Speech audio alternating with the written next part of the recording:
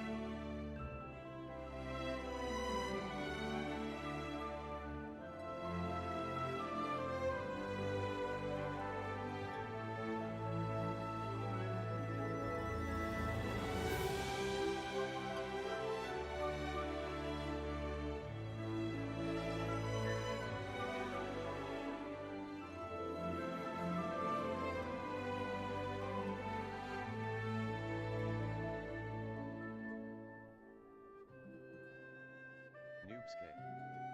Said. Jassim. Hey 4K, welcome! I'm just setting up my stream here, give me a moment.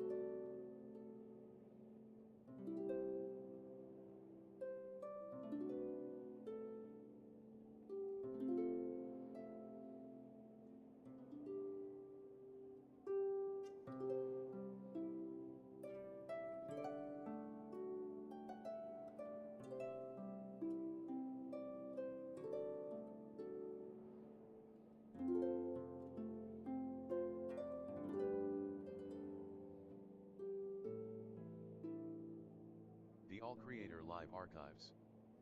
Said.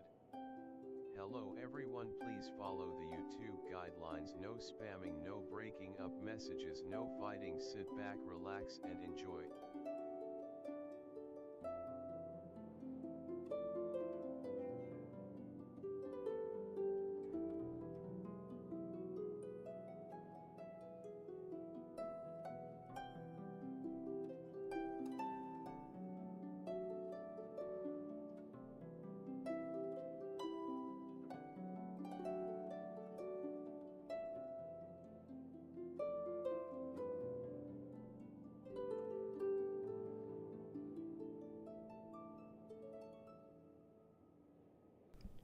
Hello everyone and welcome to a brand new day of All Creator Live. I am back playing more Genshin Impact. And we're going to be doing Act 2 of the new Fontaine update, the new Fontaine experience, the new Archon quest. That's it. Act 2 of the Fontaine Archon quest. That's the word I was looking for, Archon. Alright. So it took me a little bit less time to set up the stream than usual because I have a new...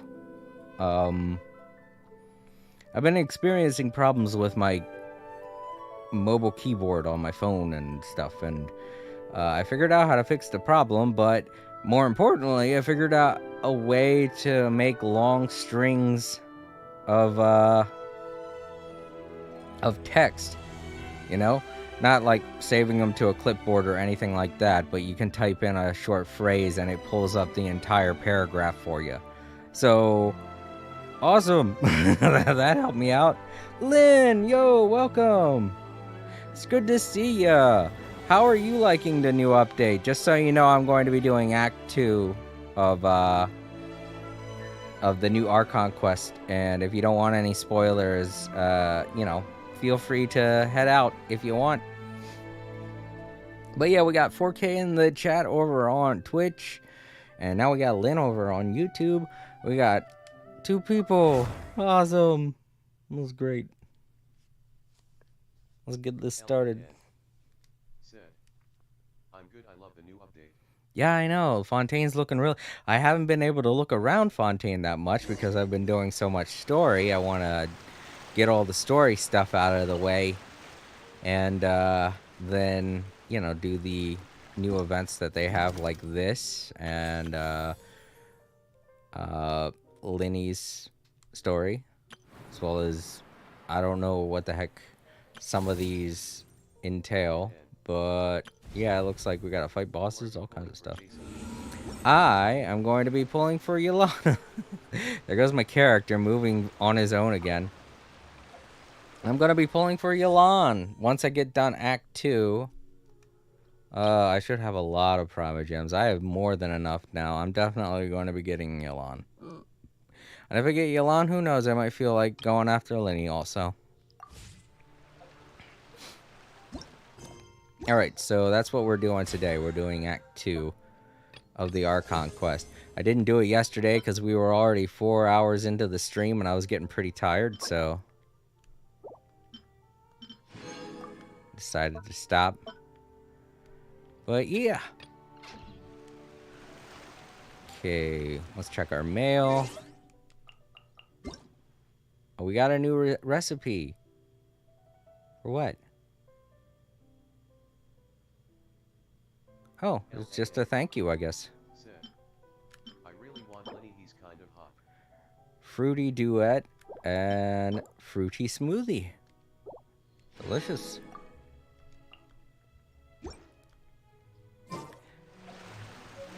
So yeah. We got some new recipes today. I guess maybe they're going to be made available eventually to buy at a store. Because if nobody else has played, if no one's played this update, how long do they have, you know? Personally, I like these little creatures. I forget what they're called. Muselines? Oh, I don't want to say that. This makes them sound like a type of medicine. Mezzanines or something like that. I can't remember what they're called, but they're really cute.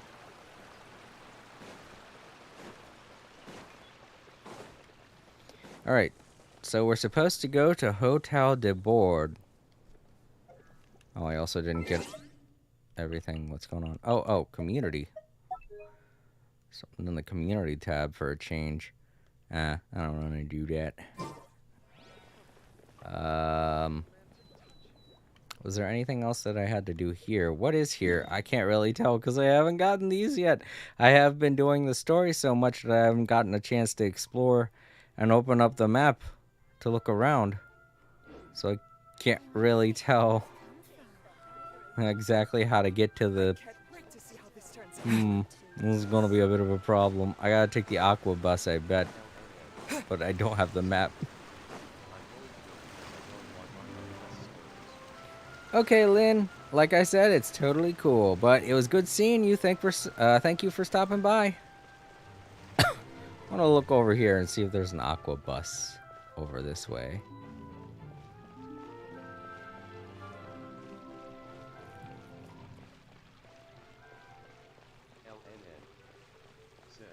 Got a camera. Bye. See you later, Lynn. I'll give you another thank you at the end of the stream, as always.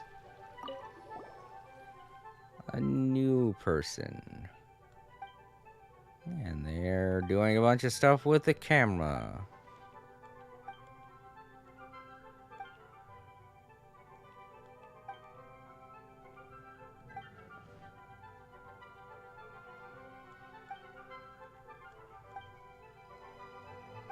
Huh.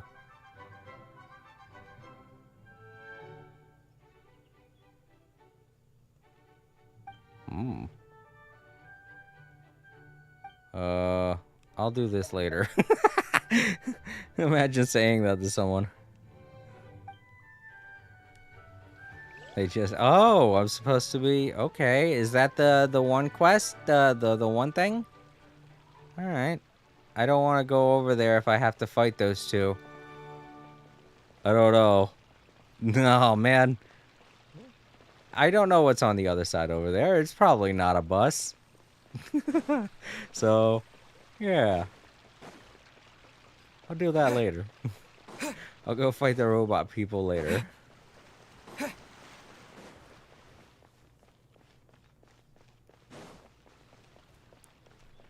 It's neat you get to fight robot people, though. What's up with these little things? Are they trash cans or something?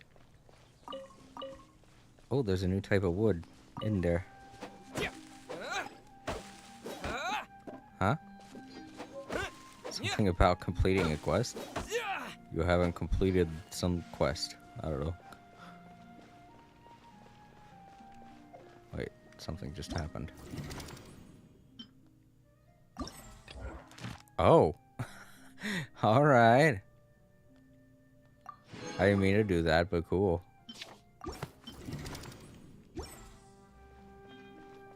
Said, well, I'll do all that later. That's stuff I'm gonna do next week. Another thing I want to do is they have the new, what the fuck? Oh, it's a dog laying down. I, for some reason, thought it was a crow, just like kind of a drunk crow laying on the ground on its butt with its feathers in front of it and stuff, you know, like its tail feather. It's a poodle laying down. It's just the way that they're dressed sometimes and the way that they're designed. They don't look like dogs when I look at them. I feel the same way about actual poodles. So how am I going to get to that area over there? Because I don't know where another aqua bus is. This is one thing that I gotta say so far about Fontaine, is that it's spread out a lot by a lot. I thought traversing one end of Liyue to the other, you know, was a bit, because it's a pretty elongated city. But Fontaine is like, the entire first map is nothing but Fontaine City. And I can't see where a lot of the waypoints are because of the map. So, can't do too much teleporting right now. Here we go. Here's the aqua bus. Is it... You know what? Maybe it'll go in the direction I want it to. Hopefully. Hi. Hello. So when does the... So... See you... Immediately. Still kind of freaky. Welcome to They the are! Navia They're gonna line. do this every time. This journey will be returning to the court of Fontaine. This is great. I am Elfan, your tour guide for this trip. But I hope you won't mind if my commentary fails to do justice to the majestic views before your eyes. Anyway, the destination I'm also of this drinking tour my very is the last capital Baja city of this Blast. nation, the court of Sad Fontaine. face. Gotta wait until Even next year to the get more. critic who once compared the city to a cage of stone and steel could not deny its aesthetic appeal.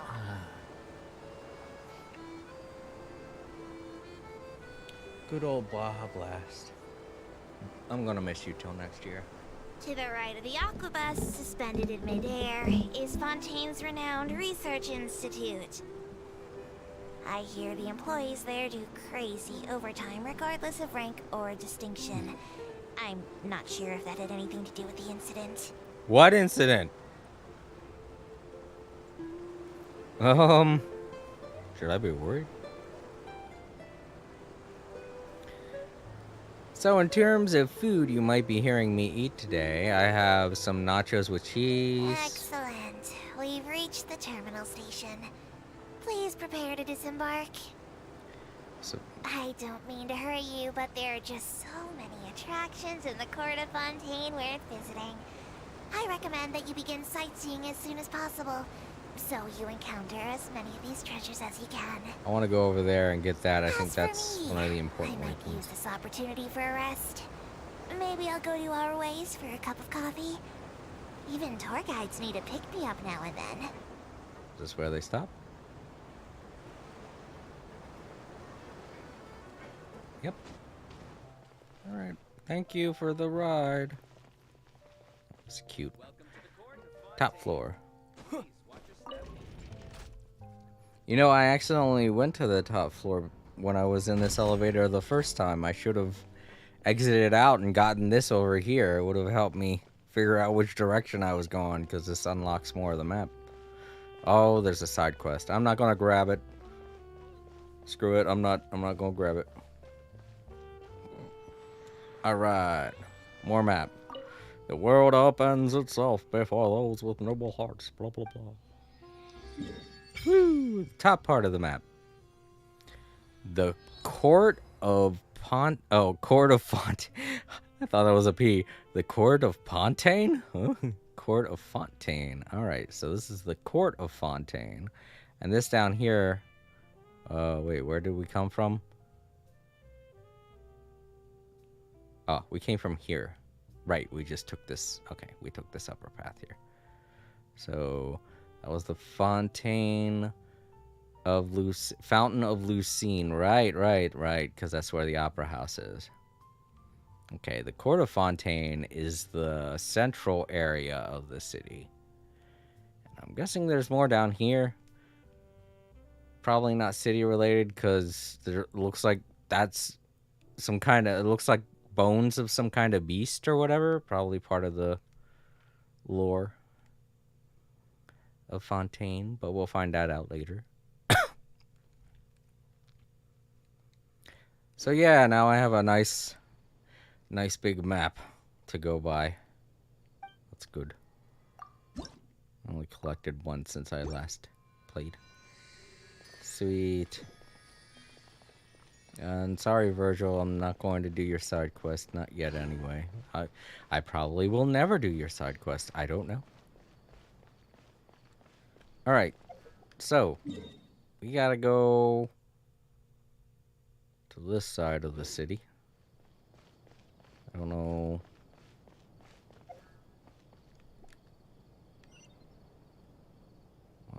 It looks like it's on... Is that the... I want to say that's the second floor. So let's take the elevator to the second floor.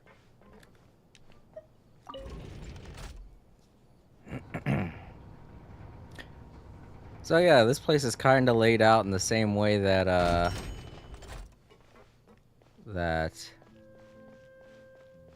Final Fantasy VII, the city in Final Fantasy VII. Shoot, I can't remember the name of it. I'm a Final Fantasy VII fan. I can't fucking remember. I'm not good with names, everybody. I'm sorry. All right, it looks like this is... Welcome to the Court of Fontaine. Please watch your steps. This isn't going to help me. There's nothing but boats on this floor. Let's go to the first floor and probably just go up some steps.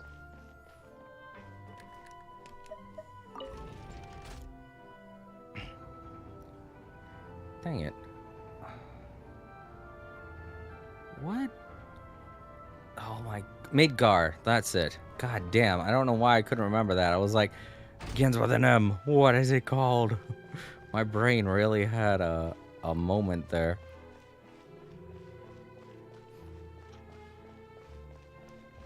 But yeah, this place is layered. Gotta go up through several floors to get the higher areas. But at least it's accessible to literally everybody, as opposed to Midgar, which is only accessible to two types of people, the rich and the poor.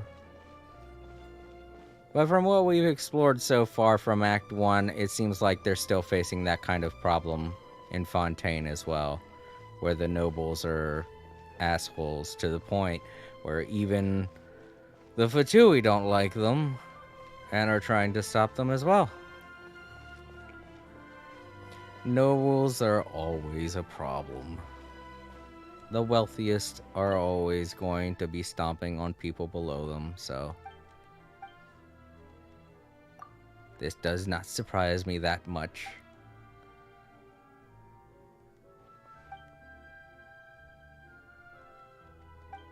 I guess he sells ornaments. I wonder if we'll have the chance to buy some of his ornaments at some point. I don't know, since we're still doing a lot of stuff in Fontaine to unlock things. We don't have a lot of the shops and stuff yet. Let's go grab that waypoint before I start the quest. That way we don't forget. We could have gotten here a lot faster if I'd have gotten that one waypoint up there.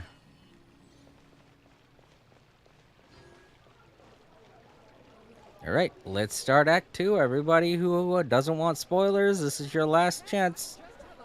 You can leave now or forever hold your peace.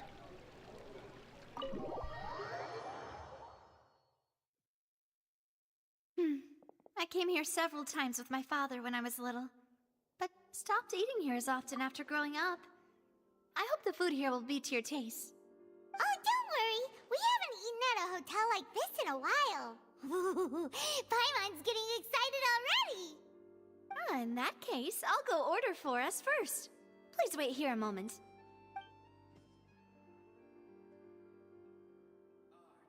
Ooh, everything looks so good. People in Fontaine sure know how to enjoy life.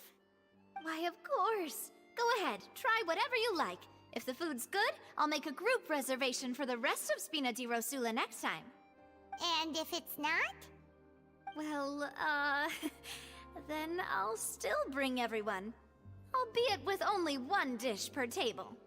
You, sure have your own way of doing things. Oh, we called this a farewell meal, but we could also treat it like a victory feast, right? We did just win that case after all. Oh, true. Very true. In that case, boss, we'll have another 2 dishes. Huh? Paimon didn't mean that you had to order even more food.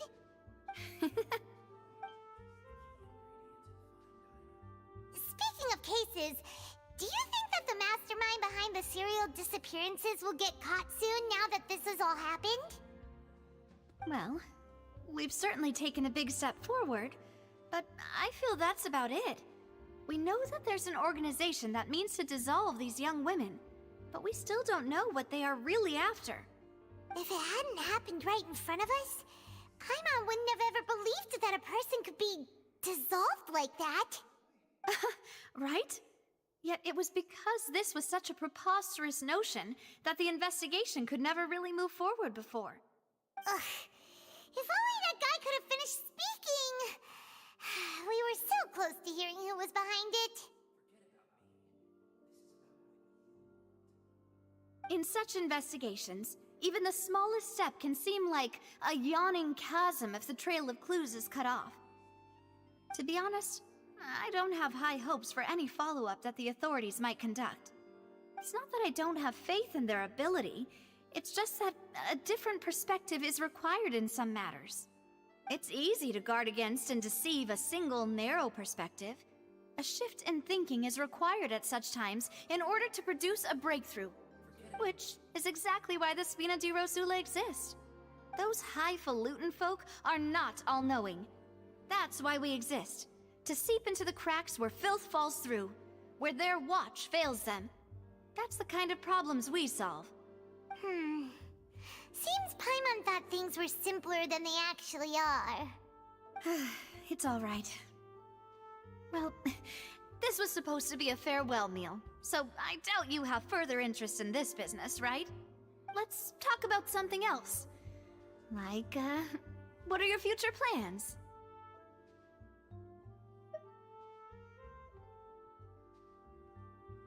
That's true. We didn't have a chance to speak to her after the trial ended.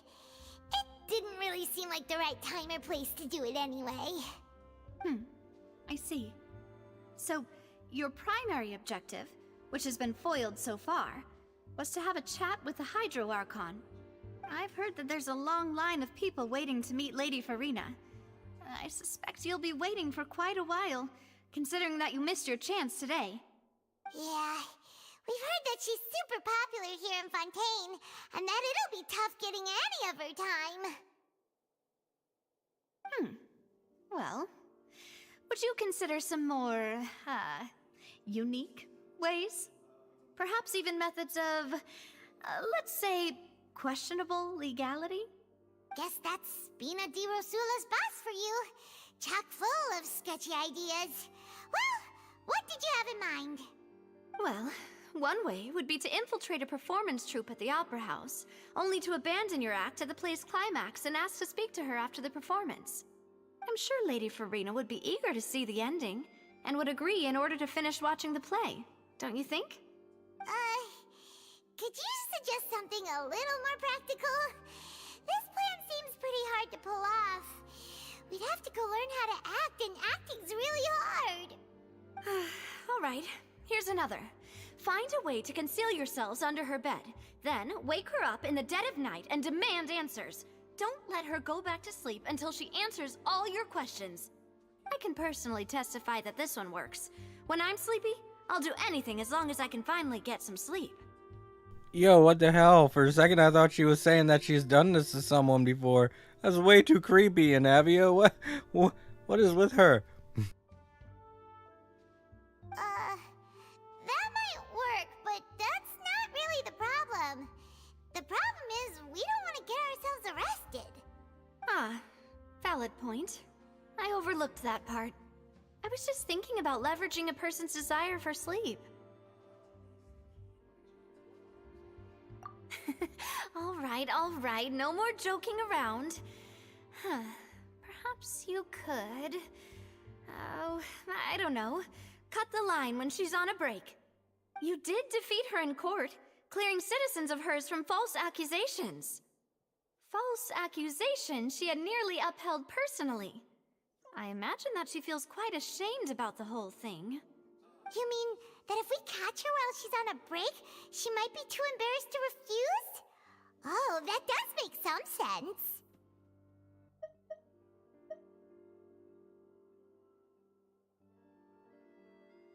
Why don't we give it a try after this meal? You know, strike while the iron is hot and all. Huh? Paimon, did you drink my Fanta? Was this your drink?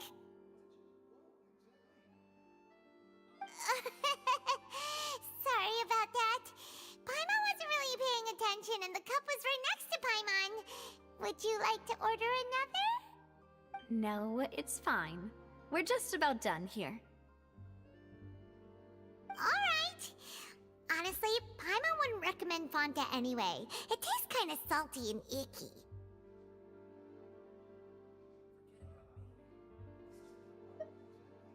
Is that so? Huh. Well, in that case, we'll have to blacklist the Fanta here then. If we're all finished eating, then I'll go pay. Yeah, we're stuffed. Thanks for the treat, Navia.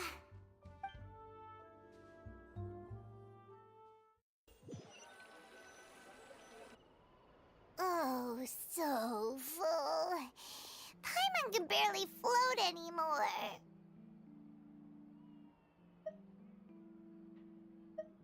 Nah, that would be so... normal. You know, like you. Okay.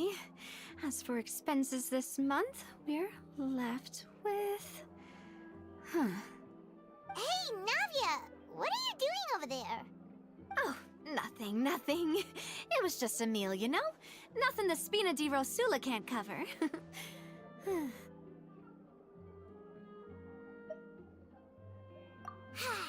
Let's get ready to try to meet the Hydro Archon again. Bye, Navia! So this is goodbye, huh? Well, if you do encounter any other trouble in Fontaine, you're always welcome to contact the Spina di Rosula. I'll give your requests the highest priority.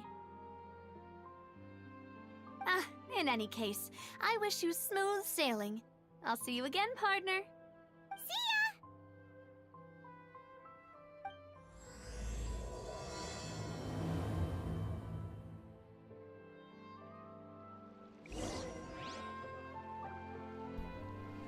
Alright, and that's the start of Act 2. Let's see, we gotta go to the Fountain Plaza in front of the Opera House. We gotta go back? We just got here! Yep. Now, do I want to take the Aquabus and hear a pretty funny anecdote from What's-Her-Face? Or Do I just waypoint my way over there?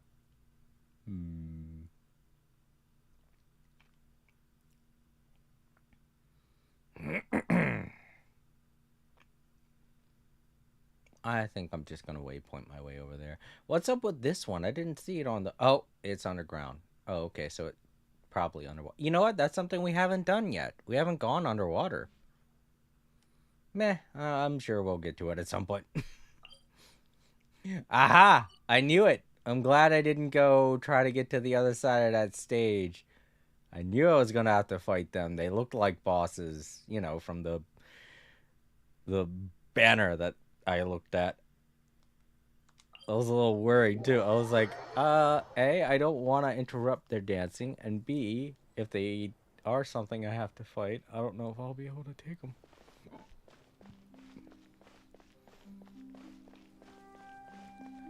So yeah, this is gonna be weird, seeing the poodle dogs and the regular dogs scattered around, because it's easy to tell what a regular dog looks like. But then we see the poodles, and that's probably why I keep freaking out every time I see a poodle, because they don't look like regular dogs. They're wearing outfits and they got odd haircuts. There aren't many people around anymore. Looks like that boat we took to Araneas might have been the last one. Vache. Looks like we're back here again. Huh? Traveler? Are you hearing voices again? Ugh. That's kinda spooky. Are you sure we don't want to come back in the morning? Vache? Vache. Hey, why are you still walking towards it? There might be something nasty in the water.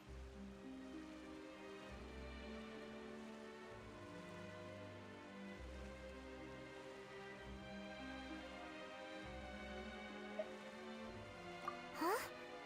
Hang on. Paimon can kinda hear a voice. It's calling for Vache, right? Hey, Traveler? Stop walking! Noobscan Come on, wake up! said. Okay, hi. Hey 4K, welcome back.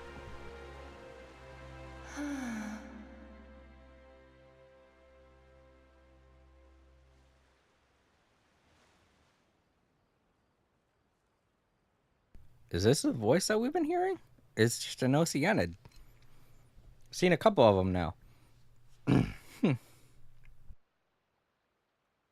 Vache, are you my dear Vache?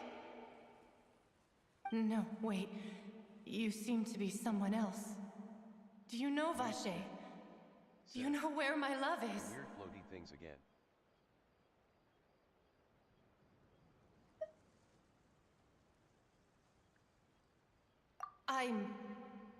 Wait. Who am I? I'm very sorry. I fear I do not know. My memories feel like they have been washed away like a flood. Noobscan. So many fragments dissolved amidst the tide, never to be recovered. How much have I lost?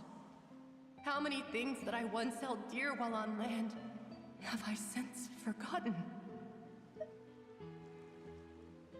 Yes, that is what I was once. But now, I am but the consciousness of one who is lost, therefore. I do not know how I came to be like this either. I only vaguely remember being covered in light blue water, and then all grew dim.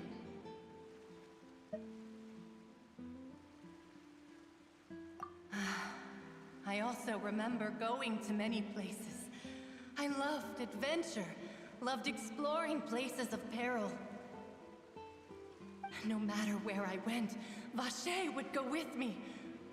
I knew how dearly he loved me, and I also loved him equally as much. But now, we can no longer go back.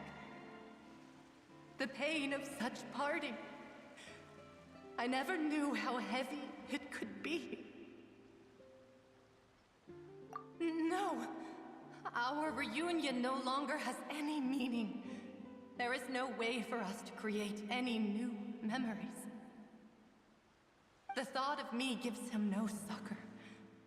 So let it lie forgotten beneath the waters. If you meet Vache, tell him not to look for me. Tell him to move on. That is the only thing I still remember. Perhaps that is so. As I was submerged in the waters, losing consciousness, I saw Vache above the surface.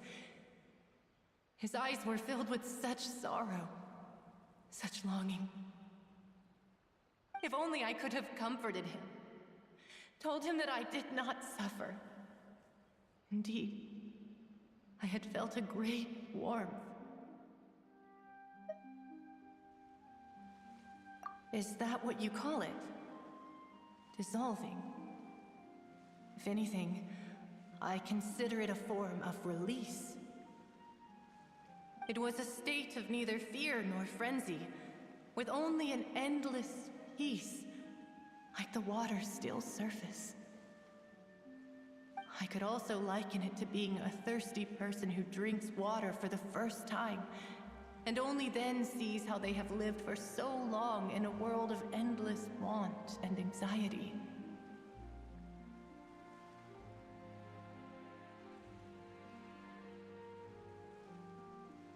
I think I hear your companion.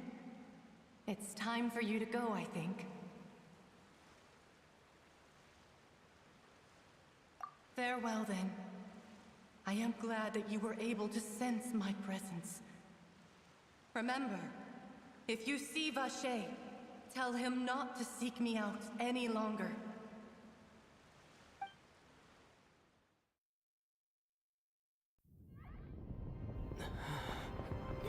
Wake up! Come on, hurry! Navia's outnumbered!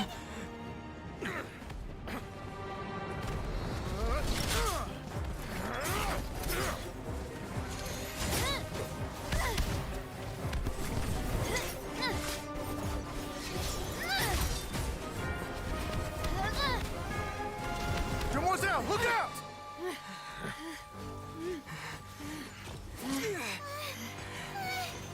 Dear God, it's a whole army of Gardamex.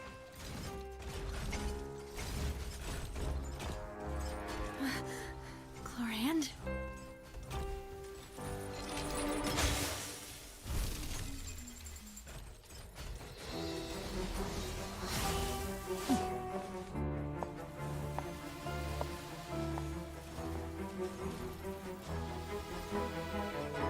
Quick, now's our chance!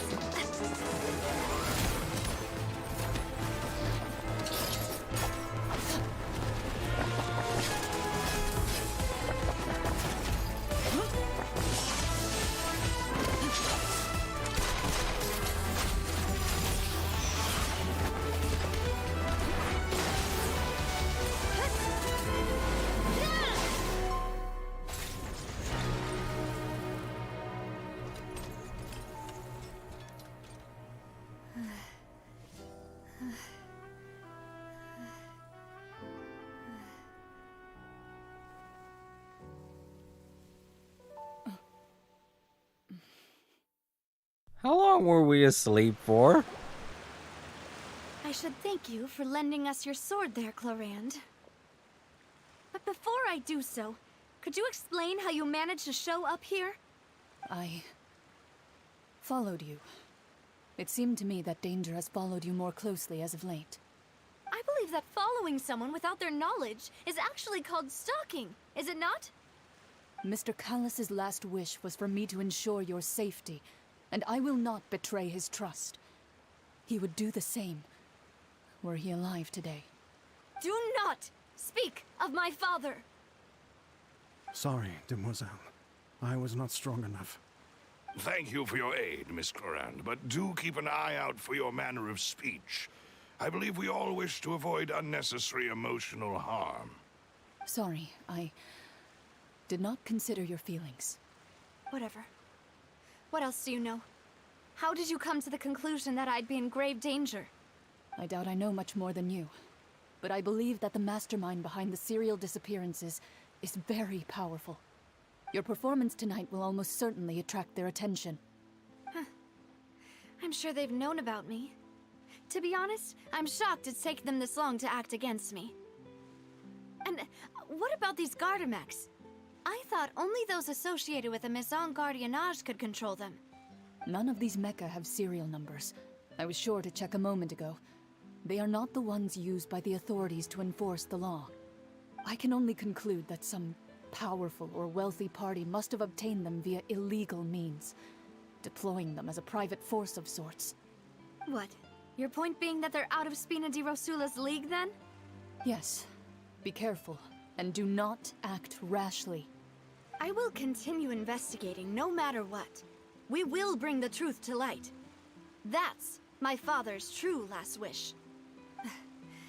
Regardless, thank you for your help today, Clarand.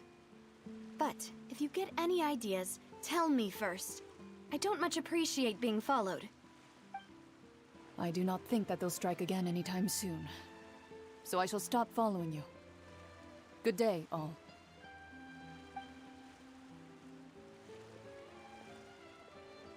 Right. I suppose that's the best news we've gotten today. Demoiselle, I believe that Miss Clorand was being sincere with you. If we tried, we could attempt to thaw relations a little. I know, I just... She's...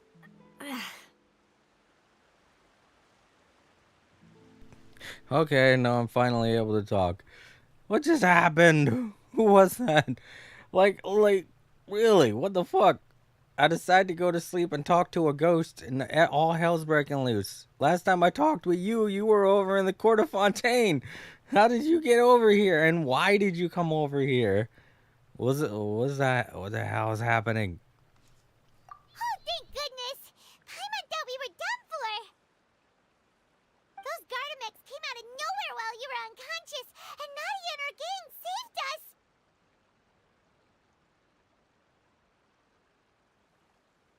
Oh, and there was that champion duelist named Clorand who came out to save us too! We got lucky there. Paimon probably couldn't have fought them off otherwise. Yeah, Paimon fighting.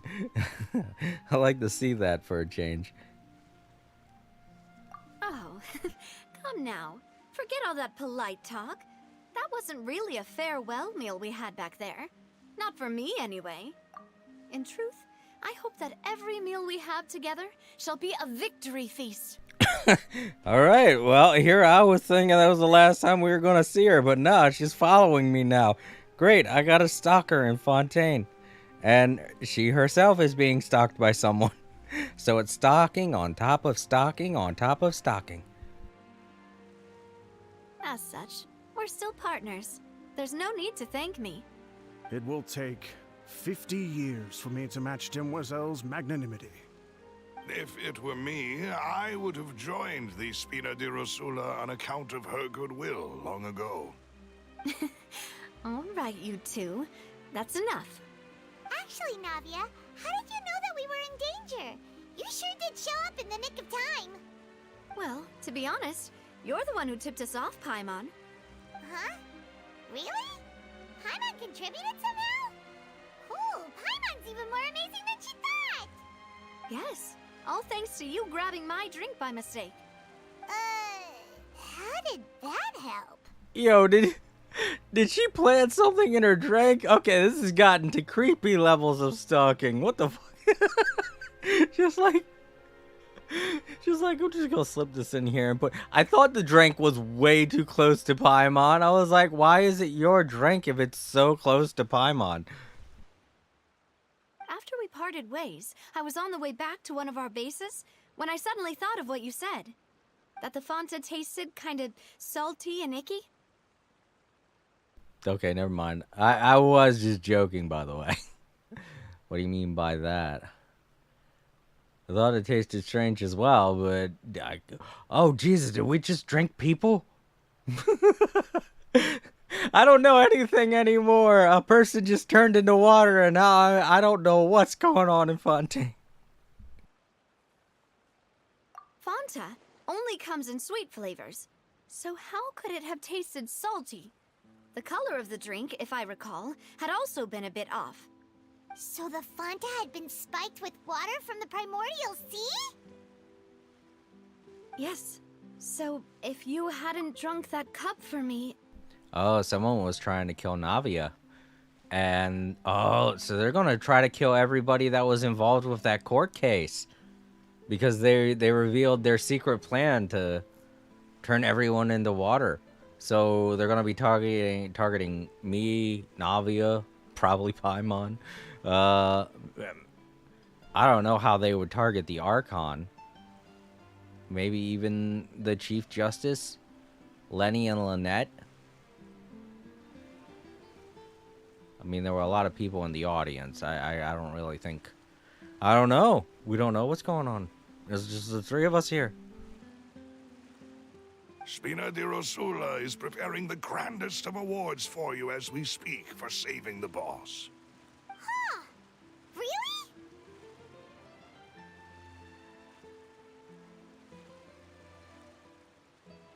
I sent people to Hotel de Boer to investigate, but whoever did this left no trace at all.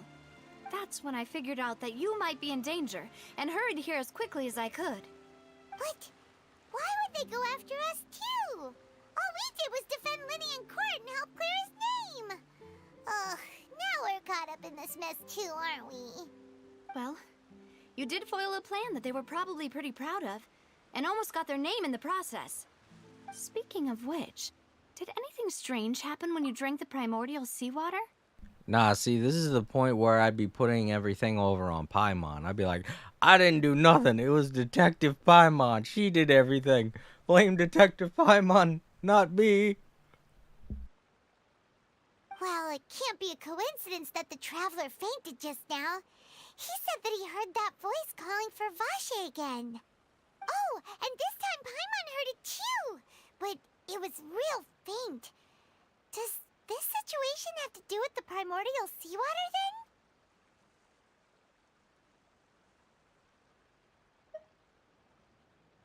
Does that mean the primordial seawater raises someone's sensitivity to hydro when it's used on people who are not from Fontaine? That doesn't sound like too much of a bad thing, to be honest.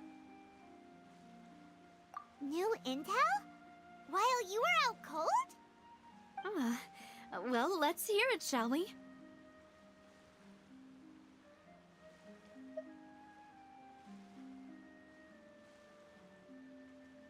Oh, that is important. Vache. That name doesn't ring a bell. I suppose he hasn't stepped forward as a witness in court lately. Since he saw that young woman dissolve, he was at least at the crime scene. But he never gave testimony or any information regarding people dissolving in the primordial seawater. Could he have been threatened? Yes, thank you. This is very important information indeed.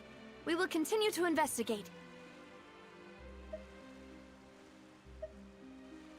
Oh, you mean you'll help us investigate?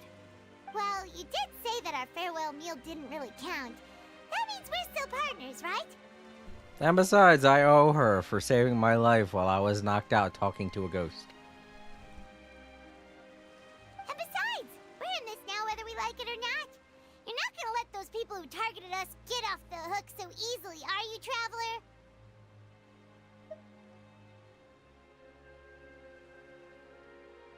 Demoiselle, do try not to look quite so pleased. You are the face of Spina di Rosula, after all. You talk too much. Well, in that case, let's head back to one of our bases, shall we? I'll arrange accommodations for you. We also have some plans to go over, and hopefully we can deepen our bonds as partners. But we'll take that one step at a time, I guess.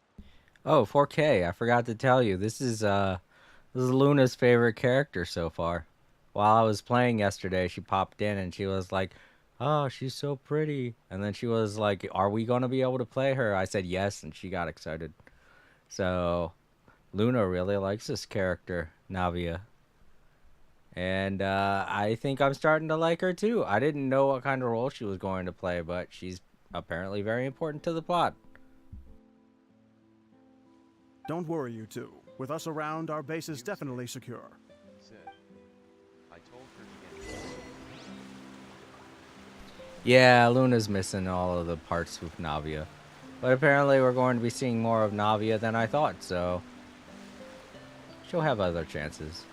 Besides, don't, you know, stress out Luna.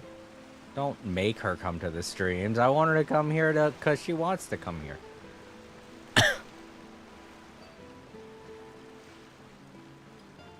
I mean, if I was trying to bully everyone to watch my streams, I guess I would have more people watching them. But I'm not about to do that. You guys wouldn't want to watch my streams if I was doing that. Said, she should always watch Pro. I can't wait to see how this turns out. Nah. Let me put it to you this way. I have a lot of friends that stream, and I rarely go to anyone else's streams anymore, so it would be very hypocritical for me to be going around telling people they need to come to my stream.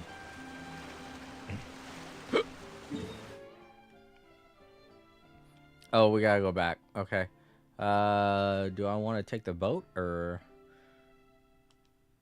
I'm gonna just teleport. The boat's fun and all, but alright, so I do need to find a fun place to sit down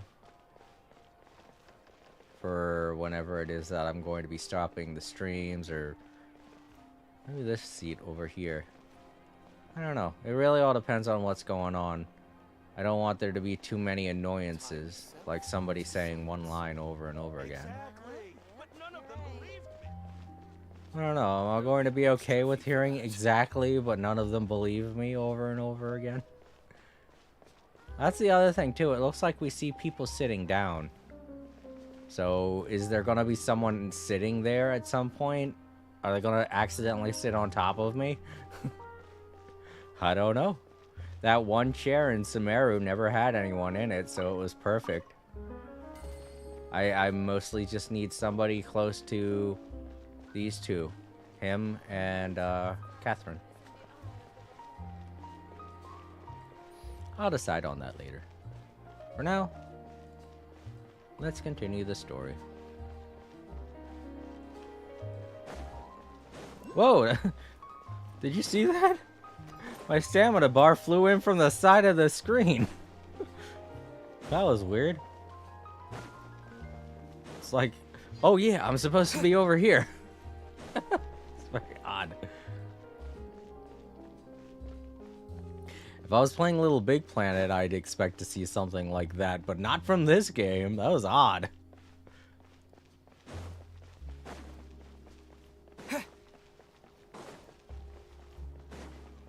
Ooh. What do they have for sale? Oh. Oh, wait, they do have... Ooh! Fanta! Alright, so that's one new ingredient. They also have the Marcotte.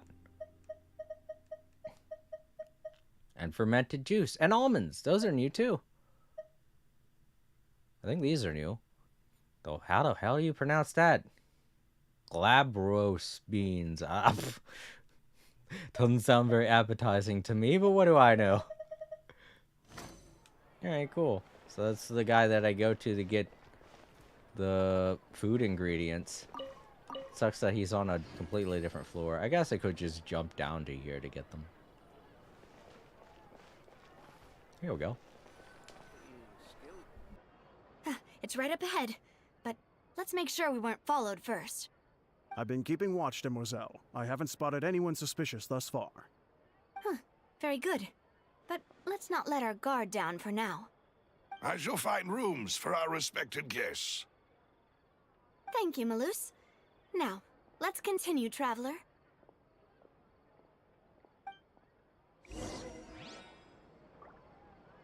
Yes, let us continue.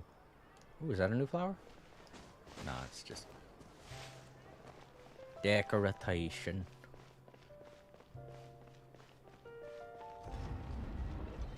Ooh, a sewers. Interesting.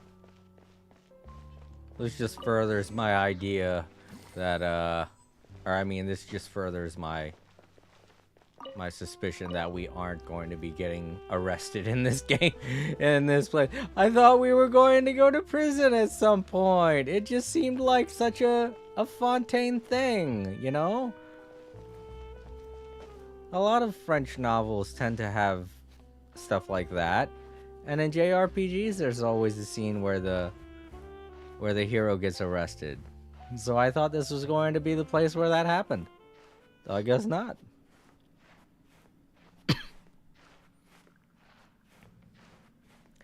Plus, there's the whole legal system stuff going on. I guess they decided to go the Ace Attorney route with Fontaine, as opposed to doing a prisoner escapee thing. Oh, there's the steps. Ah! Fuck it. Just float down. I just didn't want to because I didn't want something bad to happen. Because I don't know if something bad is going to happen once I get down here. Getting back up's going to be a pain in the ass, though.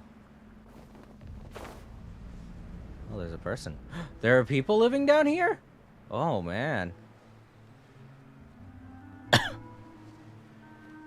Whoa. This is a lot like Midgar now. I thought we reached the lowest point of where people live. Nope.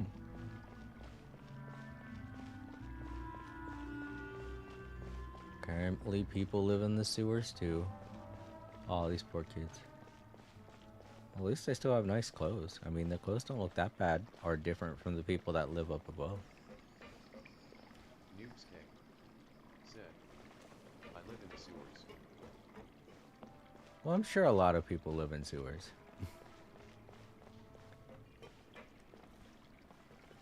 Do they have good internet in the sewers? Oh, picture. Oh, and a waypoint.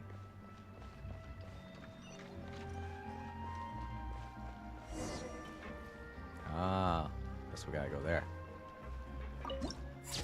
Noobs King said, I don't know, I don't live in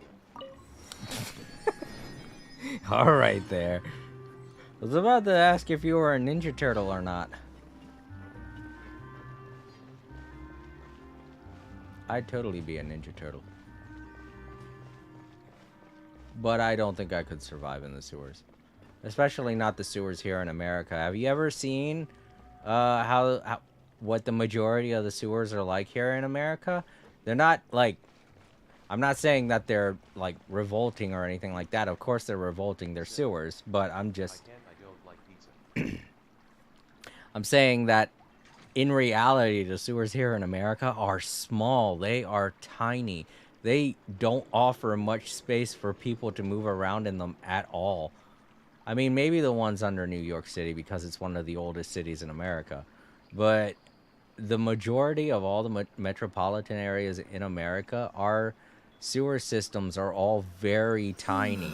They don't allow for much space. They're definitely not this big. So you definitely couldn't live in them.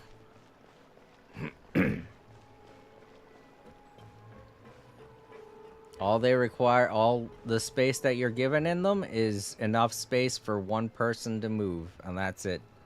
You know, it kind of makes sense because you're only going to really need one person to go down there and fix everything.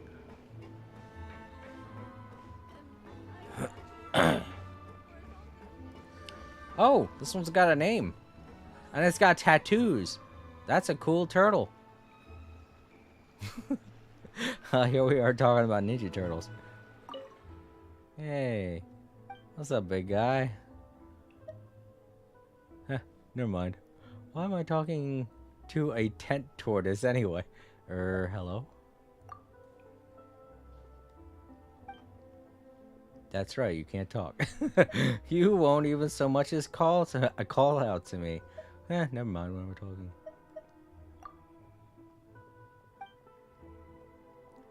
But are you really an ordinary run-of-the-mill tent tourist?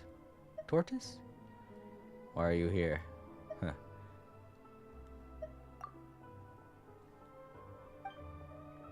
Do you not know either? Huh. There's a firework contest happening here, but it's a bit far away, so you can faintly hear it, and it sounds awful. I hate only just being able to hear something like either make it so I can hear or not at all. Oh my god. Noobsky said. Faintly hearing things is horrible. Yeah. What I'm thinking about is what you said, a fireworks contest? Sheesh. I mean, yeah, during the 4th of July over here in America, yeah, we'll definitely have stuff like that, but that would get super annoying to have fireworks contests. I'm like, gee, really? Man, that's not. Said. It's been going on for like an hour. Oh my god. A lot of places in America have banned fireworks for that very reason, is because people use them way too much if they're able to, you know? Because a lot of people, they're like, fireworks are super cheap here in America. Very, very cheap. And, like, even poor people will be able to buy, are, you know, like, super able to buy. So it's like literally anyone can get fireworks and launch, and if you give them the ability to launch them anytime that they want to, they'll do it just to annoy the hell out of people. So that's why a lot of places around here don't allow for fireworks. Up in Maryland, they don't. Down here in South Carolina, where I live now, they do. And oh, it gets so annoying around certain holidays. I know a lot of places have noise complaint violations that are attached to firework usage, but that's the most that they can do. In Maryland, the police show up and they can just flat out shut it down. Is also orange where they are. What? Oh no, that's not good. I gotta stop. It's gotta stop. Tell him to stop. No, I'm just kidding. I don't need you getting beaten up on my account. So let's figure out what's going on with this turtle.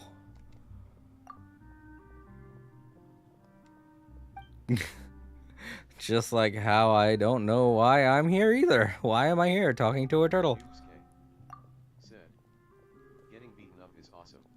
Oof, no. Perhaps I should leave now, yes.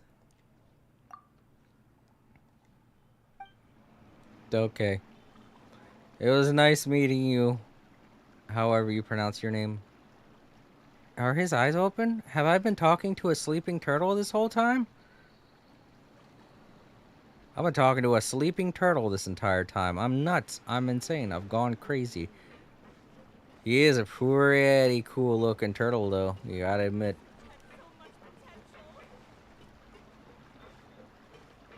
Alright, so we go through here. Hey kids.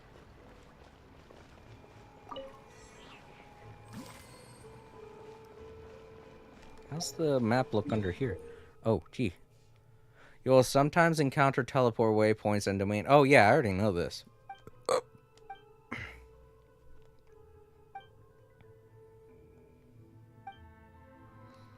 I guess they had to reiterate it because, you know. Oh, this is actually kind of different now, too. They show a different map depending on what layer you're on now. They didn't do that before.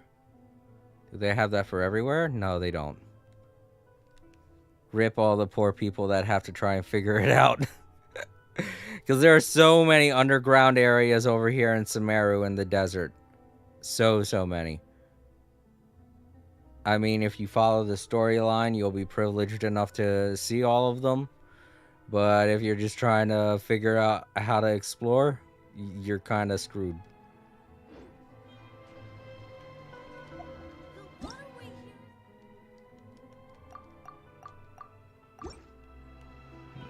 A free Prima Gem.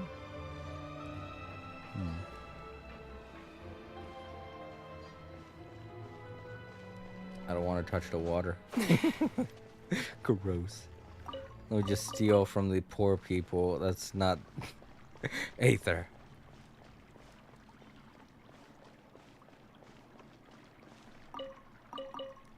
Just don't let it touch the water. Not just because it's sewer water either. We don't know what's in the water here in Fontaine. It could be people. That's so crazy. Also, 4K, did you hear the last stream what I said about people drinking or snorting? I forget what the guy said, but they're basically turning people into water to use them for drugs. I'm like, what the hell's going on in Fontaine? They're turning people into drugs.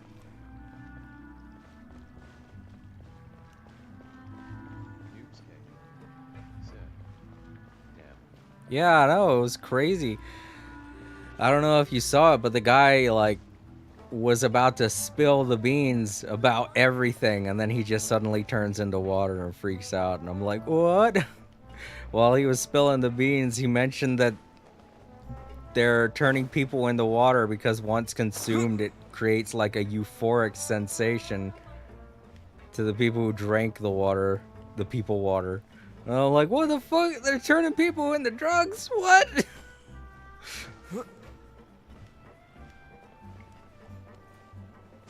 Oh wow, there's more down here. Okay. I thought it was all kind of an upper area. Oh, here's the spot. Oh, there's silver. Oh. Can I buy stuff here? She's an attorney? Oh god, she must be a bad attorney if she has to live down here.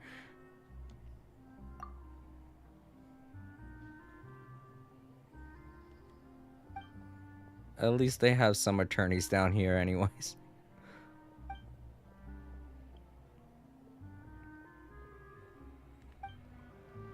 Okay. Alright, a book.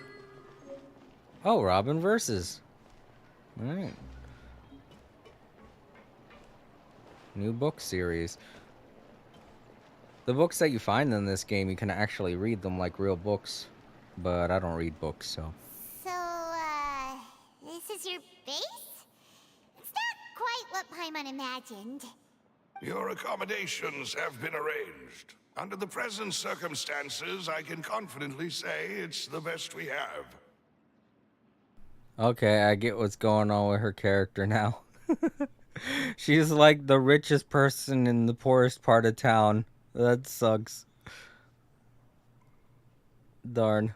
Poor Navia. It stinks that she couldn't afford a better spot for us. You know what? It's alright. I don't mind. And we ate all that food in that expensive restaurant. No wonder she was counting her expenses afterwards. Paimon! How could you? You ate so much food.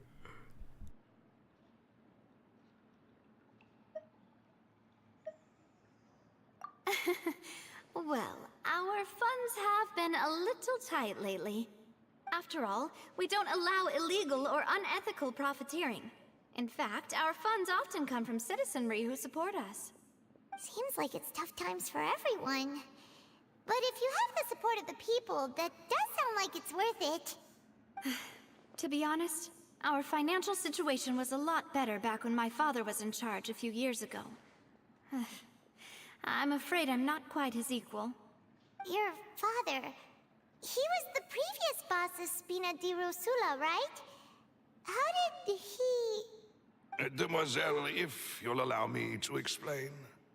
No. I'll explain it myself. I suppose I couldn't run from this topic forever. And as partners, this is something I hope they can understand. My father's name is Callus. Yes, the same one they call Callus the Unfaithful in the streets. 3 years ago, he was accused of murdering his own friend. But he chose a duel to defend his honor instead of standing trial. He died in the duelist's ring. Oh no. But I do not believe my father was a murderer. I'm sure he was set up.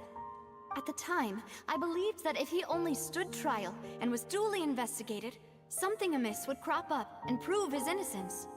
But strangely, he not only requested the duel himself, but rumor has it that even after being seriously injured, to the point where he could be deemed as having lost the duel, he refused to surrender, determined to die in the arena. 3 years later, I still don't understand why he did that. How could he protect his honor if he's dead? If anything, he gave up his chance to defend himself.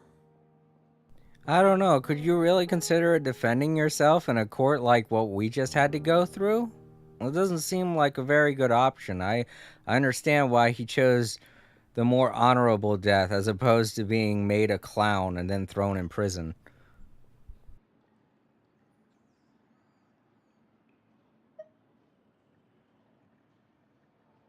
The closest piece of info I have is that my father had been investigating the serial disappearances case at the time of his death.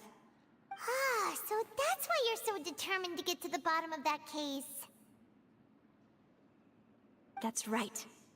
I've also tried to investigate the murder my father was implicated in, but I haven't found a single new clue in my countless reviews of the investigation records. However, I believe that if the murder case is related to those behind the disappearances, they must know something. I must know what really happened. Was my father coerced? Framed? Even if he really did kill his friend, I must get to the truth. If only he'd been more open with me when he was still alive. He even hid the fact that my mother died due to complications when giving birth to me. And now, here I am investigating his death. You really are a handful, aren't you, Papa?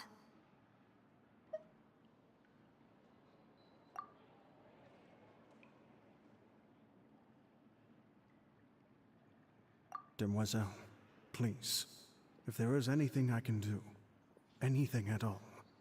I also will never believe that Master Callus murdered anyone. There are none whom I respect more than the two of you, Demoiselle. Master Callus did so much good in life, yet all it took was one murder case for him to be dubbed Callus the Unfaithful. Even our supporters decreased greatly due to that incident, hence our strained finances at present.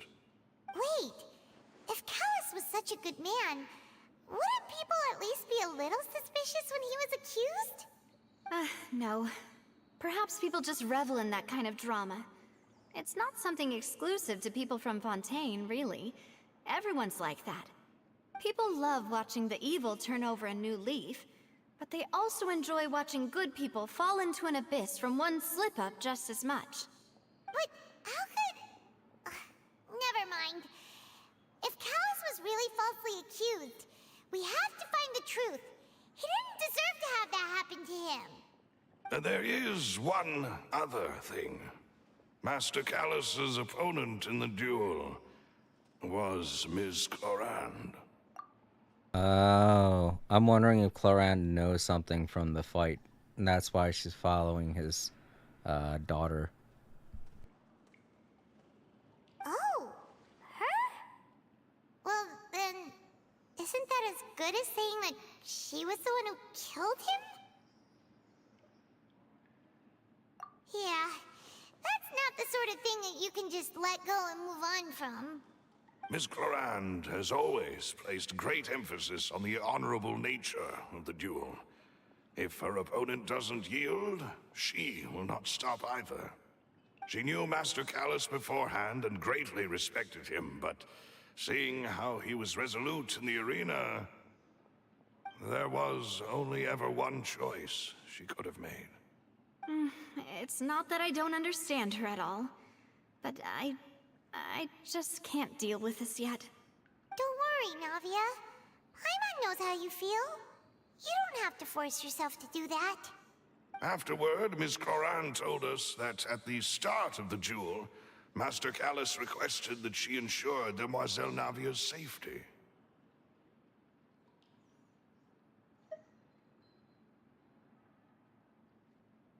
Yes, that is our understanding as well. Oh, Papa. What madness drove you to ask the person who killed you to take care of me? All right, anyway, that's the information I wanted to share with you. Even if it did sound like I was just complaining towards the end.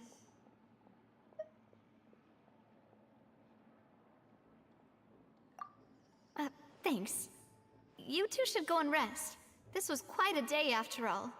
Yeah, Paimon's feet. Please, relax and get some sleep. We will ensure you rest soundly.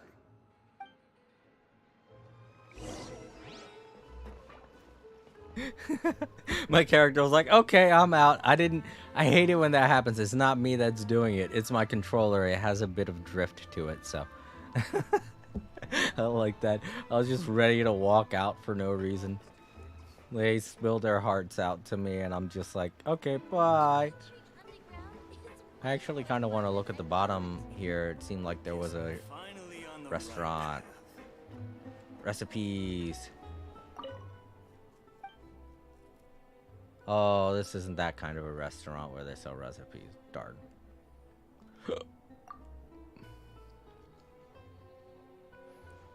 Okay. Okay.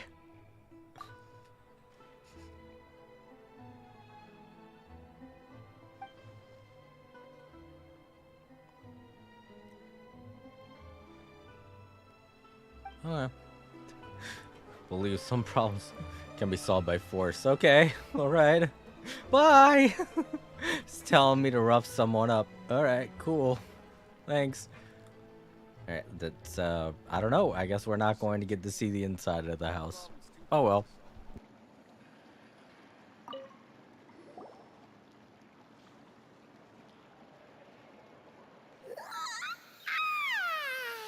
Paimon slept so well. This place feels almost too safe. Huh? Navia? Where did the other two go? I sent them back to Poisson. It's Spina de Rosula's place of origin, and where we have our headquarters. There's not much for them to do here at the moment. Paimon gets the feeling that you're just trying to get them off your back. But never mind that. When did you get back? Were you waiting here the whole time? No, I just returned after going out for a while. I did some investigating yesterday regarding the name Vache. Wait, so you didn't sleep at all? How could I after having such critical new evidence appear? Guess Paimon wasn't speaking for everyone just now, huh?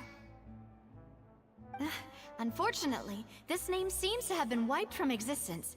It doesn't seem to have a match anywhere.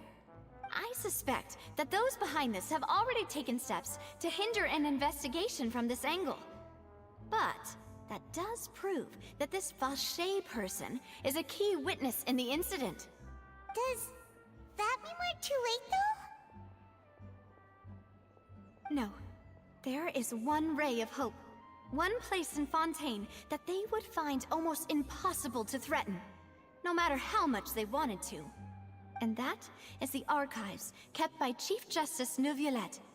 A place where detailed files on all the cases in recent years are kept. The All Creator Archives. If the Oceanette you met is one of the young women who went missing recently, we should be able to find some related information there. So Neuvillette maintains an archive of case files? Whew.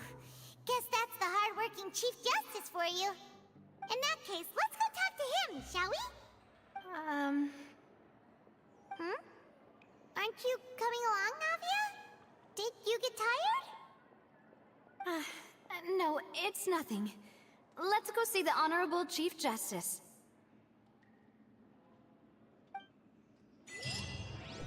Well, I guess, they have a situation between the two of them. I mean, when we did go to the Opera House, she was situated outside before the trial. She didn't go inside where the Chief Justice was. So, maybe they do have a problem with each other.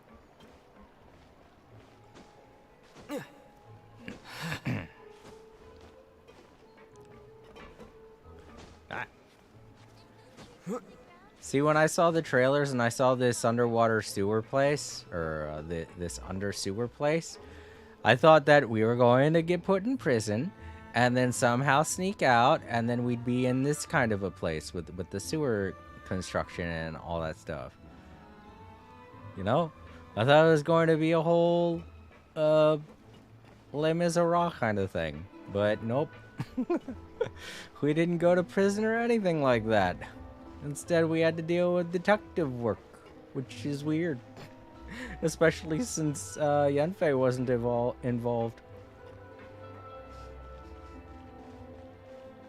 But at least we got to see Paimon in a little mustache. Huh? Oh, okay.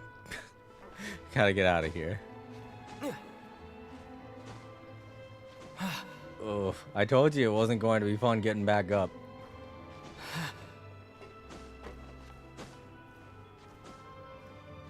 Uh-oh. I'm gonna run out of stamina. Uh-oh. I'm fine. You know what? Do I have a... Yeah. I just teleport to here. I'm fine. There. I didn't want to climb all those ladders. Are you kidding me? Ooh. Oh. I did the same thing a minute ago.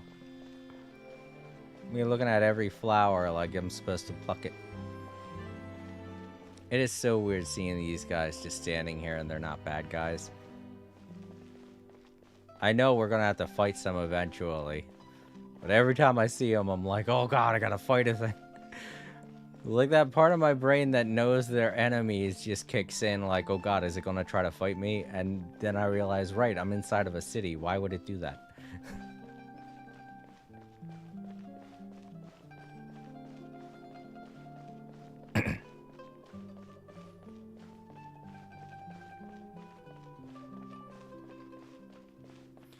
If you're wondering exactly where all of the influence for Fontaine comes from, all you really gotta do when it comes to stuff like that is listen to the music.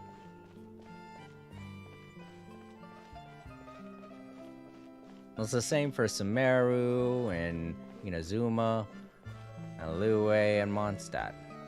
I can't wait until they get to... I can't wait till they get to Natlan. I want to hear me some harmonicas going and all kinds of stuff. Some blues, some bluegrass, all that stuff. I can't wait to see what kind of music they have in Natlan. I love me a good harmonica.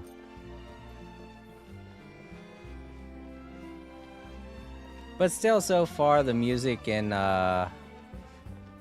Sumeru can't be beat. I don't mind this type of classical music and nice Venetia kind of relaxing music like what's playing right now. Valencia music. Things like that. You know, music that's I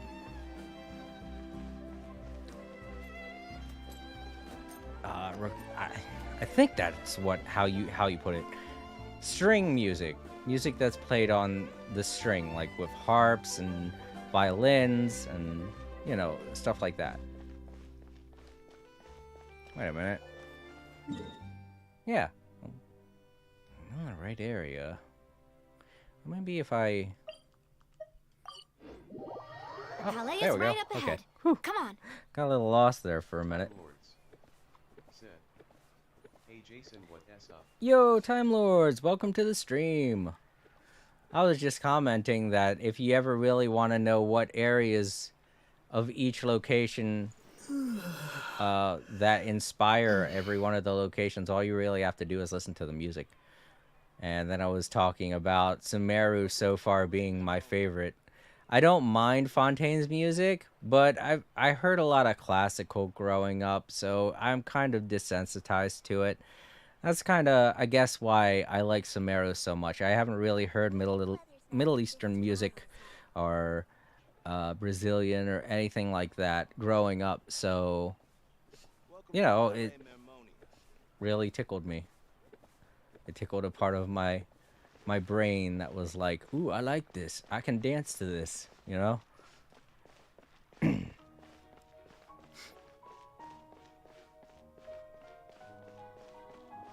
Alright, let's continue the story.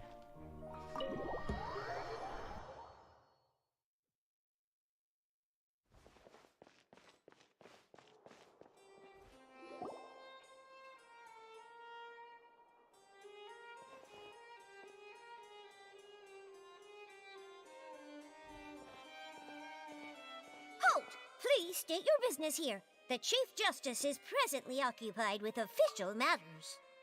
Oh my god, this one has the exact kind of voice that I expected these things to have. From all the other ones that we've talked to, they all seem to have like normal human voices, but this one sounds exactly what it sounds exactly like how I think these things should sound. It sounds like a little creature as opposed to a regular human being. This place does look pretty heavily guarded. Guess that proves that Nervalet's files are really secure. Hey, don't you recognize us? Huh? Who are you? Just to be clear, I don't care who you are or who you might be related to. Our rules make no exceptions. See? They've got great discipline, too. Yep. Paimon can tell. If you're here just to crack jokes, I can point you towards the exit. Unlike some, we're busy, so please leave if you don't have a reason to be here. No. What I meant to say is, shouldn't you remember us from a few days ago? We were at the trial of the great magician Linny. Dude, they need to have this voice actress voice all of them, because this voice is perfect. This is exactly the voice that I was expecting to come out of these things. Oh, yes, I remember. I read about it in the Steambird. You must be Linny's attorneys. It's all coming back to me now. We're here today to report and archive some information on a follow-up case. Huh. Is that even a thing? Of course. Don't worry. We're here on official business. You can trust us. Also, it sounds like the voice actress who does the voice for Venti, doesn't it? It sounds a lot like Venti's voice, except with like kind of a miniature pitch tone to it, like the person's trying to sound very small. All right then, I'll let you through. The Chief Justice is just inside. Thanks so much. Oh yeah, 4K. Venti was the very first Archon that we met in this game. Actually, Venti was the second person we met in this game, the first one being Amber. This is Venti. Yeah, it does. But that's mostly because the term Venti comes from I think Germanic origins, and that's part of what Mondstadt's supposed to be. It's supposed to be like a German kind of Northern European country. But yeah, this is how Venti sounds. That was a refreshing sleep. Traveler, we meet again. What? You don't remember me? Well, allow me to join you on your quest once again. I must see to it that the bards of the world tell the traveler's tales. They yawned. But anyways, yeah, that is definitely Venti's voice actress. Where's the name at? Oh, it's up there now. I thought it's usually down at the bottom. Okay, that's her name. Erica Harlacher. She has to be doing the voice for those little creatures. Time Lords. Said. Read the name at the bottom and Navia's voice will be different. Well, I don't have Navia, so I can't see who the voice actress is for Navia. In the game, at least. I can look online, but I don't want to open up another window. Book! Yeah! I'm really helping out my book collection, even though I haven't read a single one yet. Hello. Oh, okay.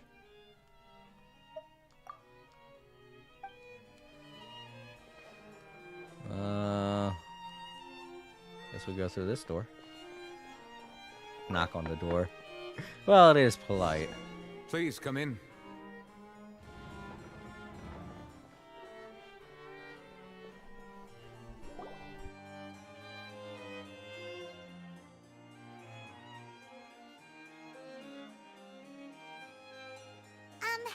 Sorry to barge in, Monsieur Nervalet. We only lied to get in because we didn't know any other way. It's all right. Please let me know how I may be of assistance to you. So you're not mad at us? We're looking for a man called Vache. He may have been an eyewitness in the serial disappearances case. If we can find him, we may be able to unearth some key information on the case. Ah, I see. In that case, please wait here a moment while I browse through the files.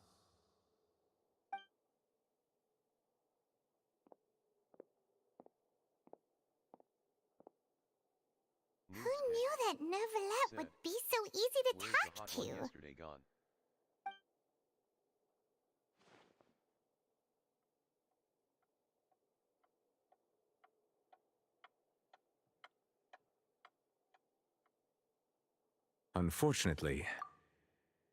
Unfortunately, Deo will not be joining us in this adventure. She is exclusive only to Sumeru. I'm sorry, 4K. We won't be seeing her again. I do like that she is the one that we said goodbye to.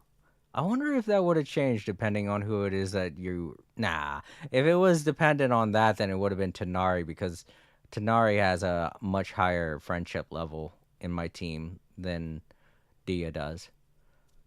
Noobs said, hot ones always leave. Yeah. Darn, if only you had found my channel several months ago when I did her storyline. You would have liked the storyline. It was nice.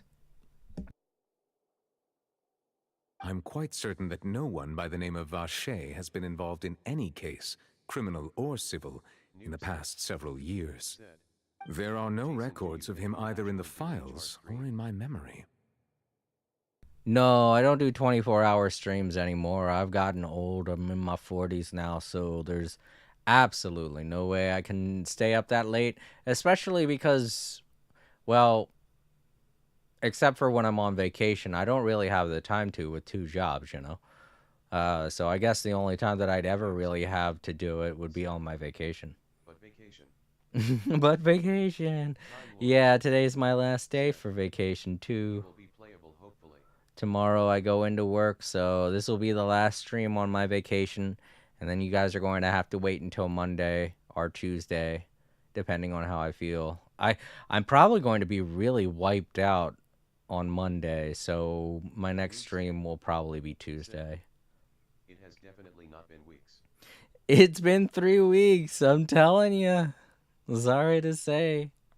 I do kind of wish that it took a little less time, or, you know...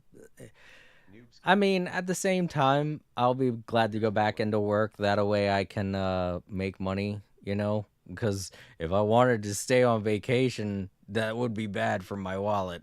You know what I'm saying?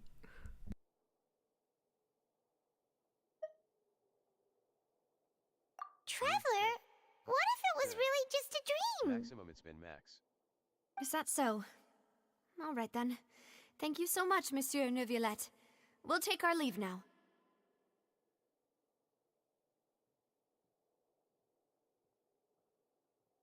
Ahem.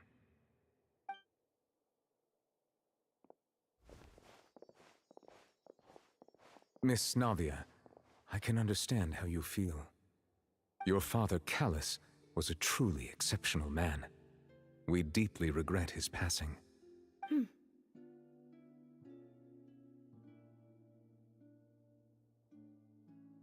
And what are you trying to say, Monsieur Neuvillette? Are you trying to console me? Extend your sympathy? Or just express some tendril of regret? No. You are not trying to do any of that. I can hear it in your voice. There's no emotion behind your words. You only said those things because you felt like you should.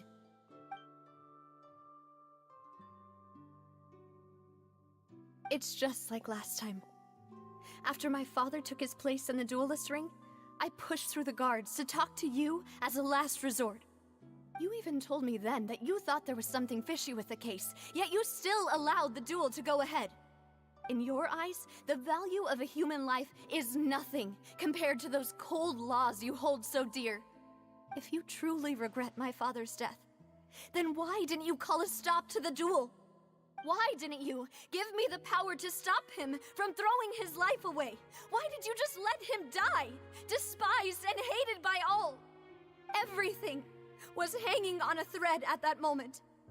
Just the tiniest effort could have changed everything. There are still so many things I never got to tell him. So many questions he still owes me answers to. If you really have no heart, then just look me in the eyes. I, Navia, will show you the true meaning of regret. I'm sorry, Miss Navia. You and my father are truly alike. You keep all kinds of things in your heart and never say a word to anyone. It's not so much that you can't feel, but that you would never express anything. Oh well. In any case, everyone already knows full well the apathy of the Chief Justice. My apologies for taking my emotions out on you, Monsieur Chief Justice. Let's go, Traveler and Paimon.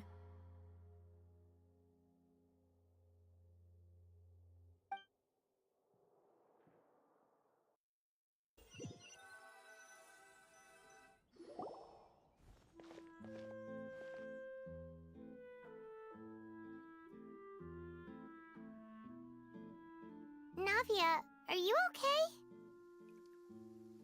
I'm fine. Rain. It's raining. You're right. Wasn't it still sunny when we went into the building? And there shouldn't be any active trials today. How strange.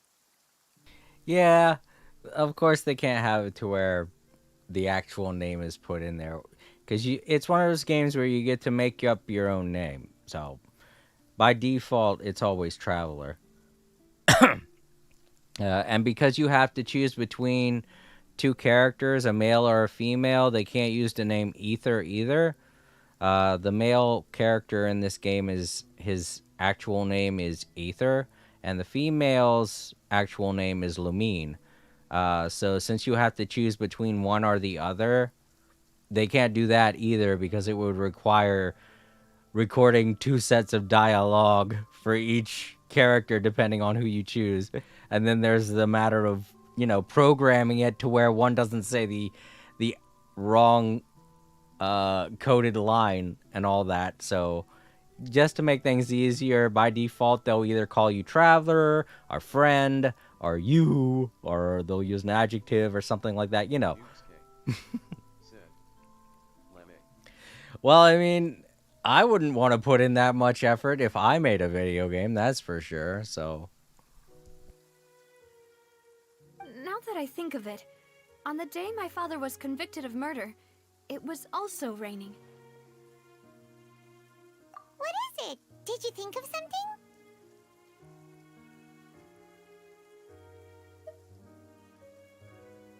Yeah, he was outside. It was uncovered and the rain could fall there. Why? Do you think the rain could have affected the crime scene? That thought has occurred to us before. We've even expanded the search area to try to account for that, but didn't find anything of value. Oh? Wait. You don't mean...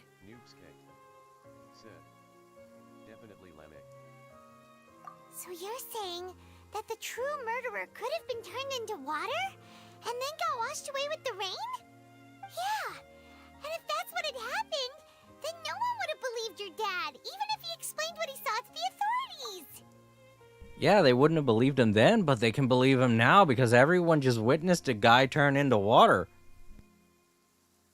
I really think I found a true genius for a partner. You're completely right. How did I not connect the dots earlier? All right, let's go to Poisson.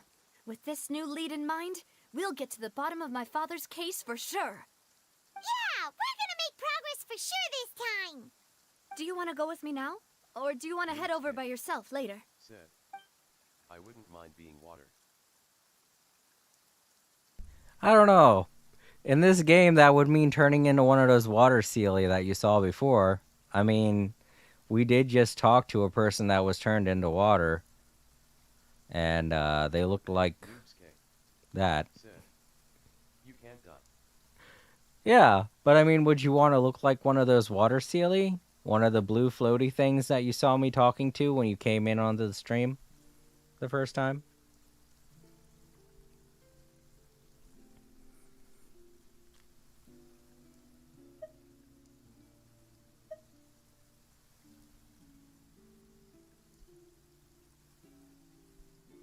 Oh yeah, that's true. That's true, Time Lords. If you become water, you will forget everything, and the ocean is vast. Noobsuke said, and you get to go around the world for free with the clouds. With the clouds, yeah.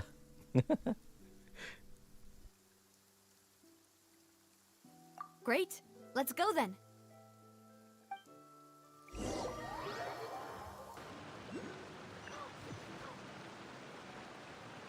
Yo, where the hell am I?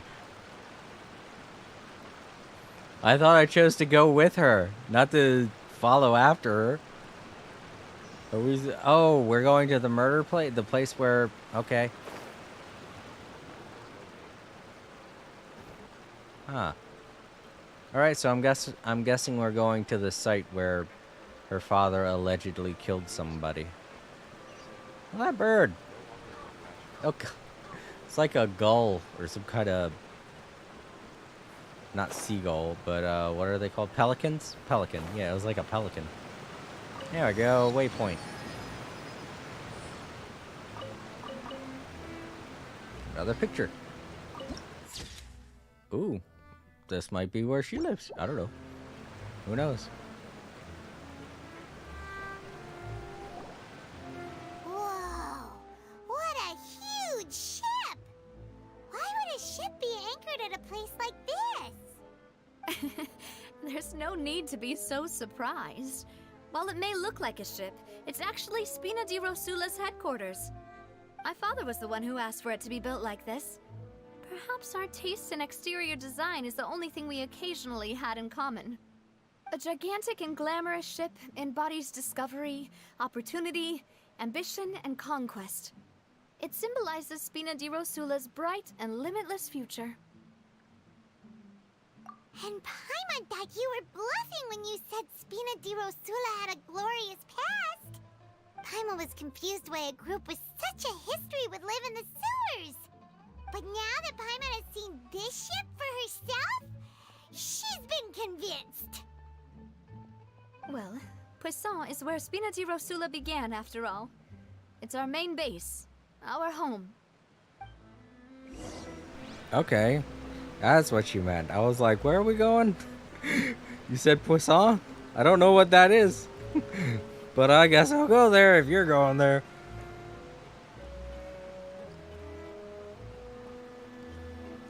Oh, look at their cats. They just look like regular cats. I was expecting them to have some kind of new cats, you know? Like big fluffy cats. I mean, they got poodles. That had to have taken some kind of work to create. What's with the cats? Why can't we have big fluffy cats?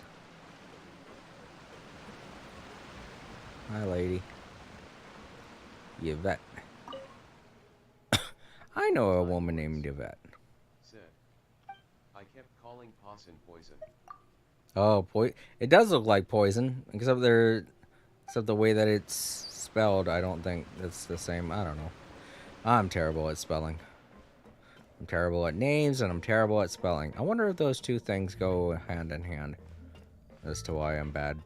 Noobsuke said, I Jason ate a kg of granola without realizing LOL. Oh, wow. I actually do kind of feel like granola myself. You know what? No, I don't. That's probably the worst thing for me to be eating right now because I've eaten so much. Oh yeah, I meant to say at the beginning of the stream all the stuff that I have to eat over here on my little snack dish, on my little snack table. Guard and guard are spelled differently, but it's brand. I have a nacho cheese tray, which is almost gone actually. I was eating a bunch of them while watching the cutscenes. I have a plate of chicken and beef taquitos, and I have a plate of fried chicken. And I still have some popcorn left over from yesterday, so I've been snacking on that all day. If I was to eat some granola, I'd have to use the bathroom really, really bad. And that would mean I'd have less time to stream. And I don't want to do that. This is my last day that I get to stream. I want to make the most of it. Obviously not going to do a 24-hour stream, but I'm going to try and do as much. Yeah, so you guys don't hear me eating. I've said that before in previous Genshin Impact streams, but I guess I could reiterate that now. Yeah, a lot of times when I mute the microphone, it's either because I have the sniffles, or I'm coughing a lot, burping a lot, or eating a lot. That's another reason why I don't stream on camera, is because while I'm relaxing or playing video games, I like to multitask, so I'll be playing a video game, eating food, and streaming all at the same time. I mean, because I don't get that many hours in the day to do this type of stuff. So, multitasking is the only way that I can do it. What was that? What the hell was that? I just blew up a bottle or something. What the hell was that? I don't know. It gave me money, so I guess it was a good thing.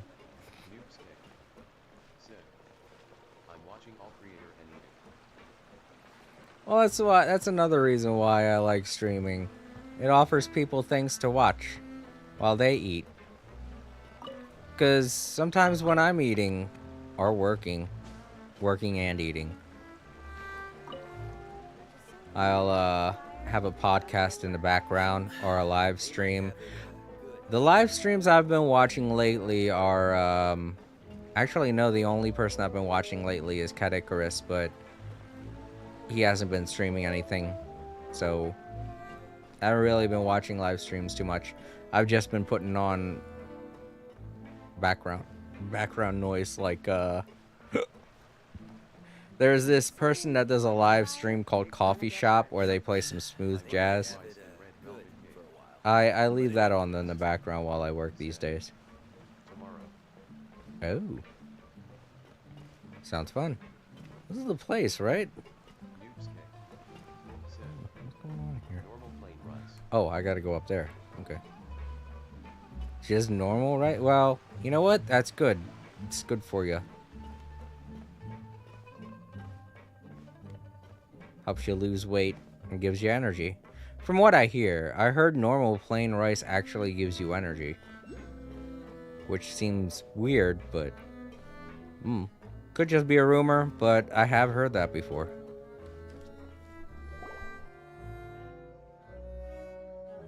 Maloose, we're back! Apologies for the wait, demoiselle, and our most important partners. You said before that you still had some business at the court. What brings you back to Poisson so quickly? About that. It's because my partner here reminded me of something really important. You see, what if my father's case had something to do with water from the primordial sea? You still remember, right, Maloose? On that night, it was raining? Yes, the case was quite similar to that of Mr. Linney's. Both were what you'd call impossible murders. Could you tell us a bit more about what happened before? Yeah, of course. Many years ago, something called synth began to gain popularity in Poisson. At a glance, it was a kind of drink that could excite your mood and produce many pleasant hallucinations. Dude, it's what I said. It's what the guy was talking about. This synth stuff apparently is like a type of drug. Okay, this is what's going. They're actually turning people into drugs. Oh, this is messed up. This is so weird. I thought I heard him correctly. I was like, he mentioned it so fast before turning into water, but I thought I heard so correctly. Yeah. People are getting turned into water, and then other people are drinking those people and getting a euphoric sense with hallucinations, apparently. They seem to have a history with drugs in this They do. Sumeru had a lot of drug use. Oh, that's they got a lot of messed up stuff going on. They got a lot of messed up stuff going on behind the scenes. If you read the lore and you listen very carefully to all of the cutscenes, you learn about a lot of the really nasty stuff that the bad guys are doing in the background. Like the nobles in Fontaine, from what I remember hearing in the background of, they didn't really say it. They didn't flat out say it, but they hinted to the fact that the nobles in Fontaine are sex trafficking, because Lynette was taken at a young age and was sold to somebody, and her brother tried to get her back, but someone ended up saving them, and that's how they joined the Fatui. But when I heard that she was sold, I was like, dude, they're fucking sex trafficking in this game. This is messed up. I know they can't say it because the rating on this... Yeah. Yeah, but yeah, I was like, dude, that's definitely sex trafficking, because they're only doing it with young women. So that is messed up. They're not going to say it, of course. This game is rated E for everyone. I don't know what the rating is on this game, but I know that it's meant for everyone. But geez, maybe there is a reason to play this game. This game gets dark in some moments, really dark. In fact, the whole part in Sumeru where you're learning about stuff. It's, I think, Time Lords said rated teen. Teen, yeah.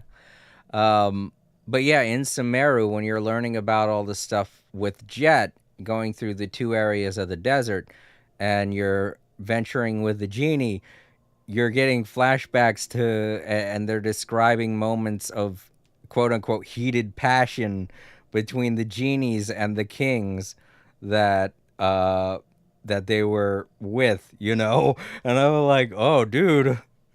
And your character is getting visualizations of this, but they're only giving you text, I'm like, I want to see this.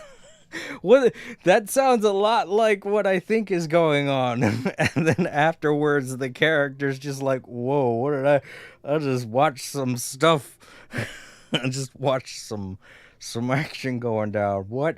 And Paimon's all like, why are you blushing? And the character's like, no reason.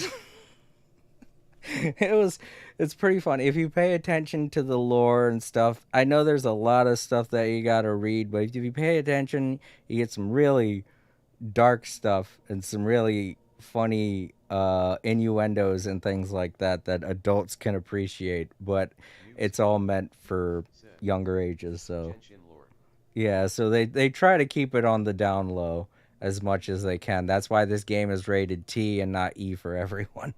But they can't do too much, otherwise this game would be banned in several countries. And if it's the last thing that China wants, the last thing they want is for one of their mainline games to just suddenly start being banned across the world. Wait! Didn't that guard guy who turned into water also mention that the primordial water could be used to produce some kind of potion? Yes, he did. Considering what we know now, it's almost certain that synth is created using water from the primordial sea. If you drink synth for an extended amount of time, you'll suffer many side effects, such as losing the ability to focus or control your emotions. It's totally drugs. Drinking it completely. You'll experience 100%. flashes of paranoia and anxiety, while lacking energy to do anything. Dude! It's an extremely dangerous substance. It's fucking hemp. It's fucking hemp. You're gonna get stoned from drinking this stuff. All of these are signs of people who abuse drugs like marijuana and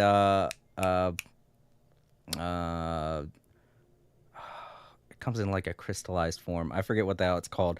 I'm not a drug guy. I don't know shit about drugs, but I know a lot of different side effects, and these are all side effects of those types of drugs.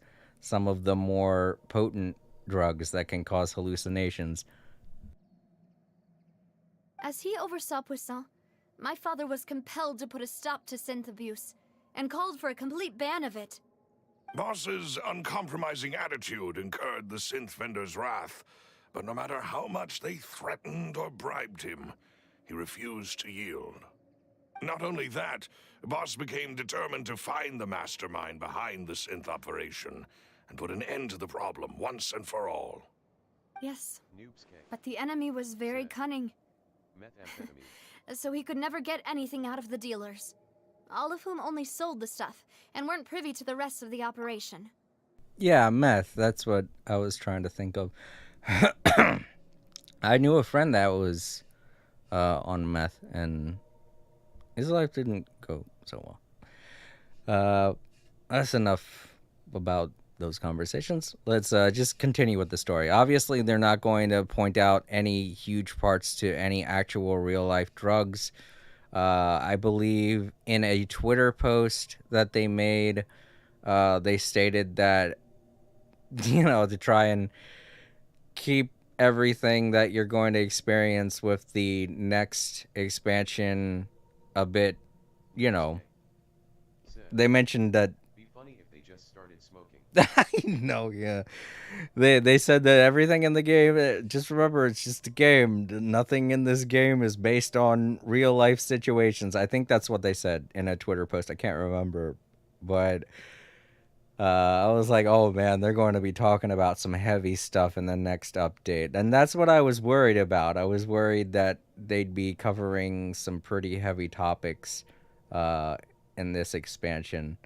And you can't really blame them. There are a lot of political views and stuff going on when it comes to marijuana usage these days, or methamphetamines, or just drugs in general. So it makes sense that at some point they'd have to put in their 2 cents about it. Recognizing that, my father decided to contact the dealers in secret and cultivate personal relationships with them. Finally, he was able to convince someone to become his informant. The man's name was Jacques. He felt greatly ashamed about his work after seeing many families destroyed by synth abuse. That night, my father hosted a banquet at his countryside estate. He planned to meet up and exchange information with Jacques over some food. You know what? From now on, whenever we're talking about this stuff, and anytime I try to make a real world correlation, I'm just going to be saying opioids, okay? Because I realize back during a time period in European culture, there was a lot of opioid abuse happening. So that could be what they're going for here. That could be the vibe that they're going for. But then, we heard 2 gunshots from the courtyard. We raced to the scene and found my father, still holding a gun, and Jacques, who was already dead on the ground. Huh? How did that happen? Aren't they on the same side? Sounds just like Lenny's case, doesn't it? In both cases, the culprit seemed obvious, but neither appeared to have any motive at all. Looking back on it, though, I now believe the most important clue was something we all overlooked at the time. There were pieces of clothing left at the scene. Precisely. It's all thanks to you that I made the connection now. Back then, we all just thought they were some costumes that Jacques used to disguise himself at the banquet. But, considering it now, it's almost certain that they belong to a third person at the scene. With one extra person, we'll also need to reconsider why the 2 shots were fired.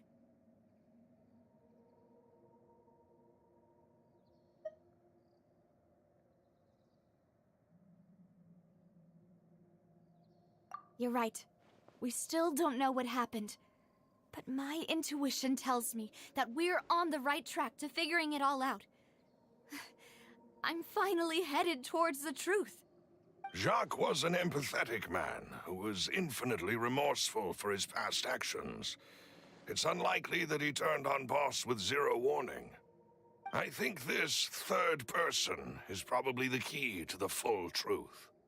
On that note, however, even though this will not please you, demoiselle, as your and your father's butler, I must still offer a word of warning. Our opponent is insidious and cruel. They are extremely difficult to deal with, and Boss has already lost his life trying to bring them to justice. Even though Spina de Rosula has lost most of its former glory, Poisson has welcomed a new time of peace, and we have been allowed to live out our lives. There is no need to follow your father's path. It would be both wise and in line with Boss's wishes to step back and give up on the case. If that's indeed what he wished for, then he should have told me that himself. Was I not the closest person to him? And yet, I was the one most kept in the dark. What was the point of him dying without sharing any of the secrets he knew? Did he manage to protect anything in the end? Synth is still here. Callus the Unfaithful is still his epithet. And Spina di Rosula is barely getting by. Nothing has changed. Did he think I'd just accept his meaningless death and live out my life just as meaninglessly? I've never accepted that. Ever. Not since that day, and certainly not now. I want to find out the real answer for everyone's sake. For the missing girls, for the victims, and for myself. Navia. This is indeed the best moment to act. Your partner appears to be quite reliable, and more importantly, demoiselle, I think you're also ready to take this on. So you do know something else, Malus? Yes, I do. In fact, even before that banquet, Boss already knew of the connection between Synth and the serial disappearances case. But what drove all the tensions to the boiling point was the revelation that you, demoiselle, had been selected as the next target to disappear. What? Boss also didn't tell you that he had been diagnosed with a rare illness. The doctors told him that he had no more than 5 years left to live. And the serial disappearances case caused him great anxiety. 5 years was nowhere near enough time to resolve this long-standing conflict. But once he passed away, all the danger would pass on to you.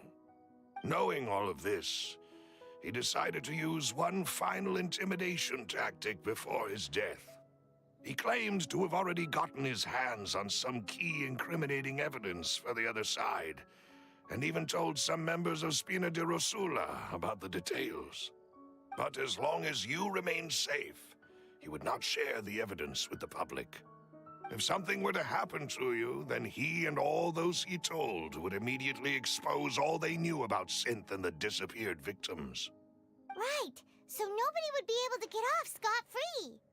As we've seen, Boss's tactic has worked. Even though Boss has been gone for a long time, the other side has not tried to take Demoiselle's life. No, I don't believe it. He never appeared to look sick to me. No father wants their daughter to see them weak and haggard, especially someone as proud as Boss. To him, dying in a duel and suffering lasting dishonor as the unfaithful were still far preferable than losing face in front of his daughter. So he chose to die in silence, so that he could protect me. I'm afraid you're not understanding this correctly, demoiselle. What Boss wanted to hand to you was not a parasol, but a sword. If Boss's spirit could hear you telling me that you want to find the answer for the sake of everyone involved, I'm sure he'd be extremely proud. That fool. Couldn't he have just given it to me straight? No. He might have set up everything precisely because he never thought I'd be able to understand him. Is that the amount of confidence he had in me? And what if I was never able to make it to where I am now? Yeah. I suppose that's true. With the way he'd set things up, if I had wanted, I could have just lived out my life without a care in the world. But thankfully, he rarely talked to me about complex matters, and thus understood little of me as a person. In this case, he really didn't need to give me an easy way out. Malus, what was the key evidence that he shared with you? It's the location where synth is produced. Essentially, it's the enemy's headquarters. When he was threatening the enemy, Boss didn't share the specifics of the incriminating evidence he found. But if you want to use it against the enemy, you'll still have to take several things into consideration. Why? If we know where the place is, can't we just go storming in? You mustn't forget that we're fighting against a mysterious and dangerous organization that's been in operation for decades.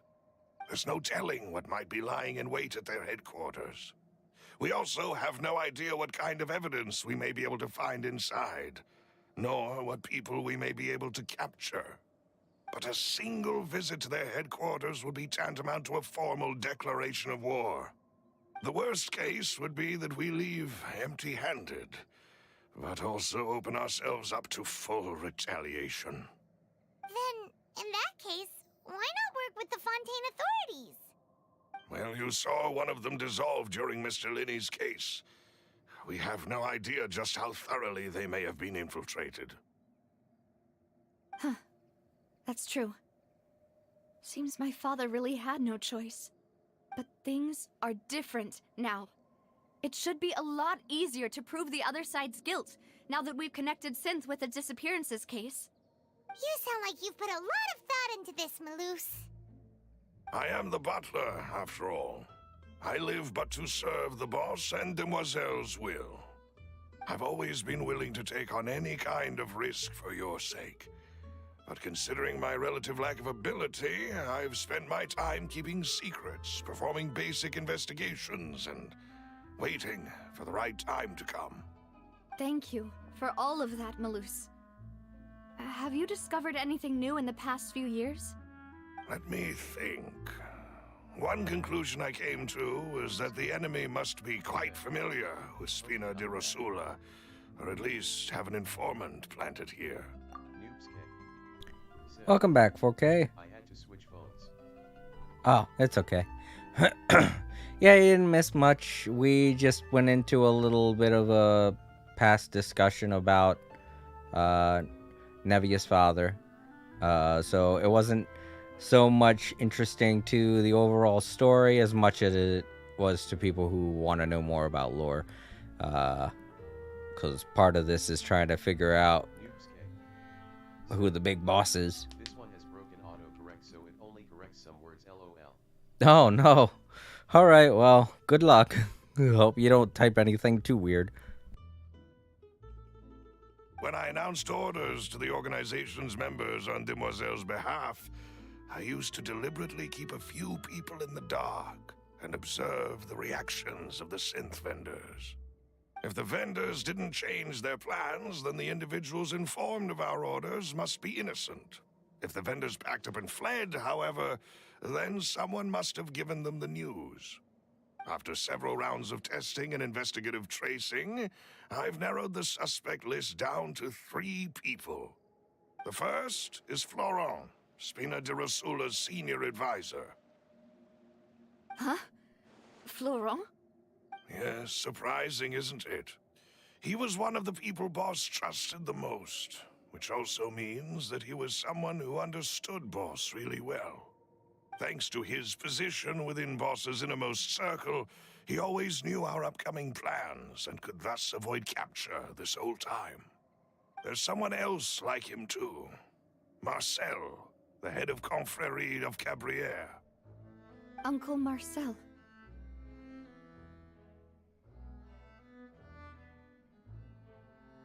It's a guild in Poisson. The boss helped it to grow to its current size and prominence.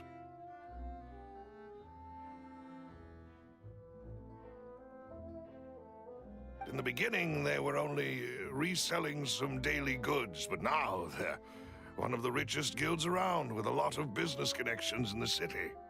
So, they're like a sister organization of Spina di Rosula? Yes, you can say that. When we were fighting against the synth dealers, they provided us with plenty of support. It's a bit difficult to imagine someone using their own money to hunt down themselves. The final suspect is Thierry, the man responsible for coordinating information between Spina di Rosula and the guards. Although the guards mostly leave us to our own devices, there are still many activities we have to report to the local authorities. Since Thierry is always in the know about our current activities, he could theoretically always plan one step ahead. I see. These are all people who I communicate with quite regularly. To think that the enemy we've been fighting against has been right next to me all along, among those I trust the most. It's almost too hard to believe. If you want to investigate them, please take every precaution to not alert the quarry. Judging from our experience, the enemy is extremely cautious. Of course. And thank you, Malus. You've provided us with a lot of great information. You're too kind, my lady. I'm just doing my duty. And before I forget, proving Boss's innocence would also mean clearing him of blame in Jacques' death. After that incident, Jacques' wife and daughter were taken into the Spina's care. They still live in Poisson today. If it might help, you could also pay them a visit. I can make the necessary arrangements. Aw, thank you so much, Malus. You really are the best. A new case awaits, my dear partner. I hope we can work together to uncover the truth and end this case once and for all. Oh my god, we're still doing detective stuff. Hold up, I got a mouthful of popcorn.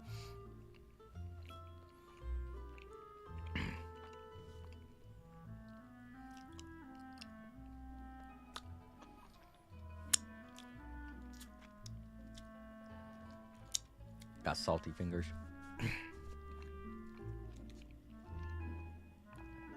Okay, so this is just recounting literally everything we just talked about. Time Lords said, Great Angela Holmes ISNT here. Yeah. Is Paimon going to have her mustache again? Nope. No mustachioed Paimon.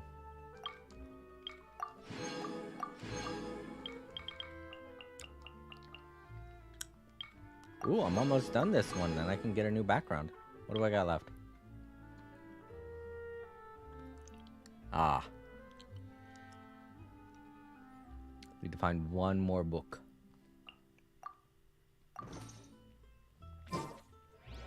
Alright, let's find a place to sit down. I need to take a little bit of a break and grab myself more drink.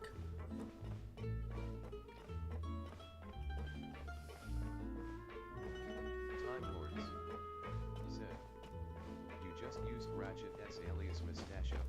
There we go. Yeah, I know. Alright, I'm just gonna have me clinging here for a while so that my character doesn't do its AFK animation over and over again. But I'm going to go grab myself more drinks and, you know, maybe warm some stuff up in the microwave. But I'll be back in about 15-20 minutes.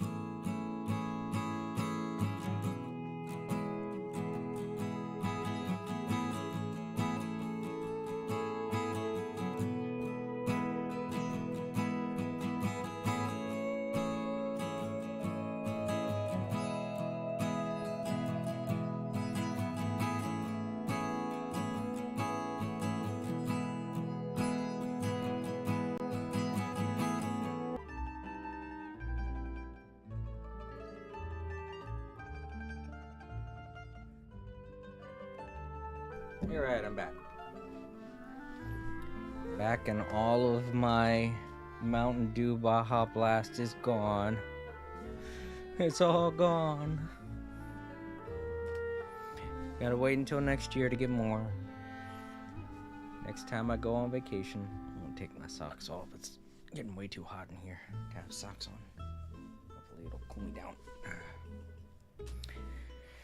But yeah, to those of you who are wondering why I separated my 2 streams yesterday instead of, you know, just going for a full 8 hours. These days my room gets really hot because it's the summertime.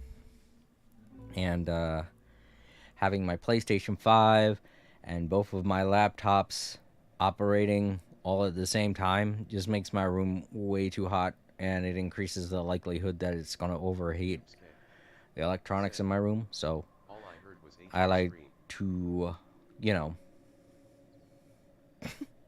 no 4K. I like to keep things nice and cool so that it doesn't mess up my electronics and completely destroy my PlayStation 5. I have never heard of something like that happening, but I don't doubt that my PS5 could overheat and blow up. Said, sounds like you need a fan. I have a fan, but I can't turn on my fan while I'm streaming because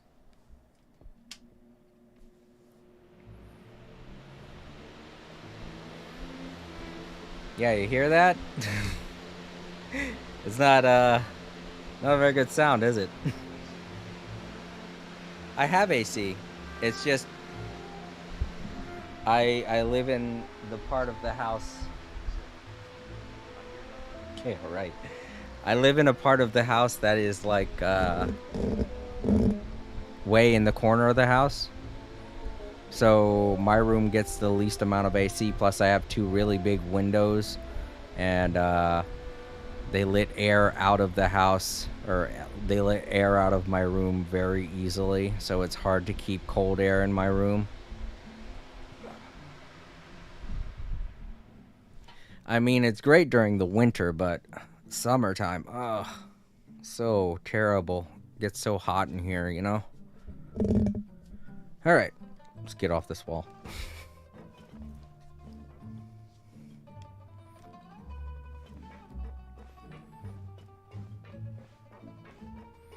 I shouldn't have been wearing my socks anyway with how hot it is in here. God, that was dumb of me. I completely forgot I was wearing them, that's the thing. I went out earlier this morning to get groceries, and when I come home, I just slip on my slippers and, you know, kind of rest. Because with how hot it gets outside, doing stuff like bringing in the groceries from the car is just too much exercise, especially when I've been on vacation for almost 3 weeks. I say almost 3 weeks because I did have to go into work for like 1 day, so. That could be why it's only felt like 2 weeks for you, 4K. It has been 3 weeks, but the thing is, the first week was like at the very end of July, so.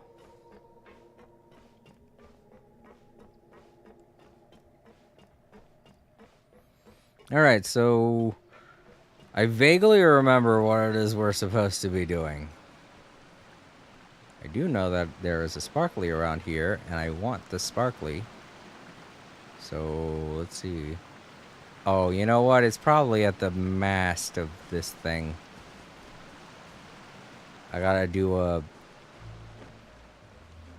Leonardo DiCaprio, and then that one lady. I gotta do a Titanic. Or not. There's a big piece of hunk of metal in my face. I gotta get to the bow of the ship and be like, I'm the king of the world. So is it here? Ooh, somewhere around here. The very tip of the bow. I'm not a nautical man. There it is. I'm the king of Fontaine. Underground. Alright, so we're gonna have to... Oh, that's right. I guess we gotta go talk with each of the members of the thing. I don't know. Well, there's Melios. Let's see what he's doing. It is settled then. Please excuse me, and enjoy your conversation at your leisure. Thank you for arranging everything for us, Malus. Excuse me, miss. Do you need anything from us? Mm. Oh, Dang, that little girl giving us a stink eye. Hey, Navia's all quiet. This isn't like her at all. I'm sorry that I only came to visit after all this time. After what happened, I didn't know how I was supposed to face the two of you. Ah, if it's about that, there's no need to apologize. After my husband died, Spina di Rosula sent us a lot of mora and support. I understood your guilt and apology to be genuine. But aren't all of those things nothing compared to the loss of Jacques? I can understand the kind of pain that comes with losing a father so needlessly. You don't understand at all. I didn't know how to face you, because I didn't know what I could possibly bring as a consolation gift. I know only the full truth could bring closure to you. And to all of us. Mm-hmm. I'm sorry. I appreciate the sentiment, but you don't have to carry all that guilt. On the matter regarding my husband, my daughter and I have more or less found our answer already. Would you mind sharing it with me? I really can't believe that my father could ever bring himself to shoot Jacques. I always knew that my husband's money was earned through others' suffering. He told me countless times that if he could turn back the clock, he would never go into the synth business again. He had many regrets, and felt that he took the idea of providing for his family too literally. For the longest time, he thought Mora was everything. So when Mr. Callis came to him with a proposal, he accepted it almost immediately. He tried to be as careful as he could, but even so, he was still found out by the higher-ups. They found out about his betrayal? Papa didn't say that exactly, but Papa did tell me that I should never be ungrateful. Before he left that day, he told me that he had no choice. It was only later that I realized it was his final farewell to the two of us.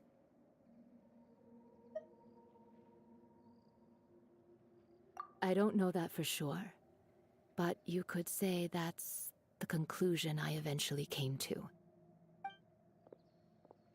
Which is why I'm the one who should feel guilty. Callis had always taken great care of us, both when he was still alive and after he passed away. Even if he fired the shot that killed my husband, it was likely in self-defense. It is impossible for me to hate him for what he had done. But Mama, why is Papa still the bad guy if he did the right thing? Papa always wanted to be a good man, so why did he have to do a bad thing in the end? Well, things aren't always as they seem. You still feel like your Papa was a good man, right? Yeah, Papa was a really good man. The best in the whole world. Then you should hold on to that. If a good man had to do a bad thing, then he must have had his reasons. Regardless of whether he left you a parasol or a sword. He must have done so to give you a better life. Oh. Thank you for everything you've told me. I will definitely find the truth. The current state of things is not something I'm willing to just sit back and accept. Thank you. I'm very grateful to hear this from you. Even though your personality is quite different from your father's, your determination when you speak is really similar. You really think so? That's the first time anyone said that to me.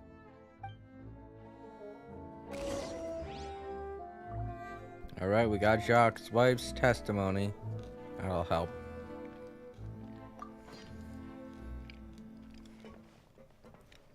I'll leave my husband's case to you.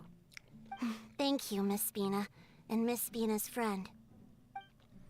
Sorry, I didn't want to say too much there. Everything that they said kind of hit home to me.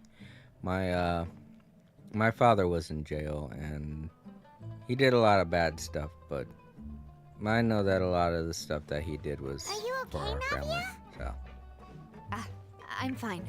Don't worry. Let's investigate the 3 suspects next. Florent should be nearby, and we should be able to find Thierry and Uncle Marcel in the city. I'll get myself together on the way, so please don't worry.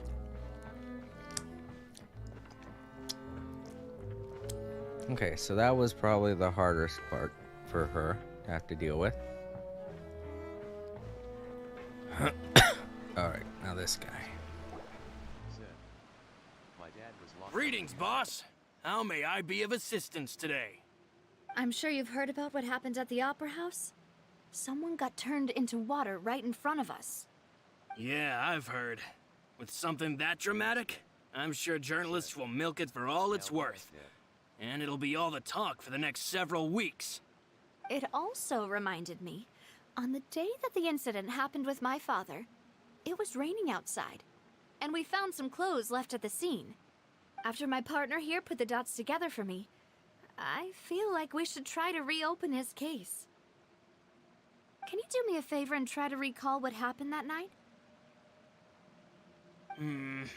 Let me think.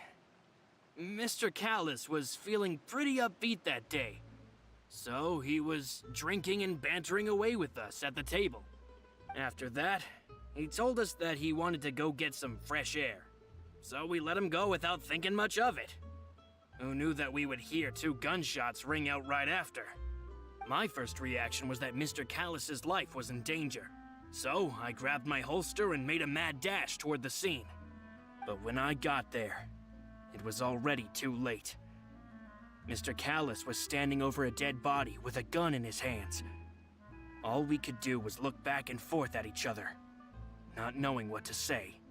So you also remember 2 gunshots then? Indeed. The guards said that the first shot didn't hit anyone, while the second killed Jacques. But I've never really bought that explanation. Reason being, Mr. Callis had left his gun on the table.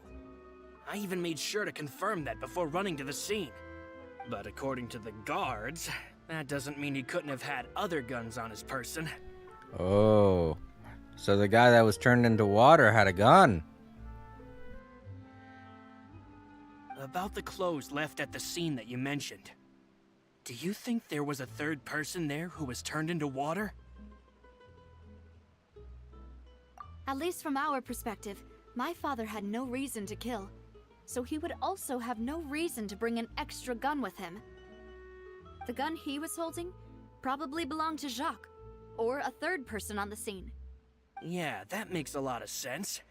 So you're saying Mr. Callis ended up with the gun because he seized it from one of the other guys? But hold on. If that's what had happened, then why didn't he share the truth with any of us? He didn't even want to face the Oratrice machine, and chose instead to prove his honor in a duel. Did he lose all faith in the courts after seeing someone dissolve right in front of his eyes? Oh no, the way that a lot of this stuff in Fontaine seems to work is you gotta pay attention to what's going on in the story, because afterwards it's like you're gonna get tested on what happened. Because you gotta put the clues together and come up with a conclusion yourself. That's why I'm kind of playing detective myself also while I'm doing this. You see up in the top corner there, the ticket thing? Whenever you press that, you can look over all of the clues that you've been given. So they give you the opportunity to, you know, participate by reviewing the clues and stuff like that. But no situation like that is going on right now, and I can kind of follow what's going on, so I don't need to review the clues.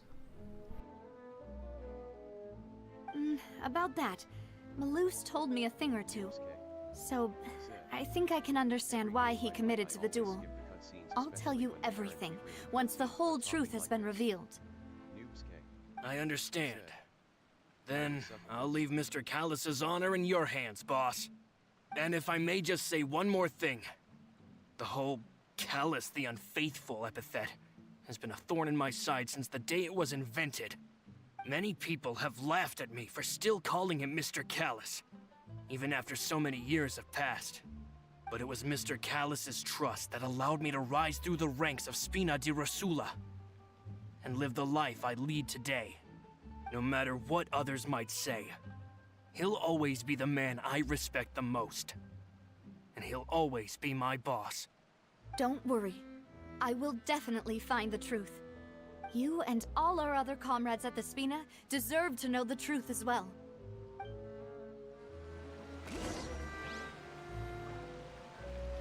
Alright.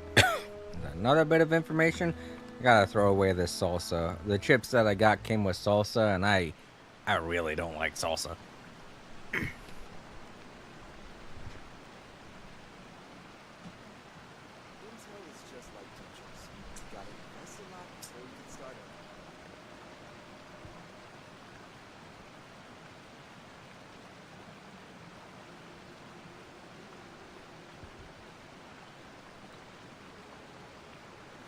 How's that noise?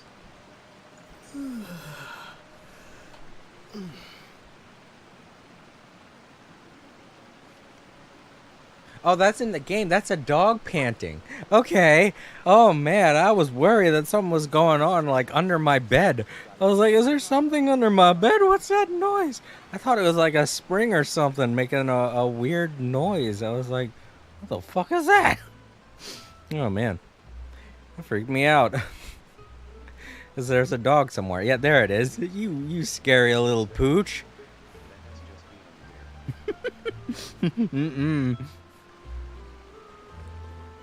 Alright, so the popcorn's gone, the nachos are gone. Now all I have left is the chicken and the tortillas. But I can eat them later. Fried chicken and tortillas. You can tell I'm American.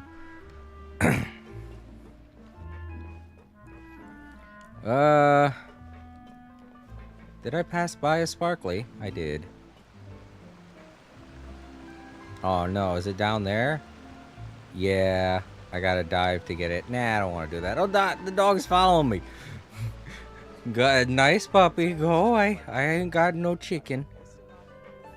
Every time I make chicken, my cat always wants to bust in and immediately start eating the chicken. He's done that before. The first time it happened was pretty funny. I thought he was missing me. Like, he was meowing at the door. I let him in, and he immediately runs over to the table, jumps up, and starts eating the chicken. I'm like, hey! Oh, man. I was like, oh, I see. You don't care about me. You just want my chicken. Oh, the cats in this world are a blessing.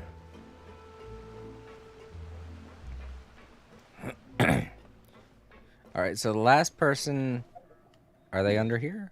Oh no, they're way... Okay, I can just warp to them. They're way too far for me to walk. Well, I thought they were underground too. Okay. So, yeah, it's this officer. That's right. Hey, Thierry! It's me! Oh, now, what brings you here, Miss Navia? I've heard that you made quite the name for yourself at the Opera House. Oh, so you've caught news of that already. Oh, okay. Hey, I'm also a member of the guards, you know. The way you make it sound, people would think I was sent off to Poisson because I had done something wrong. Are you sure there isn't a little bit of truth in that? Under normal circumstances, shouldn't you have been called back to the city already? I mean, where I work is really up to me. Let's just say I enjoy the ambiance of Poisson. Callus did a fantastic job running the town, building Spina di Rosula from the ground up and clearing many obstructions in my way. It would be next to impossible for me to find a similarly easy but high-paying job in the city. Anyway, enough chit-chat. Are these two friends of yours? You, here for some formal business? Yes. These two are my partners.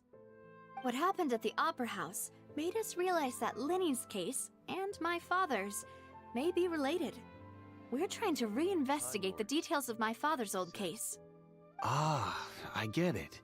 You think there might be more to the case now that we know people can be dissolved into water, right? I was also flabbergasted when I first heard of it. If you want to go through the original files from your father's case, I can help you look for them. That'd be much appreciated. Thank you. Actually, I have another question. Do you have the authority to dispatch Gardamex? Of course. Without them, I couldn't possibly handle Poisson on my own. Why do you ask? We definitely can't use them to forcefully get more evidence for your father's case. Well, you see, just recently, we were attacked by a horde of unnumbered Gardamex in the city. So, if you hypothetically wanted to do something against me, all you would need to do is get rid of the mecha serial numbers and send them after me. Then you think too highly of my abilities. Dispatching mecha is very different from controlling them. If I had to make an analogy, when you order a dish, the chef will make it for you. You can ask the chef to cook, but not to massage your shoulders or carry your baggage. If you try to make unreasonable demands, the chef would just think you're out of your mind and ignore you completely. The same goes for me and my Gardamex. Removing a serial number is also not as easy as you might think. There are a lot of complex steps to it, and it's almost impossible to keep it a secret.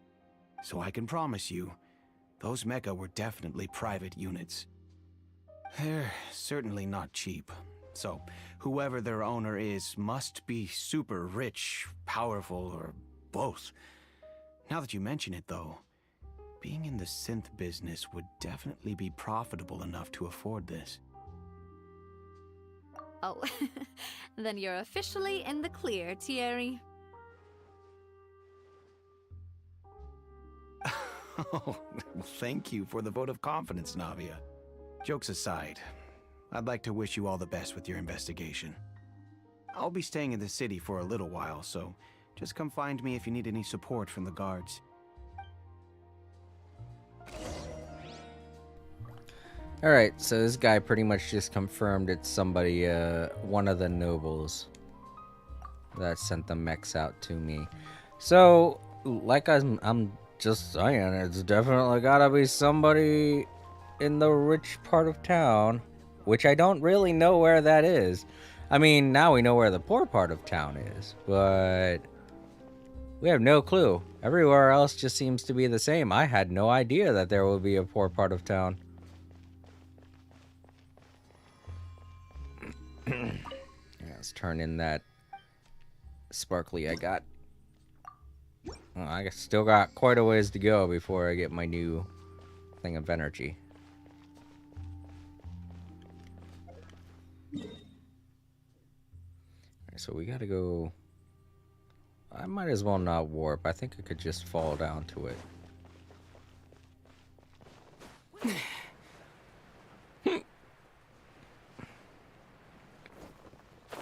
How far down am I going? Am I going into the tunnels again?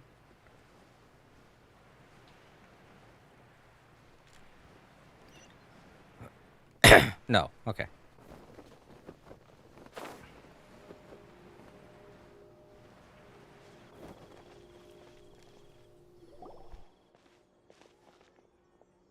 Hello. How may I help you? I'm here to see Marcel. Could you please let him know? You can just say Navia's looking for him. Sure. I will let him know right away.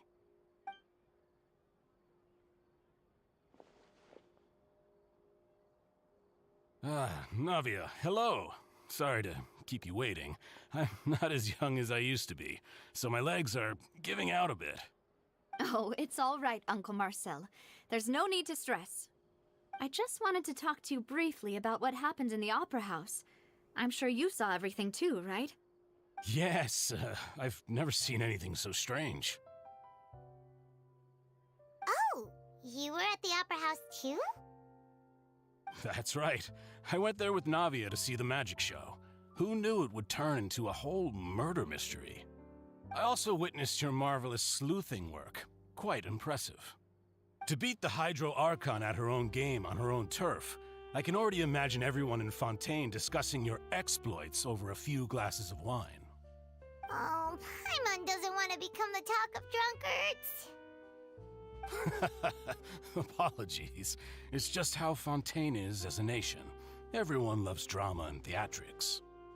Uncle Marcel, you've also noticed that other thing, right? The fact that humans can dissolve in water? Yes, I was reminded of your father's case right away. Is that what you're investigating now? Exactly. I still don't have much solid proof, but I can sense that the other side has already begun to act. Oh, and what makes you say that? We were attacked on Araneus by some unnumbered Gardamex. And there was also an attempt to get me to drink water from the primordial sea. If not for the vigilance of my partner, I probably wouldn't even be here talking to you right now. Oh, you're giving us too much credit. Wasn't it you who protected us? Alas, it seems things are heating up again. The peace that Callus sought so dearly will soon become a thing of the past. But rest assured, Navia, Poisson will always remain a safe haven for you. If you're scared, you can always return there. If anyone dares to lay their hands on you there, the Confrérie of Cabrières will use its funds to the last Mora to bring them to justice. What's up, 4K? Something happened?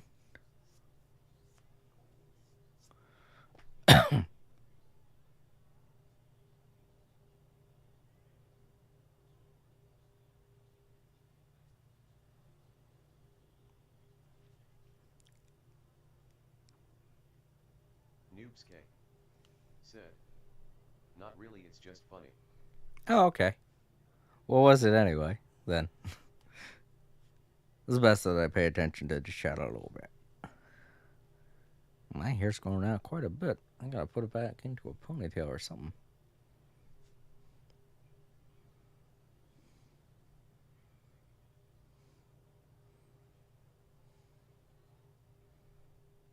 Noobsky said, "Kitty, didn't he know I was a girl, so I wondered if you did, LOL."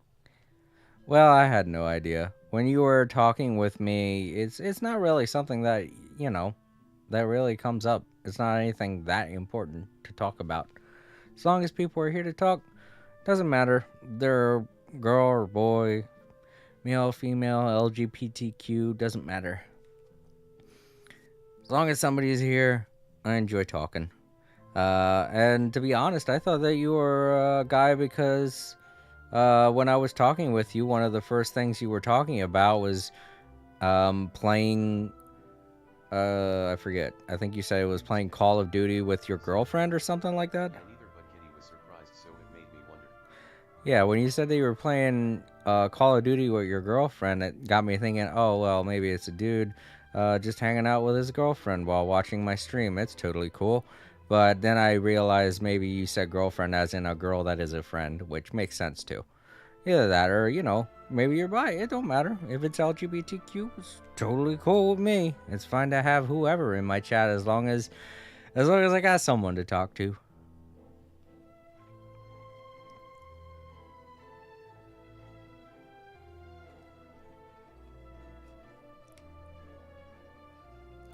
My nail. Noobsky said, "Did I don't remember TVH." Yeah, I think you were playing Call of Duty Zombies. I can't remember either. It was back when I was doing a No Man's Sky stream, I think. Alright, back to the story. Thank you, Uncle Marcel. But I don't intend to go into hiding. I'm going to strike while the iron's hot. Do you have any new thoughts on my father's case? About that. Sorry, my age is catching up with me, so it'll take me a while to recall my memory.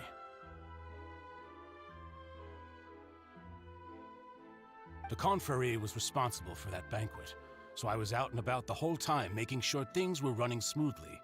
I didn't even have the time to drink with the guests. Then I heard the sound of a gunshot, and the rest was history. I was wondering. Oh, it's okay. No need to push yourself. We'll ask around some more. See if there are any valuable clues elsewhere. Sounds good.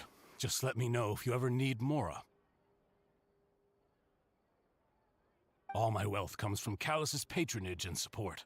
I'll spend however much it takes to clear his name.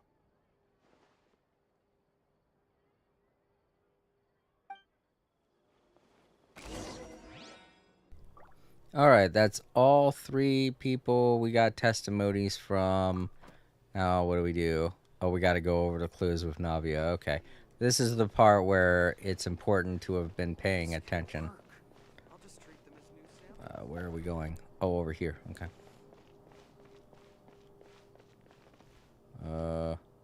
Guess we gotta go up a floor.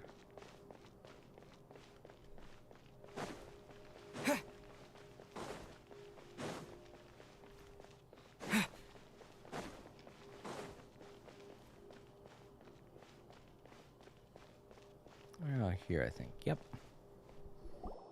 We've talked to all 3 suspects, purely based on their conversations with me. None of them sounded particularly suspicious.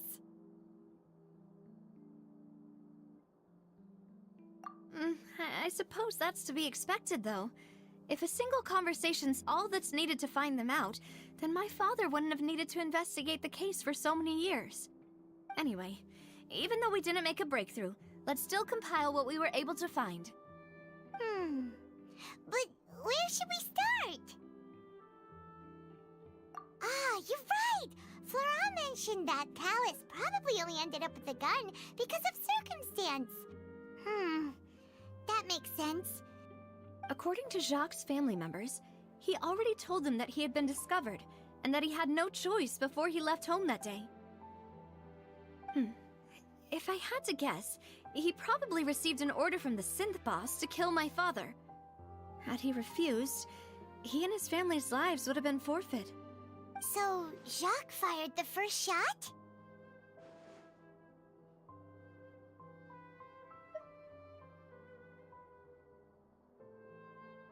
Oh?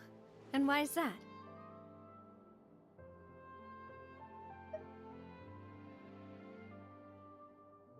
Ooh, that's a good point.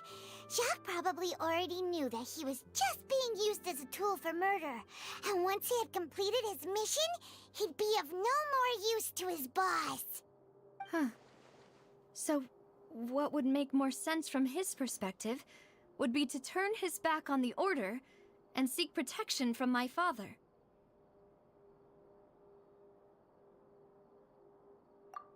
Makes sense. But without evidence, that's still just a theory. Besides Jacques, the attack from the Gardamex has been bothering me quite a bit as well. It's obvious that our enemy has become more antsy after the secret of the primordial seawater was revealed. Do you think he knew, even then, that we'd follow this lead to the end? Given everything that's happened since, it's quite possible. But who among the 3 suspects would have the ability to control privately owned Gardamex?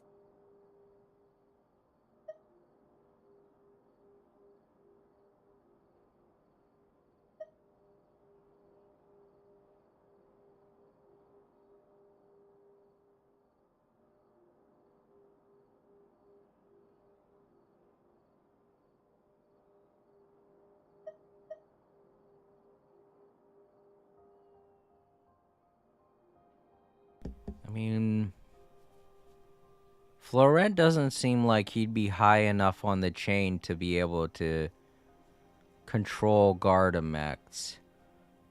Theories already expressed the fact that it would make him too suspect if he was controlling Gardamex. So maybe Marcel did it because he's old, he's probably been with the organization for a long time, and he's... I don't know, I don't know, that's just a pretty name. No, Theory's the one who's the guard. And if he was controlling the mechs, it would be way too suspect. Because guards are capable of controlling mechs. So if a whole bunch of them started, you know, marching around, people would be looking at him immediately. It was probably Marcel because he's old. He's probably been in the organization for a long time. And has a lot of in with the upper crust, so he could probably have afforded to have the mechs go after someone. And besides, it's not like he's actually blood related to Navia, so... Uncle Marcel? My father did really trust him. And they worked together on a large number of projects. Maybe that's how he got to know Jacques. And with funds from the Confrérie, he could also afford a large number of Gardamex. It's still really hard for me to imagine, though. After all, Uncle Marcel has been around since I was just a child. Also, wouldn't this mean he has been spending a whole lot of mora and energy to fight his own synth business?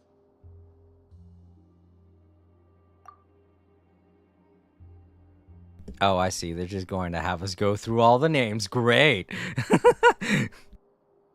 Who knows? It might be all of them.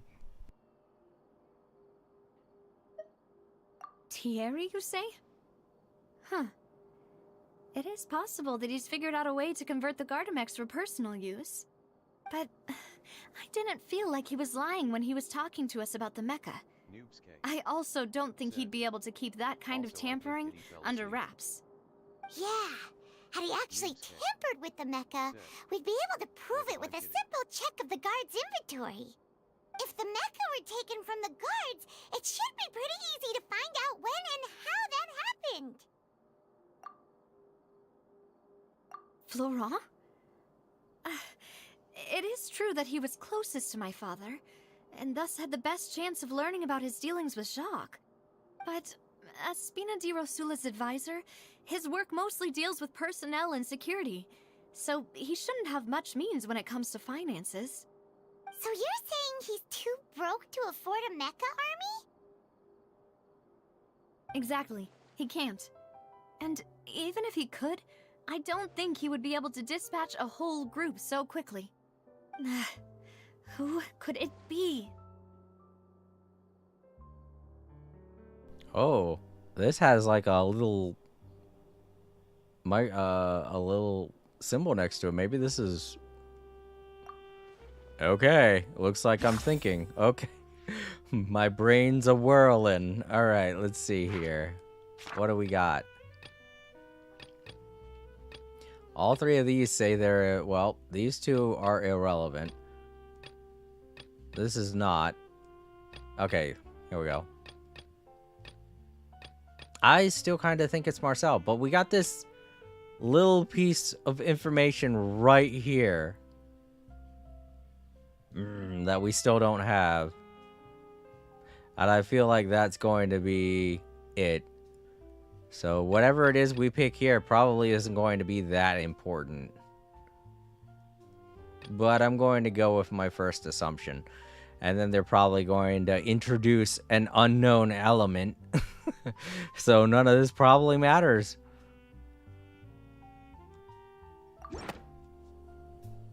You know, if you think everything through, Uncle Marcel is indeed the most suspicious of them all. Could we be missing other suspects?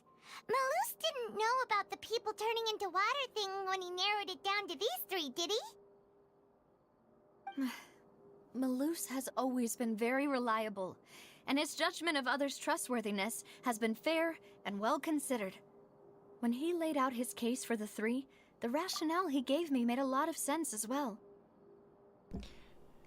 Yeah, but Malus also was saying that he'd been keeping tabs on all of these people for such a long time because he suspected the thing with the water, even though he had no evidence that it was actually true.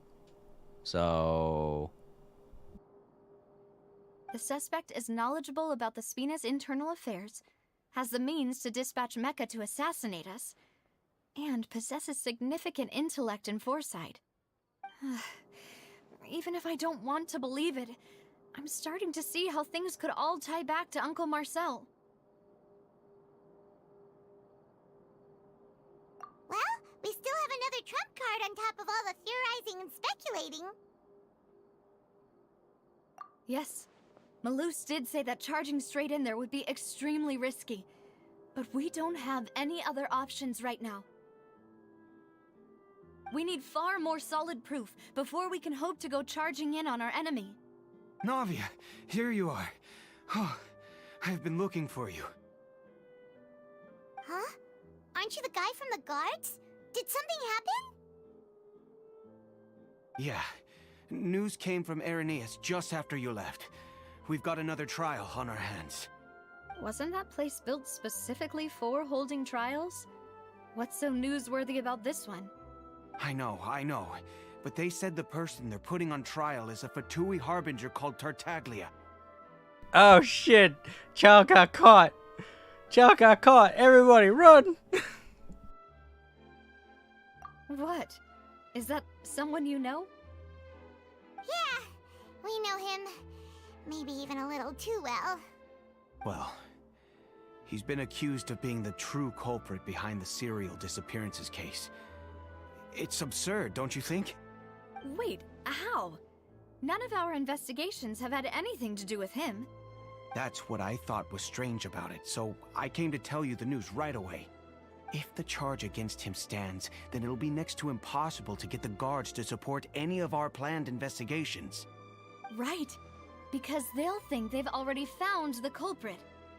Yeah, and it'll be a lot harder then to clear Mr. Callus's name.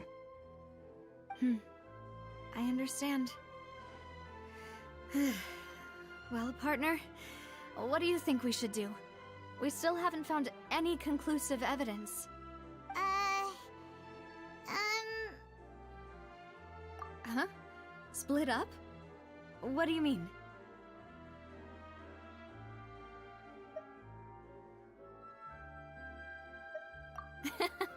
Just as expected of my partner. Since this is a trial about the serial disappearances case, the culprit's attention will be focused on Irenaeus, leaving his home base wide open. You're right. This is our best opportunity. All right then, let's do this. I'll stall them at the Opera House and charge Marcel as the true culprit. I won't have any chance of making that charge stick, though, unless we find more evidence. It'll be up to you to make it back in time and hand the decisive evidence to me.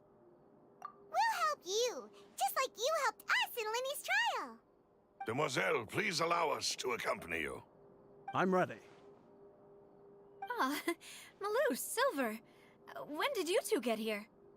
We heard that you'll be leaving Poisson and figured that you might require our assistance. It's our hope that your confidence will be bolstered with the two of us by your side. Thank you so much. Then, let's make haste for Irenaeus. Paimon, Traveler, I'll see you at the Opera House. See you then! Actually, I'm kind of worried now. We don't know Silver or Marcel all that well. Or Malus all that well. And we, don't know, Theory all that well either. And we're just letting her go off of them. Time Lords. Well, this seems weird. If I was them, I would be lurking in the shadows. This seems very weird. I've got bad vibes going on right now. I feel like I shouldn't leave Navia alone, but okay.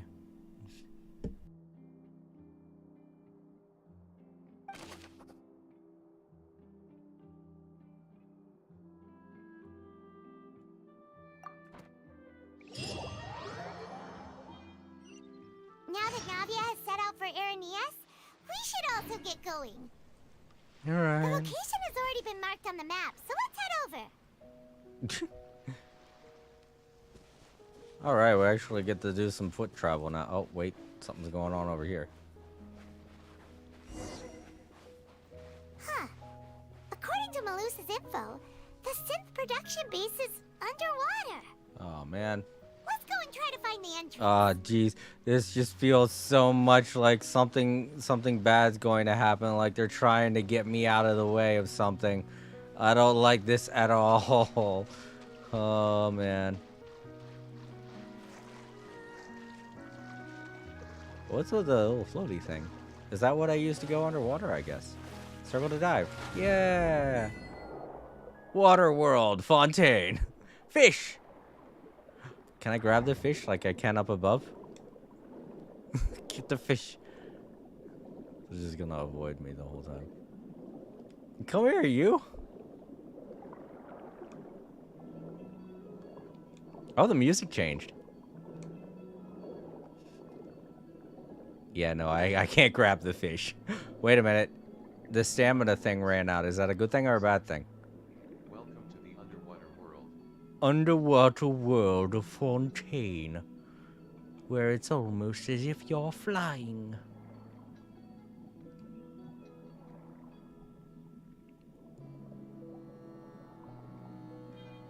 Tutorial. Fish. Recovery orb. What's this? You will sometimes see these energy emitting blocks underwater. Touching them will cause your character to absorb the energy within them, restoring aquatic stamina and HP. Oh, okay.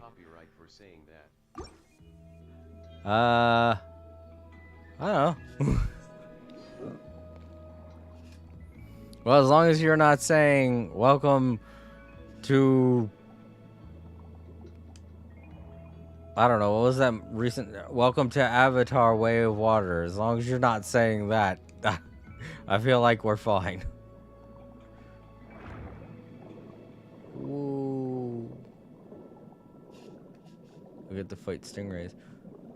I have to hit L2 to absorb.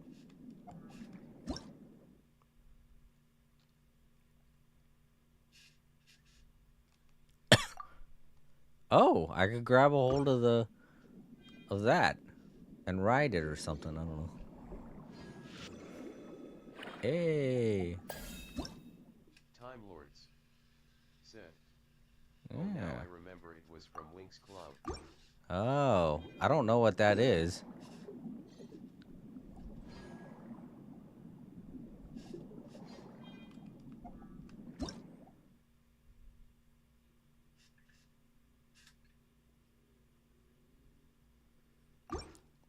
Seagrass. Because this is what they're talking about. I guess I gotta break it open with this thing that I just collected. Nope. Oh, there we go. Oh, there are two of them. Oh. Well, I've never heard of it, so.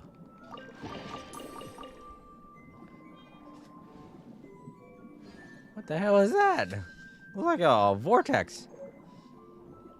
Can I grab this? I can. Yeah.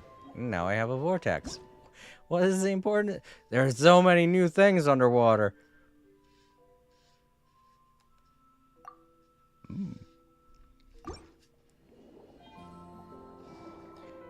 Yeah, they definitely...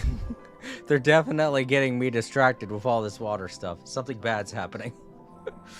To Navia, oh no.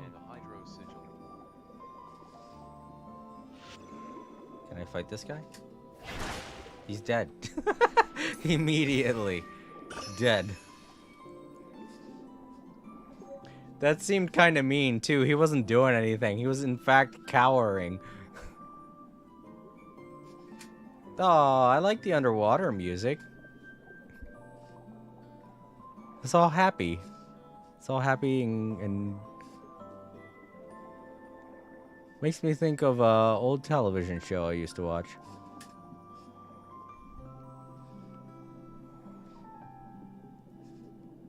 Got some water rings. Beep, beep, beep, beep, beep. Oh, this bad guy saw me. Oh. Yeah. I don't know what this is, but it's hurting though, so eat crap. Yeah.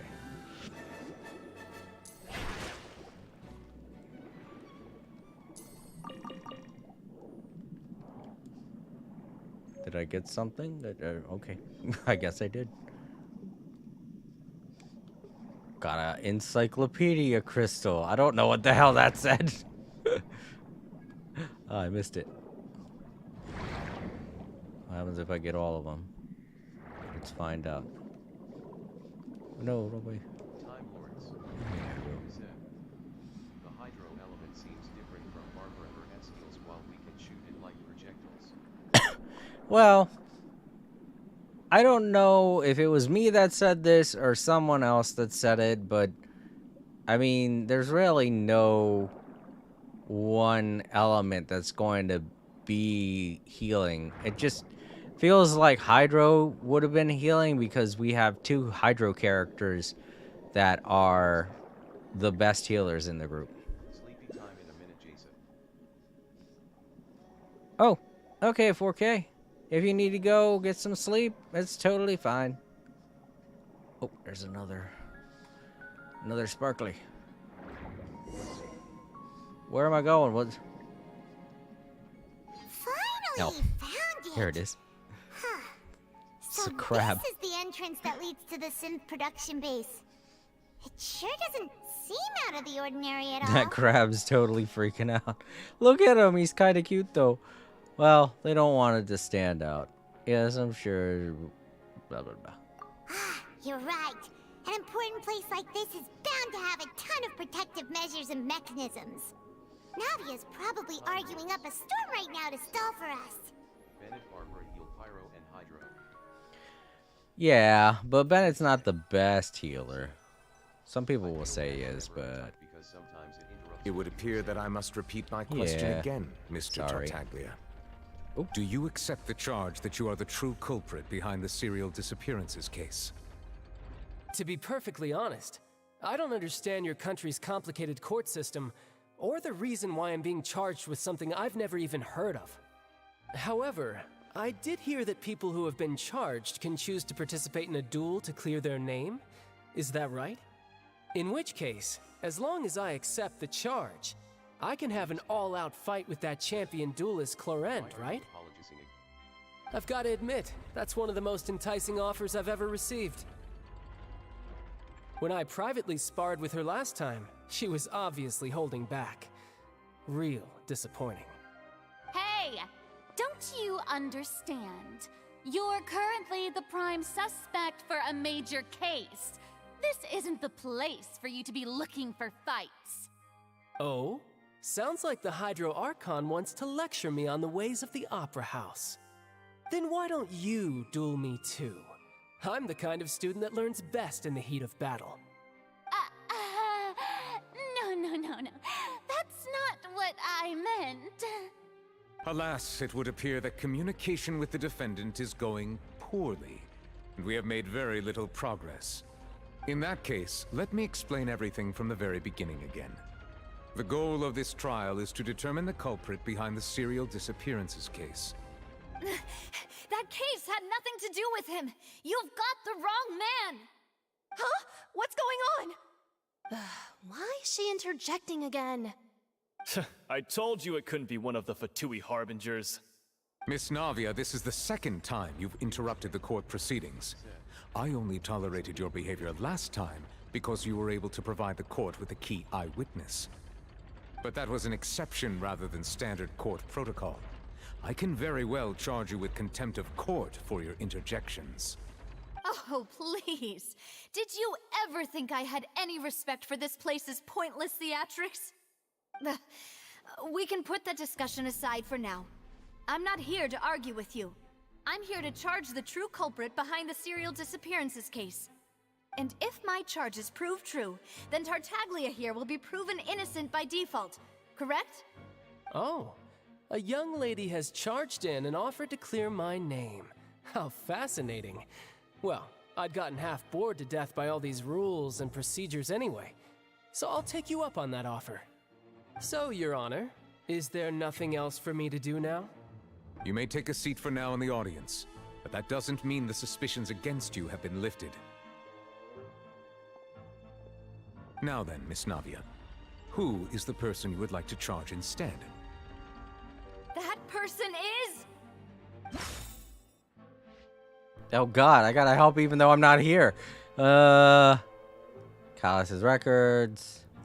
Where's my own? Okay, that's irrelevant. Alright, so literally all of this stuff is here. Callus's records 3 years ago. Based on the evidence, who is the true culprit behind the serial disappearance of the young women's case? The serial disappearance of the young women case records. Yeah. Right, so Jacques, Harry, Marcel. I still think it's Marcel, but we got this new piece of evidence here. Let me see. Suspect analysis.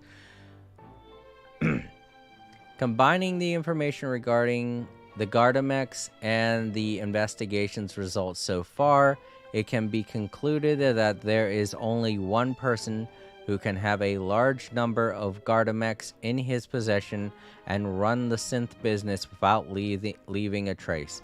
This person is none other than Marcel. Marcel, the head of Confrérie of Cabrières! Huh? What confrérie? Never heard of them in my life. I've heard of them, but weren't they Spina di Rosula's sister organization? Oh, is this going to be a friends to enemies type situation? Please let me remind you, Miss Navia, that charging someone is an incredibly serious matter. Committing to the charge also means taking on the legal responsibilities associated with it.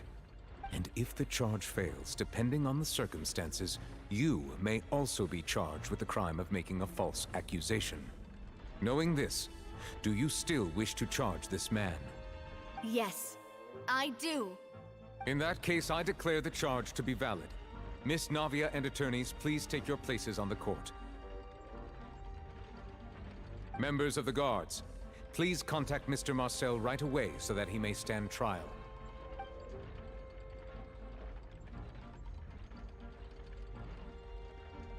Mr. Marcel, you will not require an attorney. Is that correct? Apologies. It all just happened so quickly.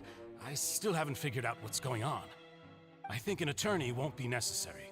This is probably just a misunderstanding between me and Navia. Very well. In that case, since both sides have now arrived, Miss Navia, please present your charges. I would like to take everyone back to 3 years ago, to the case of Callus the Unfaithful. Only through elucidating what really happened in that case can we connect all the dots for the serial disappearances case. Navia, do you really think that I was the one who killed your father? Come on, why would I do that? Callus was my benefactor, and remember, both you and I only ran to the scene when we heard the sound of a gun. If that's enough to make me a suspect, wouldn't that make everyone at that banquet a suspect as well? I think there's no point in getting into the specifics right now. The audience doesn't even have the big picture yet. Even I'm struggling to remember some details of that case. Exactly correct, Your Honor. I must refresh everyone's memory about that case before I can explain my charge and reasoning. I see. In which case, I will recount the findings about that case as originally recorded by Maison Gardiennage.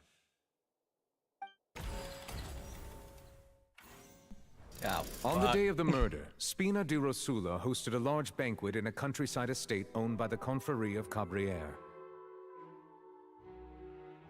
During the banquet, all attending guests heard 2 gunshots from the courtyard.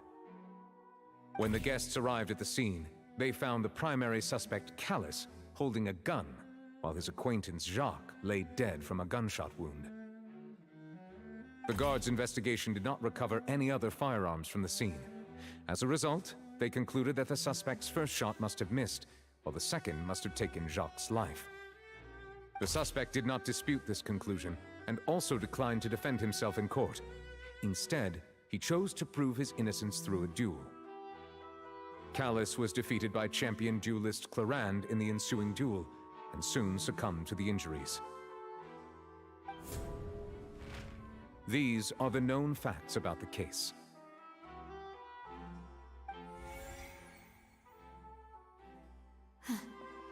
The one with the motive to kill was Jacques, not my father. And even so, Jacques still had no reason to pull the trigger. In truth, the third person shot Jacques first, and was shot in turn by my father when my father seized the gun from him. After that, the true culprit turned the third person into water, erasing all traces of him from the scene. Thank you for the summary, Your Honor. Of course, the guard's conclusion appeared quite sensible to us at the time. However, we should revisit the case now that we've gained new information about the abilities of water from the primordial sea.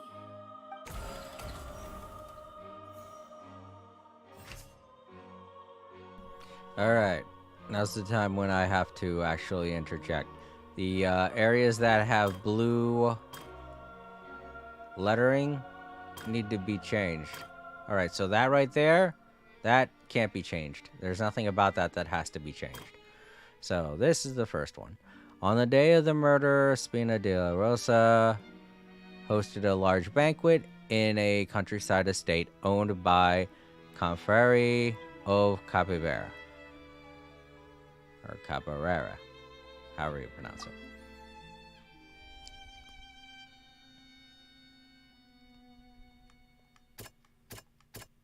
Alright. You know what? Let's hold off on exploring that until we looked at the other ones, because these ones I feel we can follow a lot better. During the banquet, all attending guests heard 2 gunshots from the courtyard. According to investigations, Callus, who had a motive to kill, murdered Jacques for his betrayal. But is that really true? Callus did not carry a gun with him when he went outside. That's what he said. Something's No? not right. Okay, not that one then. Let me think for a little while longer. Combining information regarding the Gardamex investigation results so far, can be concluded that there is no one person who can have a large number of Gardamex. Alright, that has nothing to do with this. Jacques' family believed that he had struggled greatly with the order to kill Callus. Did Callus act in self-defense, or was there more to the incident? Go on a rainy night, brokers 2 gunshots outside the house.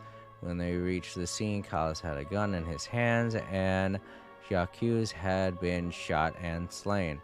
In addition, the clothing of an unknown person found at the crime scene also seemed concerning.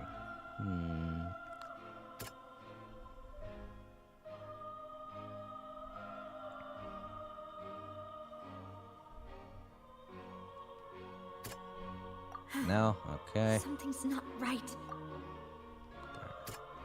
There, okay. The testimony of the victim's family confirms that Jacques had thoughts of assassinating Callus when he set out for the banquet. However, in the end, he reconsidered and instead shared everything with Callus, hoping to seek the latter's protection. Unfortunately for Jacques, the true culprit had already considered this possibility and had sent out another assassin.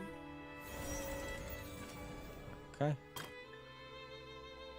When the guests arrived at the scene, they found the primary suspect, Callus, holding a gun, while his acquaintance Jacques lay dead from a gunshot wound. Based on the investigations done then, there was no possibility that anyone else could have done the deed and escaped, and Callus was thus adjudged to have been the culprit. After conducting a re-investigation, it is now certain that Callus did not bring a gun with him. Moreover, details of the case point towards the possible existence of a third person at the scene.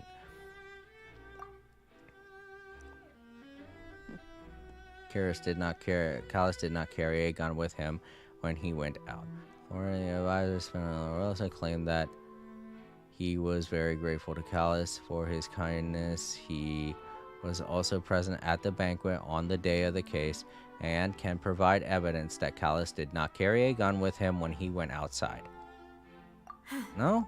Really? Something's not right. Well,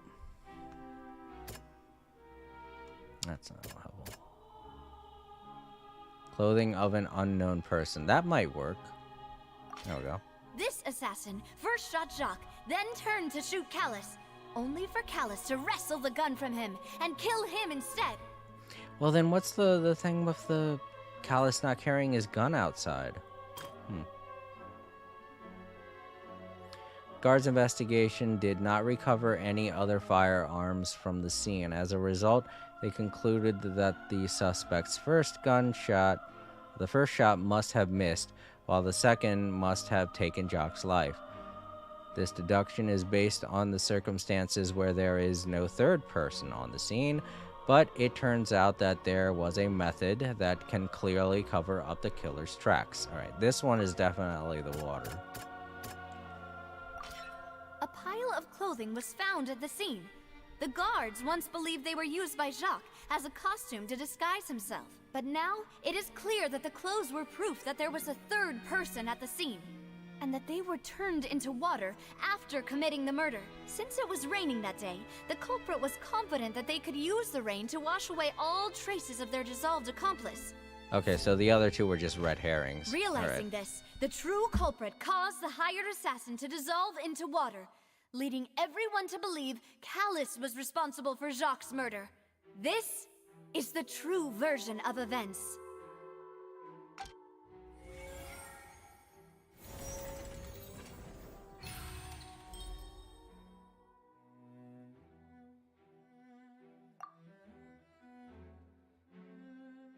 Ah, so that's what happened. Wait, you're telling me something as dangerous as water from the primordial sea has been used for all these years? What a great theory. It also explains Callus's and Jacques' respective motives. I guess they didn't shoot each other after all. Mr. Marcel, you are the one being charged with the crime. You should provide a rebuttal if you wish to prove your innocence. Ah, but I think I agree with everything Navia just said. In fact, there was nothing in her speech that directly implicated me. Then, may I ask some questions? In my opinion, we primarily need to determine two things. One, do you have the evidence to back up your claims? I'm afraid not. At least not at this very moment. Boo! If you don't have any evidence, you should just go home! I may not have the evidence with me, but I know where I could go to collect it. If we look up the deserted clothes against a record of people who went missing around the same time, we should be able to find a match. Considering the serial disappearances case, the guards probably kept careful records of all missing persons from around that time, regardless of age or gender. That makes sense to me. Monsieur Neuvillette, I would consider this to be a reasonable investigative direction. Why do I feel like Farina's acting a little differently today? Maybe she's scared of embarrassing herself again? Alternatively, she's become more diligent after charging an innocent citizen in the last trial. My second question has to do with the ensuing duel. If the truth is indeed as you described, then why didn't Mr. Callus explain himself in court? If he had testified that a person had been dissolved, he could have at least mounted a defense. I've thought about this too, and the answer is actually pretty simple. He felt there were things that were more important to him. The dissolving power of water from the primordial sea is an important secret for the true culprit of the serial disappearances case. My father could have exposed it for all to see, but he chose to take it to the grave. At that time, Spina di Rosula was in dire straits, and his reputation had already been shattered. He had no guarantee that going forward with the truth would allow the culprit to be brought to justice.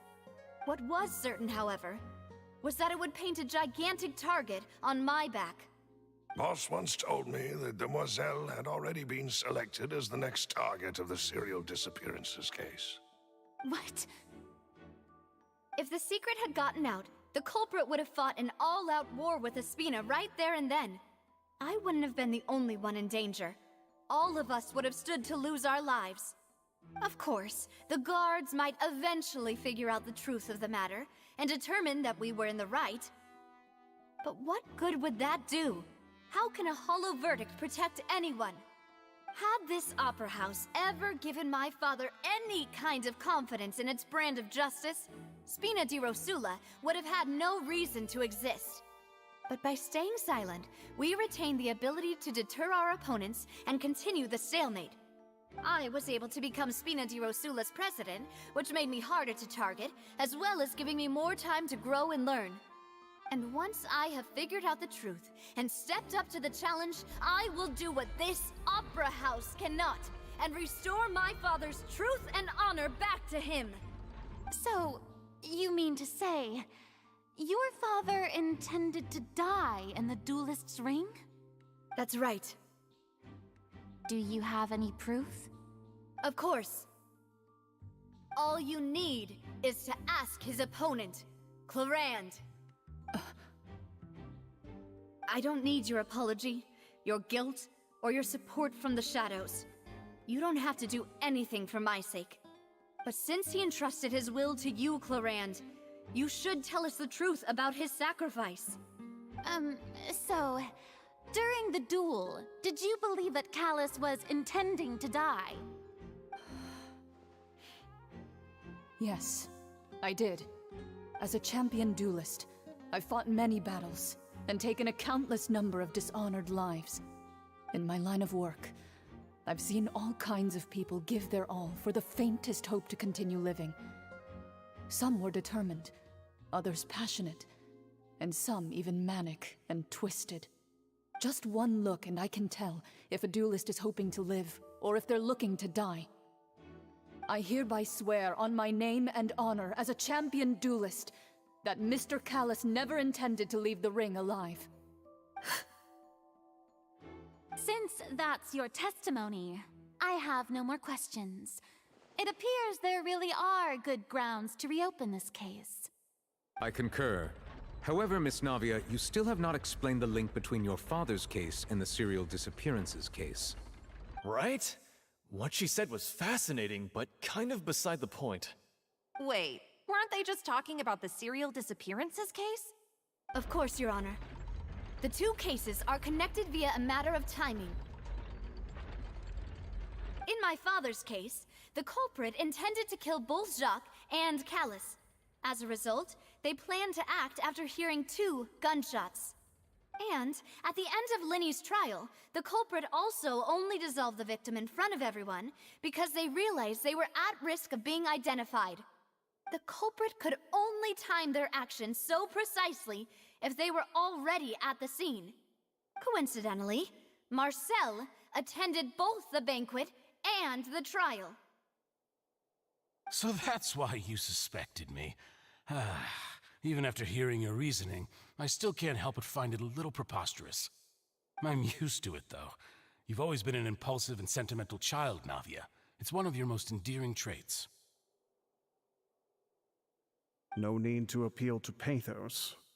I won't try to refute your points one by one, but even if everything you just said was true, can you prove that I was the only person present at both events?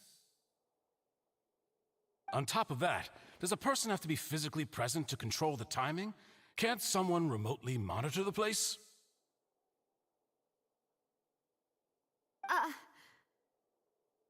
Don't know what she can say to that. I know that even with that, you might still think you can reduce the list of suspects with some further investigations until I'm the only one left on the list. Alas, who won't feel at least a little hurt by an accusation of murder from a girl you see as your own daughter? But if I were to dismiss this completely, you'd also think I'm not being considerate of your feelings. Ah well, let Uncle Marcel teach you another lesson. Do you know what the biggest flaw in your reasoning is? I suppose you're gonna tell me anyways. It's timing again. I'm a businessman by trade. From that standpoint, there's no reason for me to kidnap young women. It's a high-risk action with nothing to gain. In addition, I left my home in Snezhnaya when I was young to come to Poisson and work in some trade. My business only thrived when I received Callus's patronage.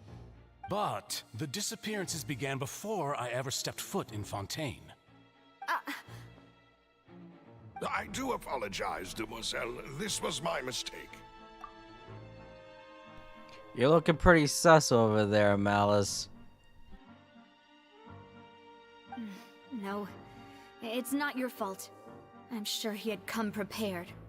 Is there anything else you'd like to say? Would you like to check the date of my first business license against the first known case of the serial disappearances? You can also take a look at my border entry records, or ask my friends and family when I left Snezhnaya for the first time. Could those records and testimonies do something to appease the unspeakable anguish in your heart? Dang, like literally my whole entire interpretation was that he's been living here for so long. That's the whole reason why I blamed him, is because he not only was living here for as long as he was, but he had been part of the organization for as long as he was. I had absolutely no idea that he had just moved here from Shaznaya. That would be useful information. But no, we didn't get anything like that from Marcel. Thanks. Or not Marcel. Marie, or whatever is Marez. That would have been very helpful. Here I am blaming the guy thinking that he's been working with them for so long. But no, he hasn't. Great. Seems like she got the wrong guy. At this rate, Navia will be convicted for falsely accusing him. I think you've done a superb job of dissecting your father's feelings as he neared the end of his life. But aren't you going against all of his wishes and expectations right now? He wished for you to become more rational, collected, and conscientious, instead of dwelling only on your own feelings. Once you've learned to be more considerate of others' feelings, and to stop rushing headlong into things, you'd have met most of his expectations. This isn't just about me, and it never has been. The biggest difference between me and the rest of the victims is that I still have the ability to search for the truth, while that same agency has long been taken from them. The people whose families were destroyed by synth abuse, the people who lost their loved ones to the serial disappearances, and the people who suffered tragic ends due to their sense of justice.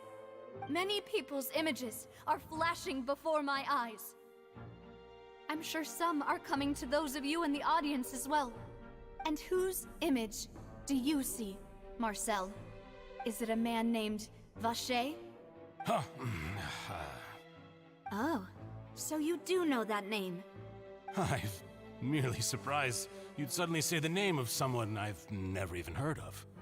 I was waiting for you to say that.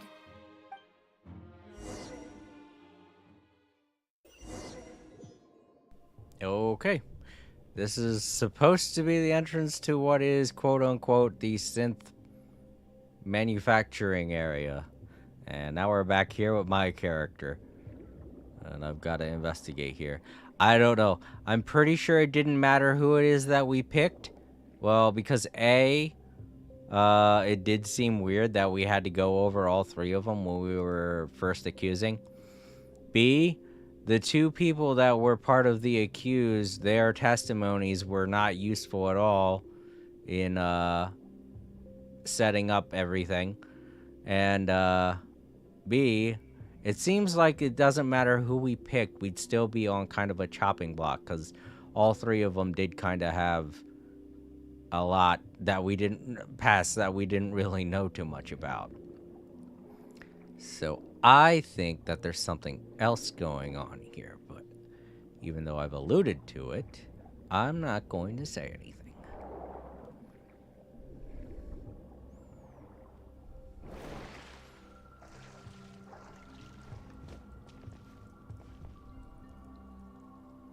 I kind of wanted that sparkly outside of this place, though. Stinks that I wasn't able to get it. Alright, so what's this thing? Oh, that's a new door of resurrection. Wait, party setup. Oh, that's right. I was just immediately put into this dungeon. I didn't get the chance to. Oh, new bad guys. What the hell are these things? Robo dogs, robo puppies. Oh no. Okay, so we got robo dogs. We got. I have no idea what that is. And these weird crab-looking things.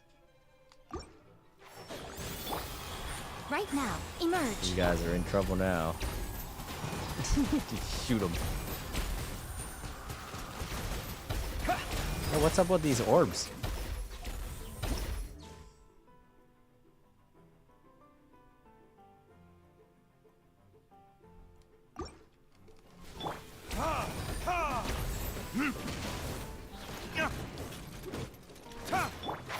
Can't see? I hear everything.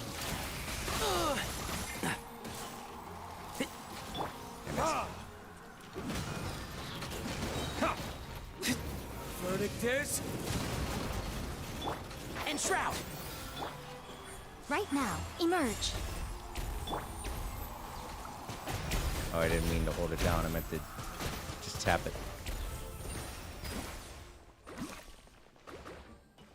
I wonder what my old, my elemental burst looks like. Okay, I guess we start this up. Looks like an elevator. Yep. The floor is going up! Yes, it is, Paimon. Very observant of you. Is it because of this mechanism in the middle? That guy really prepared a lot of stuff for this place. We've seen so many different types of elevators, Paimon. I don't know why you're surprised by this one. This is one underneath water. I guess it's interesting, but still not the most unique elevator we've seen. Paimon thinks we need to go up, but Paimon doesn't see a way. Let's take a look around. Maybe we'll find a hidden mechanism that'll show us the way up.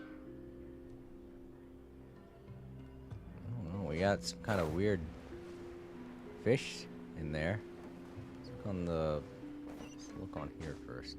Oh, we do gotta go down there. All right.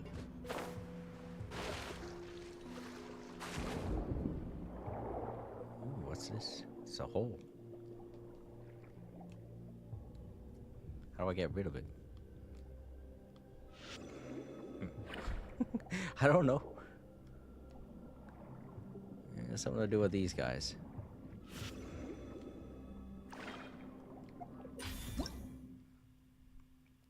Creates a heavy armored shield. Holding it down will continuously expand the shield, and when you release the skill, this will release a shock wave in the direction that you are aiming. Oh, alright.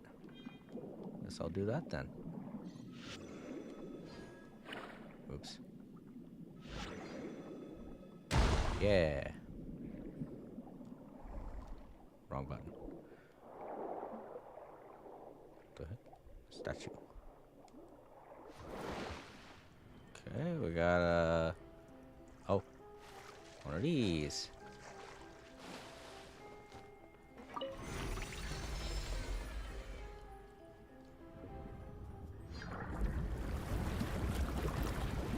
Pumping more water into the... Yep. Okay. And now all the girls are working. Okay. Looks like it's bringing across the bridge. The water level is rising. Now we can swim to the top. But this is still a ways away from where we need to go. What happens if I go up here? Nothing. I was hoping maybe I'd find a treasure chest. Oh well.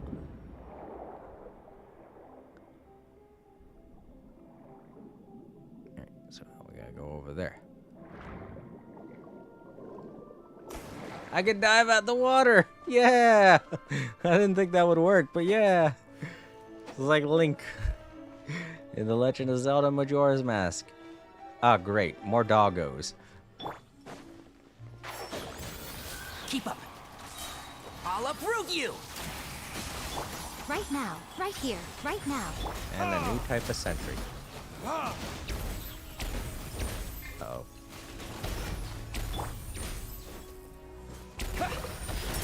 That does extra damage thanks to Yaimiko. Right here, right now. Burn! Water jet! Whoa, what was that? An orb? So I just make an orb? Okay. Water jet! That's not particularly as interesting as some of the other things that I've been able to do, but I guess it's something. Right here. A sight to behold. Another new enemy. Another type of turret.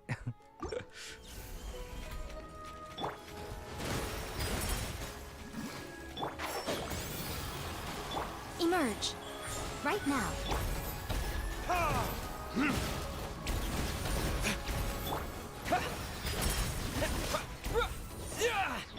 Oh. Emerge. Verdict is... Water jet!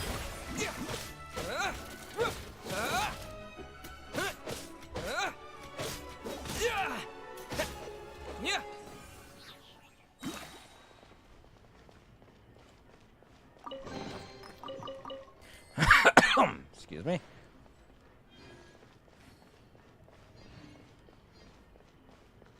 And now the water level's gonna go up again.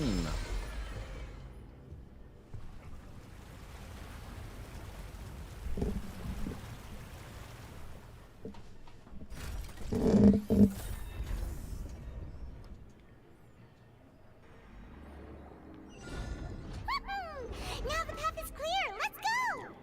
I don't want to look.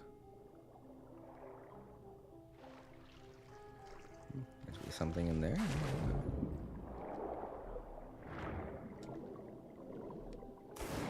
No. Ow. You know, unless maybe it's behind the bookcase and I can jump over.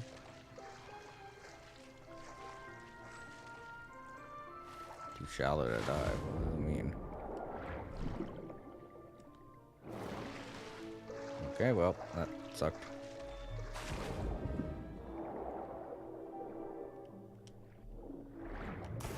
Nope, I can't get over it. That's fine. That's not the way I'm supposed to go then.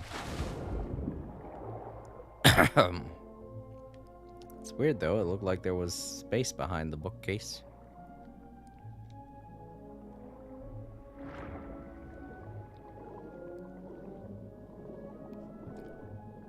Up here? Ow. I could go a little bit too high. Okay, microphone's still working. Sorry, just making sure. Whoa. Okay. Don't want to die.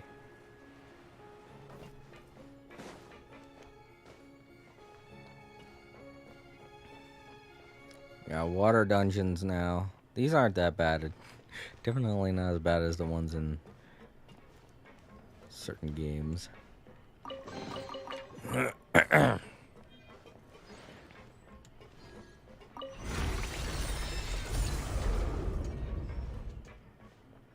Ooh. Okay.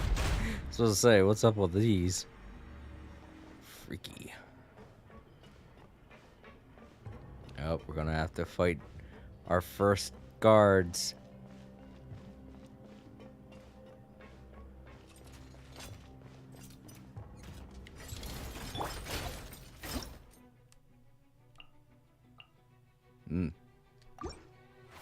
Can't see? I'll uproot you! Each other up. Who do you think? Right here. Emerge. Bombs away! Bombs away.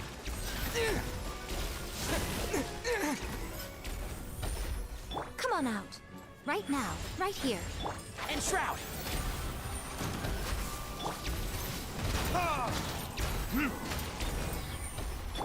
Nothing lasts forever.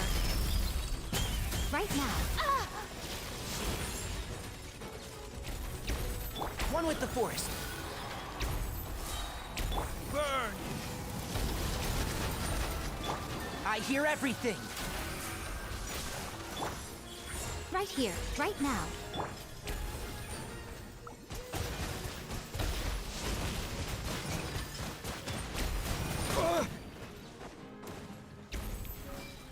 Emerge. Right here. Emerge. Only my character can grab those.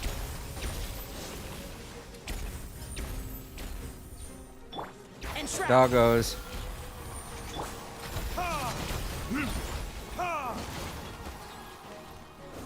A sight to behold. Right here. Emerge. Verdict is...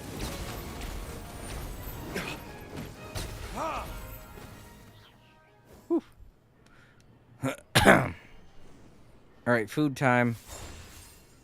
We don't have Barbara with us anymore. We gotta rely on foods.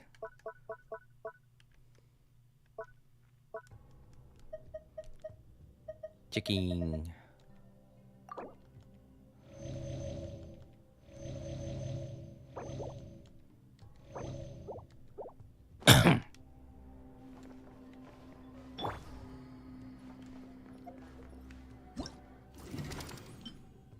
unlock something else out?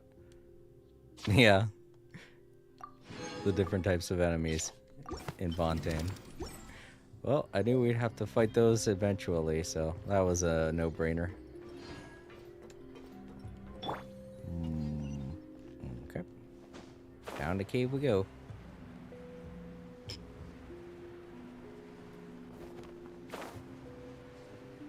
Oh. After all that, we finally made it to the innermost sanctum. Though, as expected, the mastermind isn't here.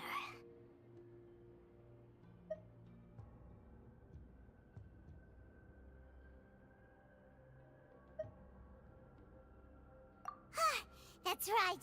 Then let's hurry up and find some evidence so we can get back to the Opera House and help Navia. All right.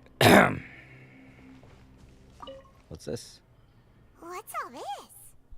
Aw, it's a bunch of really cute things. Pink accessories, a hair tie, a necklace, even a makeup box. Oh, Paimon sees it too, but why are all these cute things labeled with different girls' names? Huh? You mean the girls from the serial disappearances? They were brought here? And then they were turned into water. And all the boxes of things. These names. That means... Oh, this is terrible.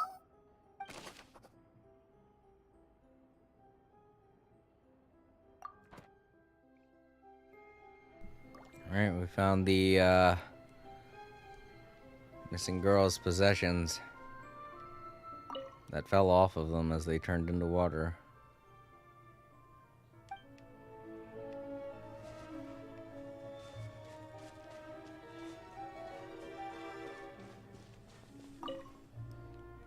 Let's see what's written here.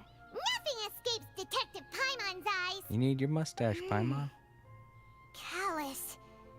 Navia's father. Oh, this seems to be an investigation report on him.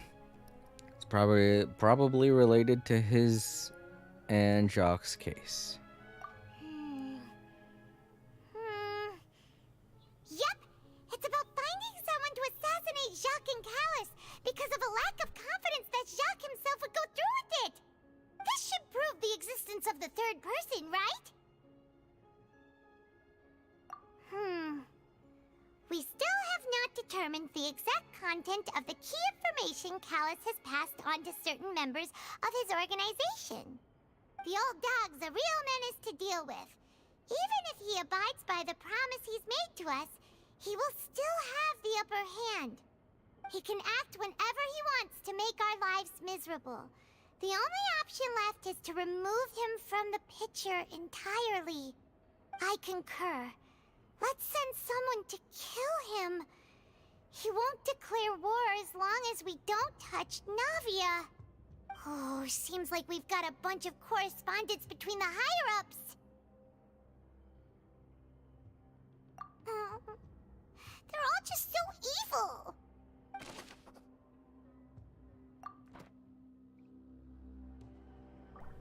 Yeah, see, the biggest problem here is that we only had one person to choose and to blame, but I think that there are a lot more than just one person involved in all of this.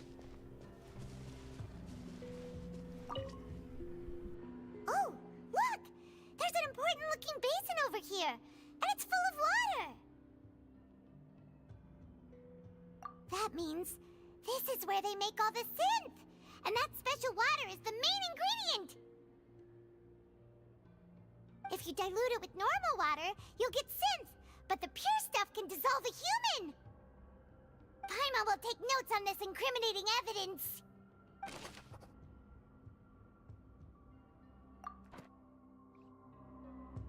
Okay, so we found the synth thing. The primordial water, I mean. That is some freaky ass shit. This is going up. I mean, Nothing will happen to me if I touch it, but I still wouldn't want to touch it. Oh. Invisible wall. I can't touch it anyway. What's this over here? Looks like some kind of place for research. Experiment number 16 aims to verify Jacob Ingold's research conclusions on the primordial sea and use his theory as a foundation to achieve a breakthrough. The experiment was a failure. No individual managed to resurface from the water from the primordial sea. Female specimens 22, 23, and 24 were dissolved.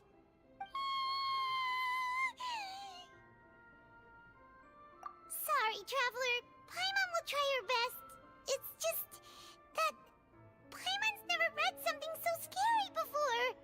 How can someone write something that terrible in such a matter-of-fact tone? You read the rest. Paimon's too scared to keep going.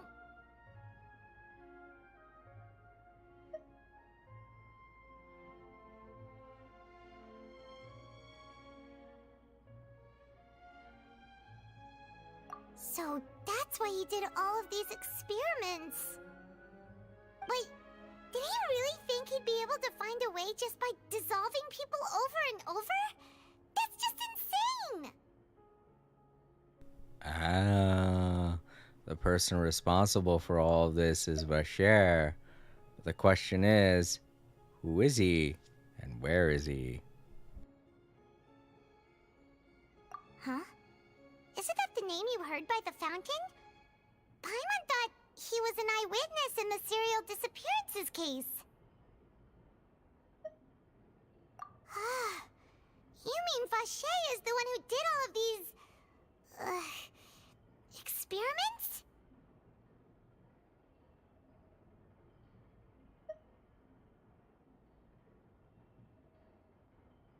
So that's it! Vache was no victim, but personally took his lover and... No, that's not it either! If that's the case, why would he want people to resurface from the water? In any case, Paimon will write it all down. It's likely because when we were speaking with the Sealy underwater, she said that she had gone on many adventures with this person Bashir. So it's a possibility that the two of them were adventurers and they discovered this place but had no idea what the primordial water was. And when she touched it, she dissolved, and he's been trying to figure out a way to try and get her back ever since then. And in order for him to keep trying to research and trying to get her back, he's still trying to keep everything under wraps, as much as everyone's been discovering it. Well, I mean, yeah, Paimon's not really a detective, though, is she, Time Lords? Even though she pretends.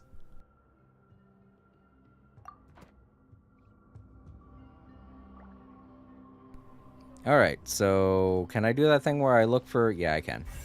Am I missing anything? I am, over here. Sorry, I tooted. Whoa! There's so much synth here! And so many bottles of ingredients that probably just contain the waters of the primordial sea. Mixing in progress. Ready to drink? Stock sample? Huh. They've also got all the synth pretty clearly labeled. You know, of all of that, it also explains why he's only kidnapping women. Or why they're only kidnapping and using women in these experiments. Because the guy is trying to bring back a woman, so he wants to try and use this on as many women as he can. And I guess the failed experiments, I guess the failed experiments go to the nobles so they can drink them. I don't know, this is all really creepy. Whoa! There's even fruit-flavored synth? Paimon. What the fuck? She's like, yo, I can vape some fruit? What the hell?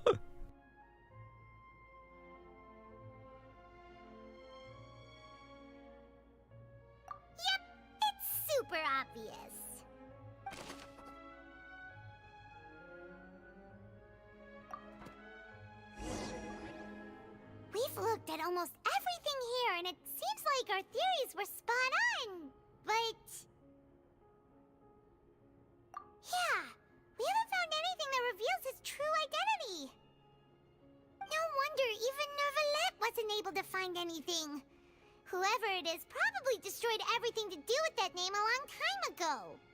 That way, even if we bring all this back to the opera, we won't be able to identify the true culprit. Well, there is one thing, because this has been going on for decades, it has to be somebody that's really old.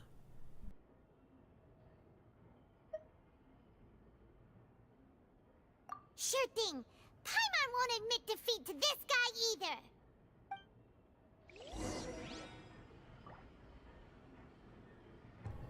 Okay, when all... Wait, what did that say? Oh. Alright, now we got more stuff to look around for. You take that side and Paimon will take this side. Check everything carefully. We'll find something for sure. Time Lords said. Bashir Litriel means the village cowherd. Ugh. Nothing at all. And Paimon can't even find snacks either.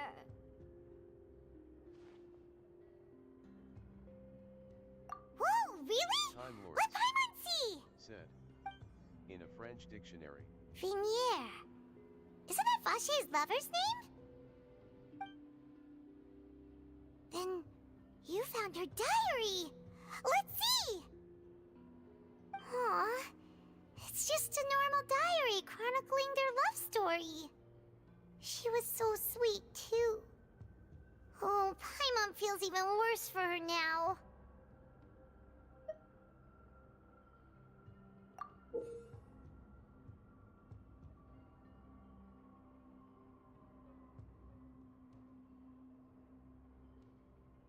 So many! A whole page's worth! But they're all crossed out. Was she unhappy with all of them? The final name she decided on was... Marcel. Wait, but Marcel's pretty old. Has this case been going on for so long that he's Vache and Vinier's grown son?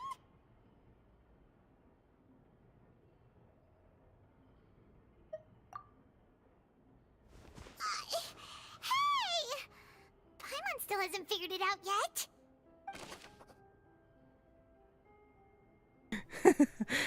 I like that. Paimon still hasn't figured it out yet. And whose image do you see, Marcel? Is it a man named Vache? Oh, so you do know that name. I'm merely surprised you'd suddenly say the name of someone I've never even heard of. I was waiting for you to say that. Navia! We're back! As expected of my partner. I just knew you'd return in the nick of time. Just how often do you intend to flout the rules of this court? It's all right, Monsieur Neuvillette. Given their confidence, I expect they've found the crucial evidence.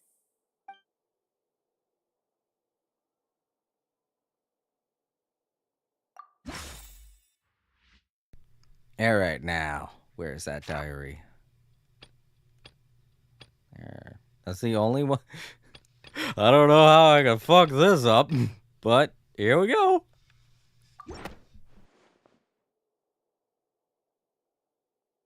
I did? Did I not? I didn't read it. What was it that I just looked at? Why did I... Oh. I don't know how I fucked that up. I guess I probably should have read it before picking it. It looked like the only option, but I forgot that we could choose from items too. All right, here's the... No, that's not the book. Is this the diary? Yeah. Okay, and the book of names is on the back. Or at the end, I think. I forget.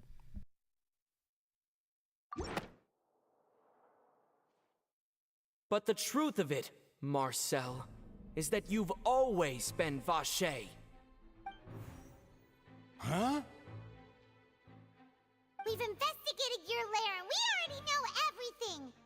After your lover, Vinier, was dissolved, you kept abducting young women to experiment on the hopes of bringing her back to you! You even created Marcel as a new identity and destroyed all records of your past as Vacher! So that's it. Even the villains in opera performances rarely go that far. And with that, Marcel's motive has now been established. This information regarding your past also dismantles your prior timing defense. Okay. I was sitting there thinking that too. I was like, alright, he just straight up lied. He created a name Vacher, like,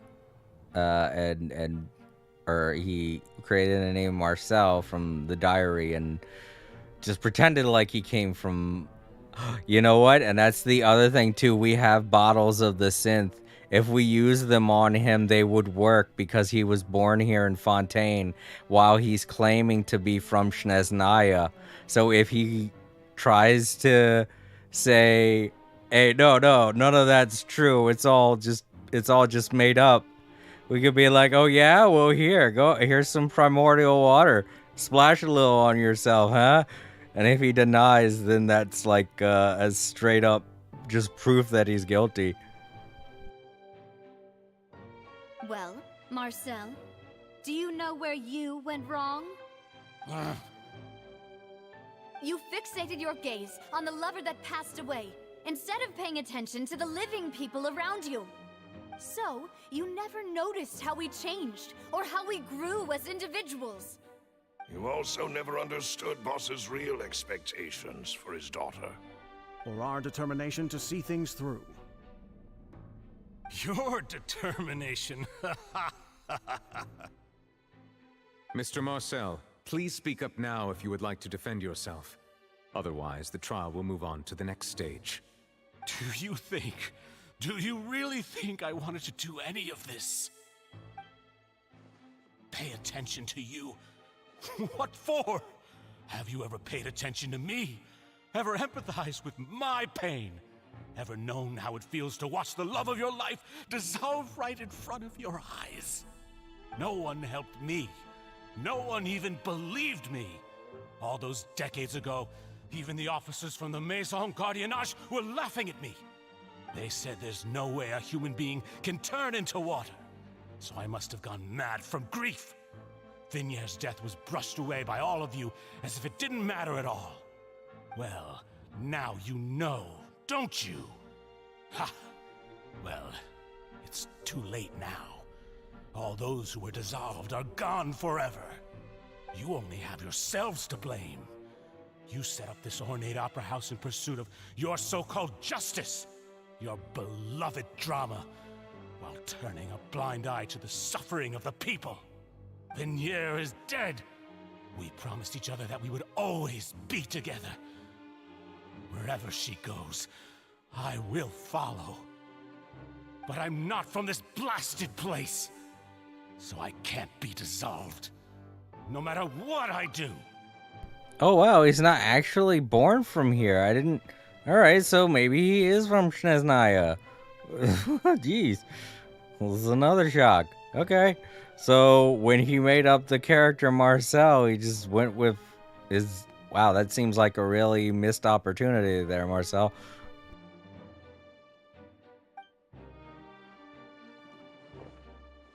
Hey, is that water from the primordial sea that he's drinking? I can't dissolve! Can't dissolve! Can't dissolve! Do you all see? I can't go! I can't follow! So if I can't go where she is, what choice do I have but to try to bring her back? I did all of that, and in the end, that accursed Callus still got the better of me. I spent my entire life living on pins and needles, only to get stabbed by his idiot daughter at the very end. The suspect is exhibiting signs of mental distress. Guards, please restrain him. Don't touch me! Don't anybody come near me! I still need to save Vinier. A promise. We made a promise. Vinier. Please, Vignere, don't think badly of me. All I want to do is fulfill our promise. At this point, the verdict of this trial is clear. With Mr. Marcel's conviction, the charges against Mr. Tartaglia no longer have any basis. Fine by me. I was in a bad mood, but after a show like that, I'm actually feeling pretty good. Traveler, please submit all the evidence you have collected to the guards, so that I might review and summarize the truth behind the serial disappearances case. The man now known as Marcel was originally named Vacher and worked as an adventurer with his partner and lover Vignere. During an underwater expedition, Vignere accidentally came into contact with water from the primordial sea and was dissolved in front of Vacher as a result. Vacher learned of the primordial water's existence through the work of others and began to kidnap young women for research, with the goal of discovering a method to restore Vignere back to life. To cover his tracks, he invented the new alias of Marcel and began to operate a business in Poisson.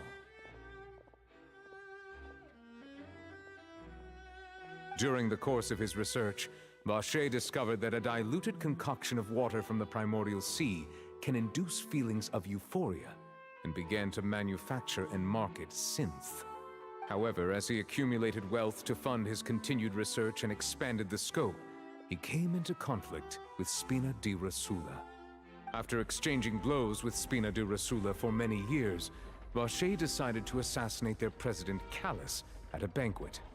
Although the assassination did not go as Vacher expected, he was able to turn Callus into the murder suspect by dissolving the assassin he sent to the scene. And just recently, Vacher attempted to frame Linny as the culprit of the serial disappearances case, using a similar method. However, his attempt to frame Linny failed, and the power of water from the primordial sea became public knowledge. This case also exposed enough of Vacher's machinations that he was eventually successfully charged in court. Thus concludes the enigmatic history of the serial disappearances case, with the truth revealed to all. Oh, come on, we deserve more applause than that. The oratrice will now deliver the final verdict regarding the charges against Mr. Vacher.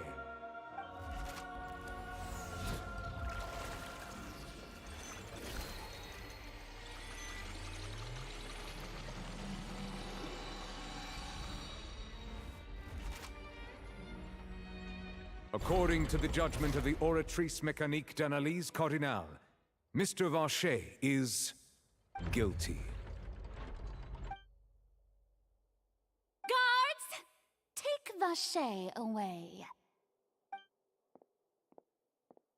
Good. It's what he deserves. With that, the serial disappearances case is over now. We really just witnessed history. Who would have thought the true culprit would be such a polite and well-spoken guy? Yippee! We helped Navia bring the bad guy to justice! He's hurt so many innocent people and now he's finally getting what he deserves!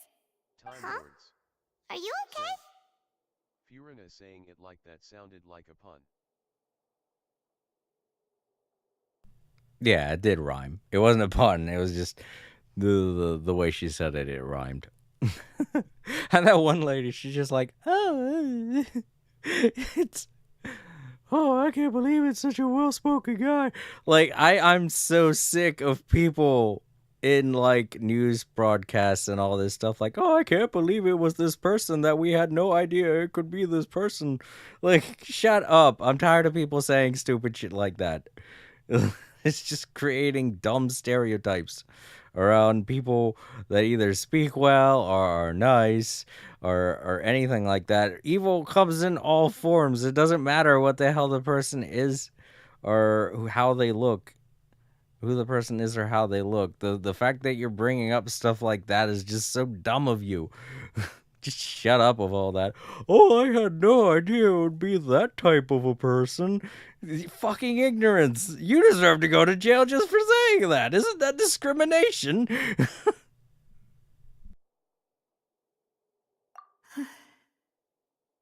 Demoiselle, you were absolutely brilliant. The day our late boss had always hoped for has finally come. You can rest easy now, knowing justice has been served. Yeah. Yeah. It's finally over. It's all thanks to you guys. And my partner. See, Papa? Spina di Rosula's still doing well with me at the helm. Well now, hasn't this been a most delicious piece of drama? The villain has been caught, justice has been served, past wrongs have been righted, and it's a big ol' happy ending. Since it's been such a great show, I'll just let the false accusations against me slide. Either way, I've still got some business to attend to, so if you'll excuse me... Please wait just one moment, Mr. Tartaglia. What now? None of this has anything to do with me.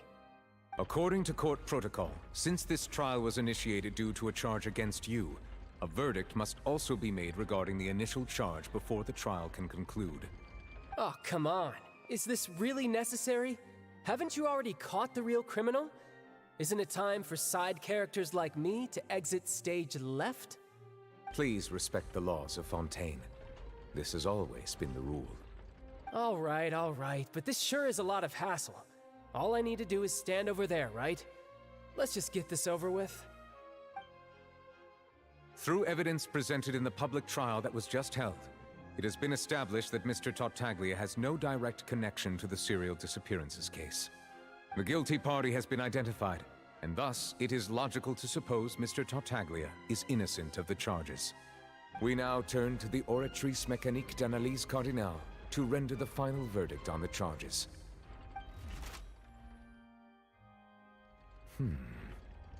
According to the judgment of the Oratrice Mécanique d'Analyse Cardinale, Mr. Tartaglia is guilty. What? Hey! That's not funny! Didn't you just say I'm supposed to be innocent? What's with this verdict?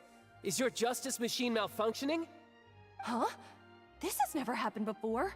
The Oratrice actually returned a different verdict from the Chief Justice. I mean, have you ever heard of an innocent Fatui Harbinger? Do you think the Oratrice might have just convicted him on general principle? Oh, I think I know how the Oratrice reacts. I think it plays on the people's emotions. The people in the audience. And since they all already harbor hatred towards Fatui, it's going to convict him guilty regardless of anything that's brought up in the sentencing. Regardless of any actual facts. Ooh, there's something wrong with the machine. We have to fix the machine. But weren't the charges about the serial disappearances case? No matter what else he's guilty of, it shouldn't affect the verdict in this case, right?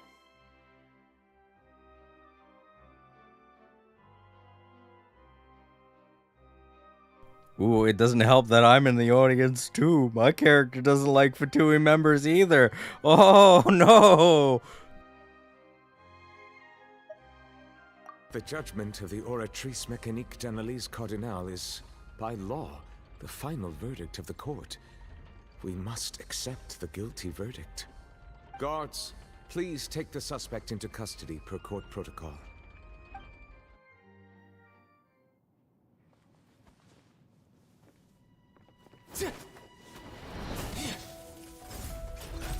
So this is how justice is done in Fontaine. What a joke. You've got your rules. Well, I've got mine too!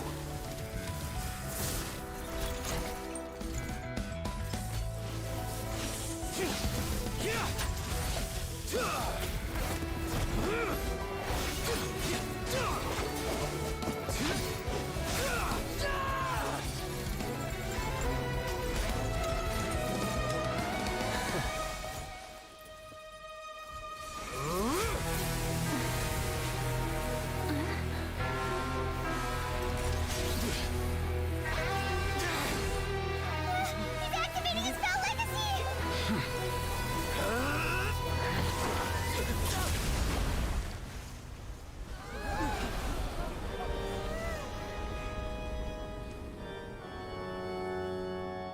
am sorry. If you have been wronged, we will find the truth. But the rules of the court must be upheld.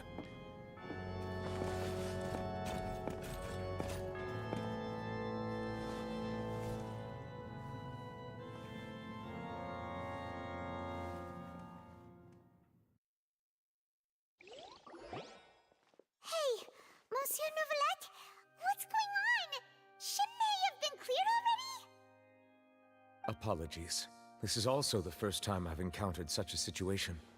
However, according to the rules established at the conception of Fontaine's court system, the Oratrice's judgment is the final verdict of the court.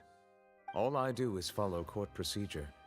As for why the Oratrice arrived at the conclusion it did, you should probably ask someone more knowledgeable than me.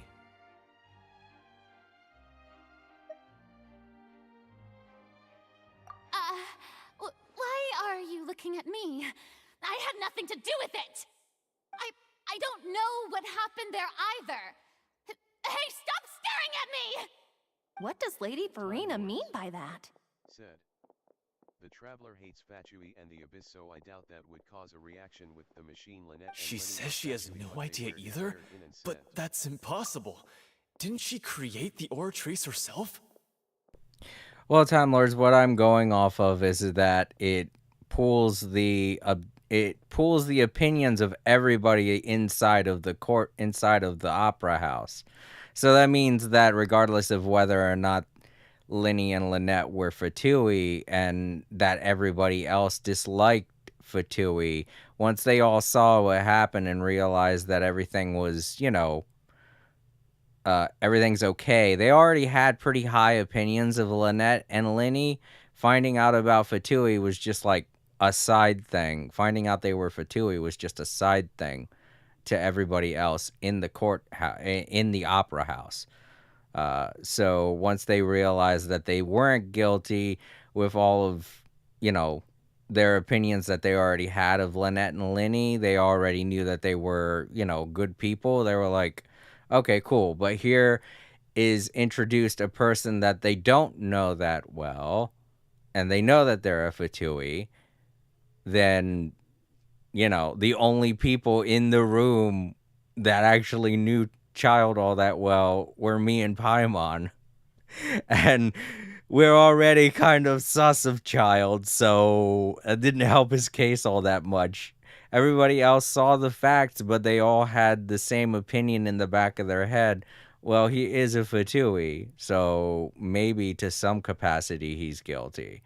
Yeah, that was probably enough for the machine to go off of and, make a verdict completely opposite from the facts. Yeah, so are the verdicts reliable or not? Can results like this really be called justice?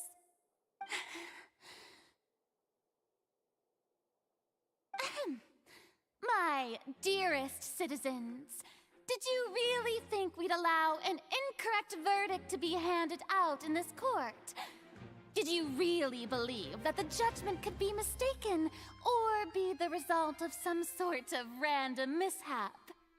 Don't tell me you thought even I had been blindsided by the Oratrice's result. But the way she looked just now, it was pretty obvious she had no idea what was going on. However, given the state of things, I shall give you an explanation. Everything that just took place, including my supposed shock and bafflement, was a part of an elaborate performance, with every action meant to stir up drama and excitement. And, of course, for every performance there is a script. Everything has unfolded exactly as I expected from the very beginning. As the embodiment of the very concept of justice, the Oratrice shall never render an arbitrary judgment! If you thought Child had nothing to do with the serial disappearances case, it is only because you've been blinded by the superficial appearance of innocence. Everything he's done, not to mention the danger he poses, are beyond ordinary comprehension and completely unforgivable! All shall be revealed in time. You will come to understand my noble intentions, as well as the absolute correctness of the Oratrice's verdict.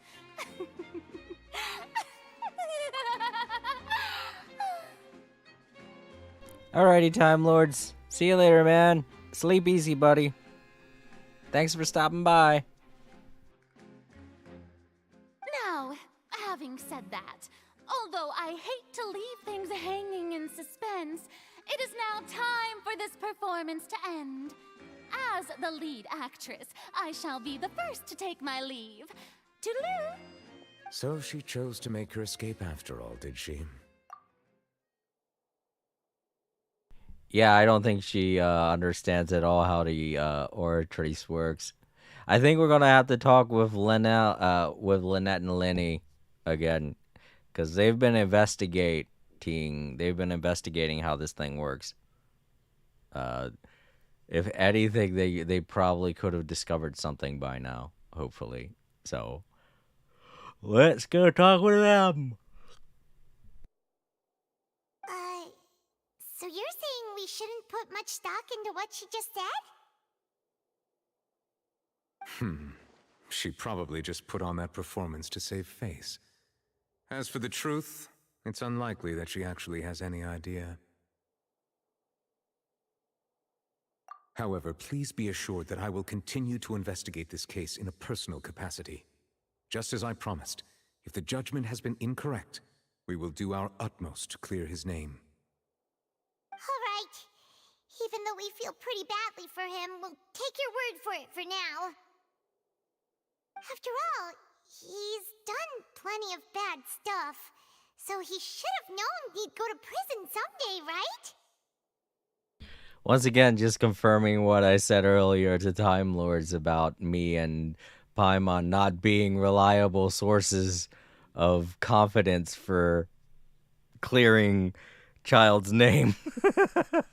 We still kind of don't trust Child to some capacity, so if you were to ask us if he's guilty or not, we'd just be like, yeah, he's innocent. I don't know. Please don't put me on the spot, because we don't know too much. We do know a bit about him, but we don't know if he'd be incapable of being part of something like this. That's the thing. Oh.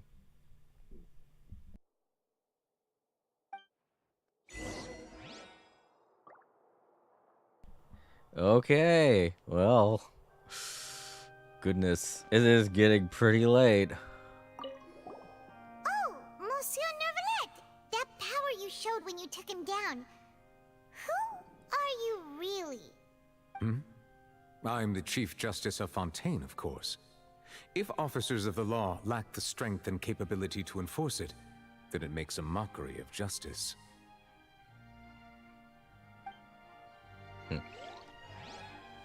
Oh, what the hell? It was like an invisible wall there for a second. Oh, can I talk with everyone else? Will they say, oh. No, I don't see anyone with names over their heads. Well, this is interesting. Now we gotta leave the opera house. I don't know if that's going to end the chapter or not. I feel like they're setting it up for an Act 3 that probably isn't unlocked yet. But we'll leave the opera house just to make sure. I don't know if this is going to continue or not, because the last act was about 8 hours long, or at least it took me 8 hours to do. So this one might go on for a little longer. If not, then, you know, we'll see.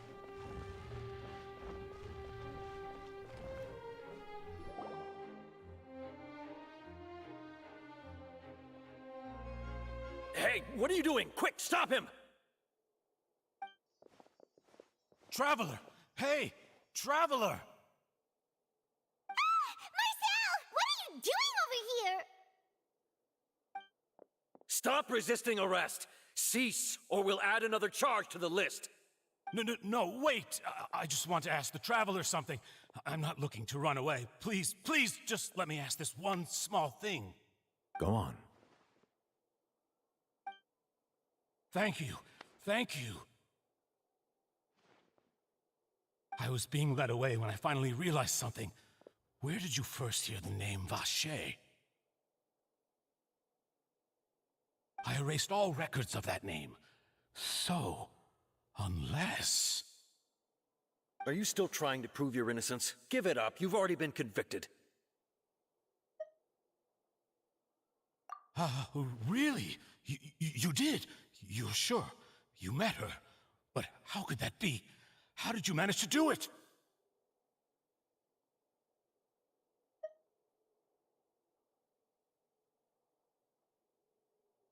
The Fountain of Lucine? Then she's been so close to me all along. And I just never... Please give me a chance to talk to her again. Just let the Traveler take me to the fountain to see her one last time. This is the last request I'll ever make in my life. You can do whatever you want to me afterwards. I don't care.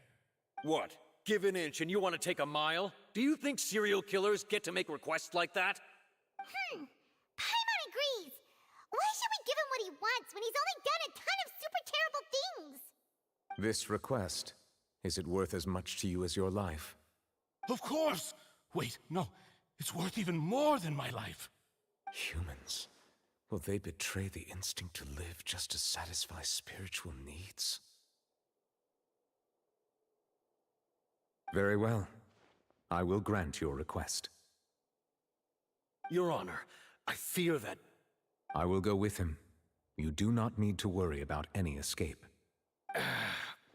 In that case, I shall leave him in your most capable hands, Chief Justice. Thank you, Your Honor.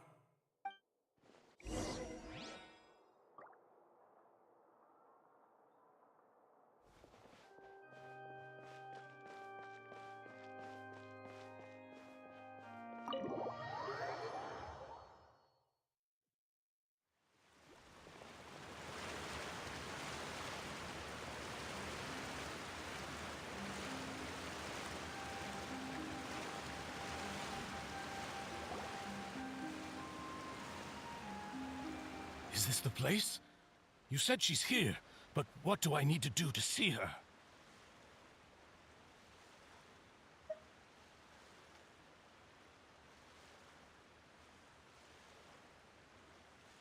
Yeah, and even Paimon could hear her after drinking that thing. Didn't you just drink a lot of it on the stage as well? Oh, in that case... Vache! Ah! Yes, that's it! So you heard it too!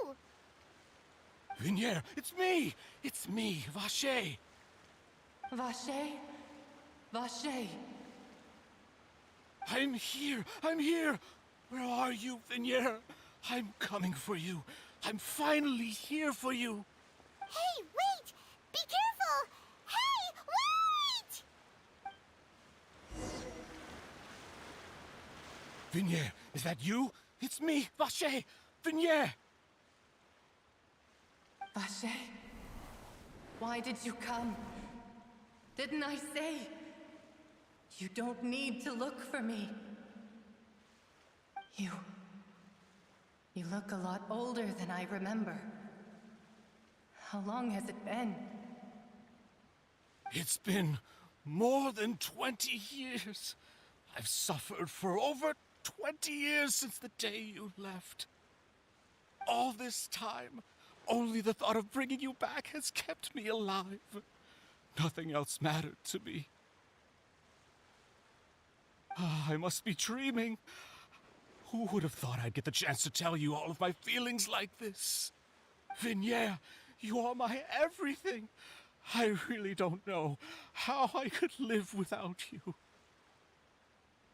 But Vache, if you ask me, this world would be better off without you.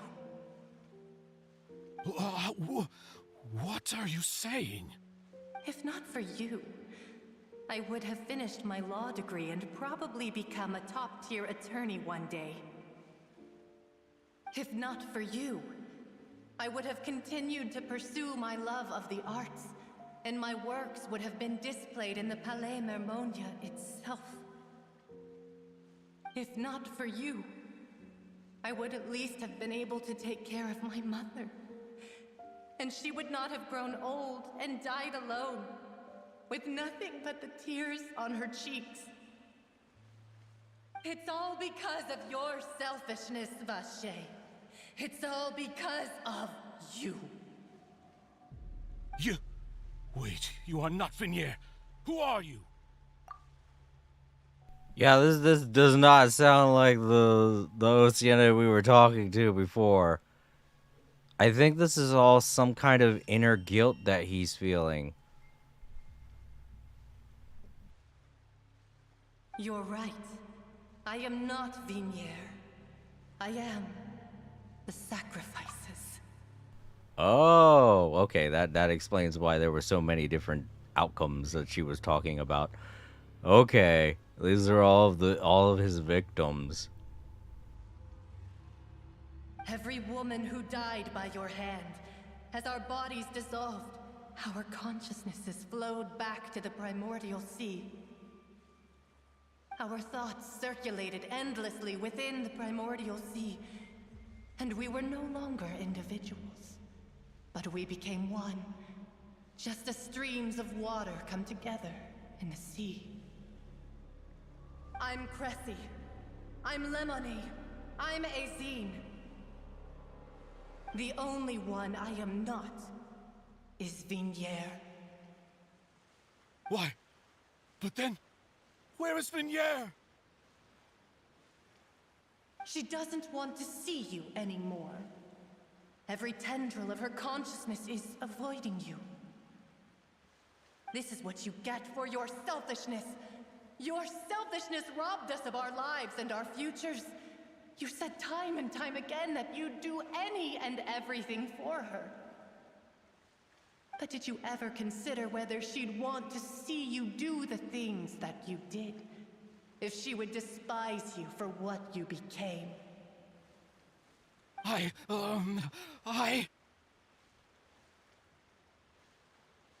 You are a liar, a heartless murderer, and a cowardly narcissist.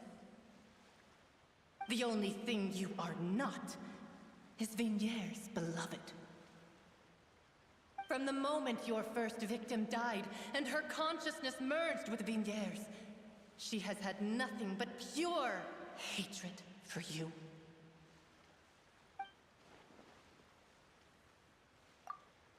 Oh, also I'm here. I was just like, oh, okay, I guess I'm here too.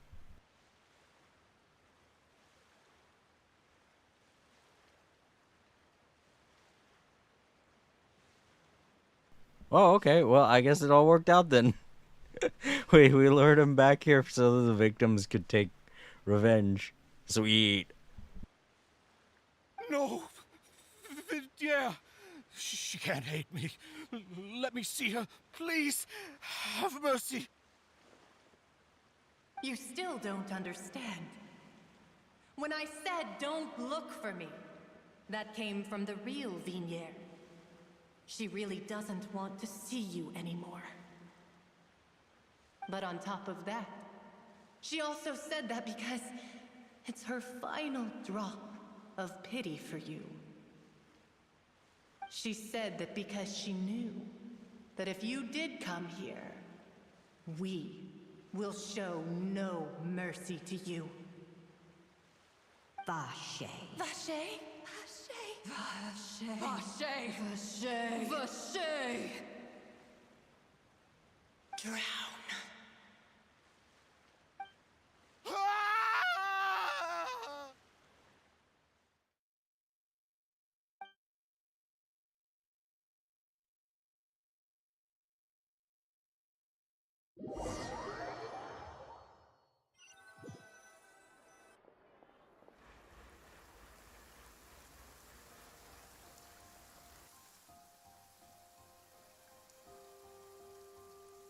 Finally, we have some time to do shopping.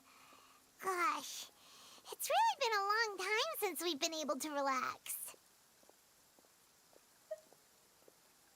Ah, well met, partner. I knew something great was going to happen when I woke up in such a good mood today. Even this weather can't put a damper on the demoiselle's mood. It's a pleasure to see you both again. Oh, hey, Navia! It's been a few days. Paimon's already started to miss you. Oh, now that I believe. I'm easy to work with and always bring home the bacon. Who wouldn't treasure having a partner like me? Sounds like you're really enjoying life these days, Navia.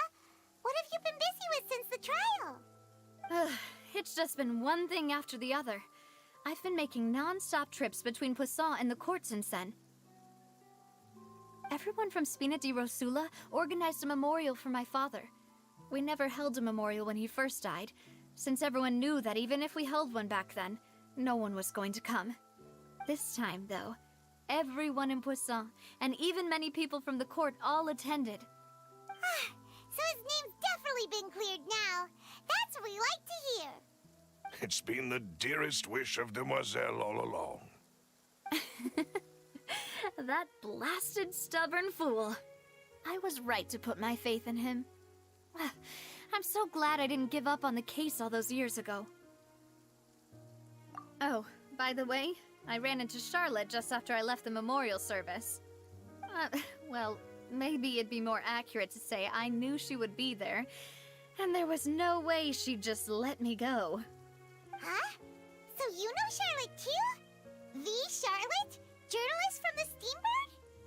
Yeah, way back when I first became the president of the Spina di Rosula, she was all over me. Wouldn't take no for an answer.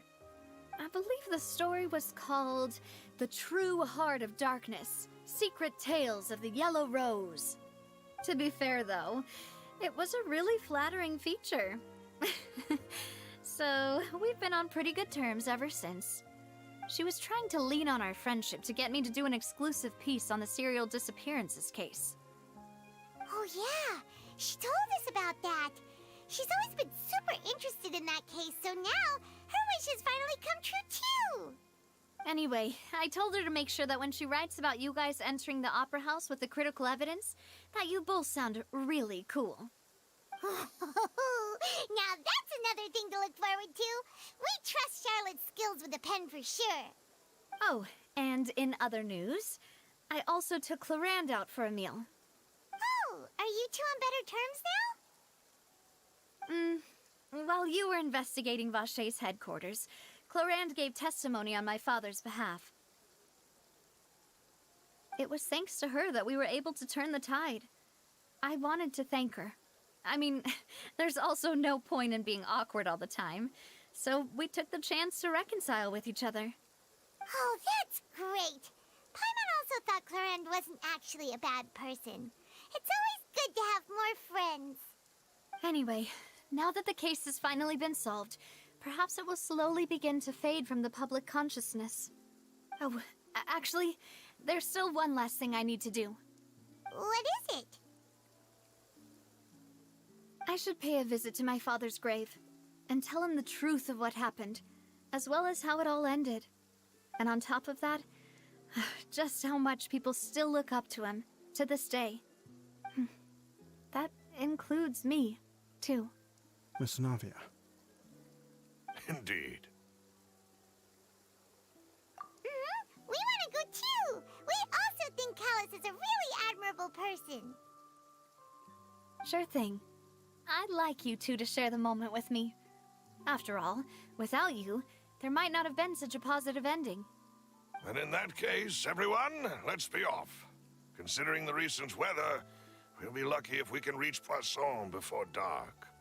Yeah, you're right. It's been raining non-stop for a few days now.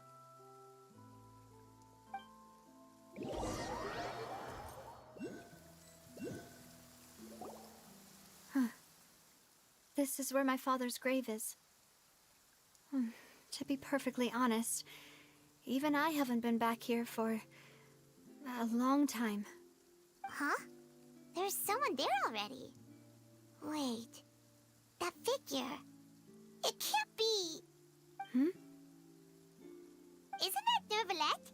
Why would the Chief Justice be here? Huh? Navia?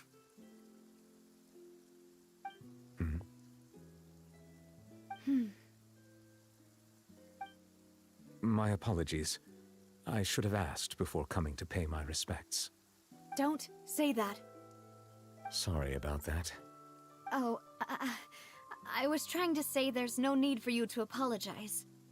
I wanted to show my father how much I've grown, but still, I doubt I've grown to the point that even the Chief Justice would feel compelled to apologize to me over and over.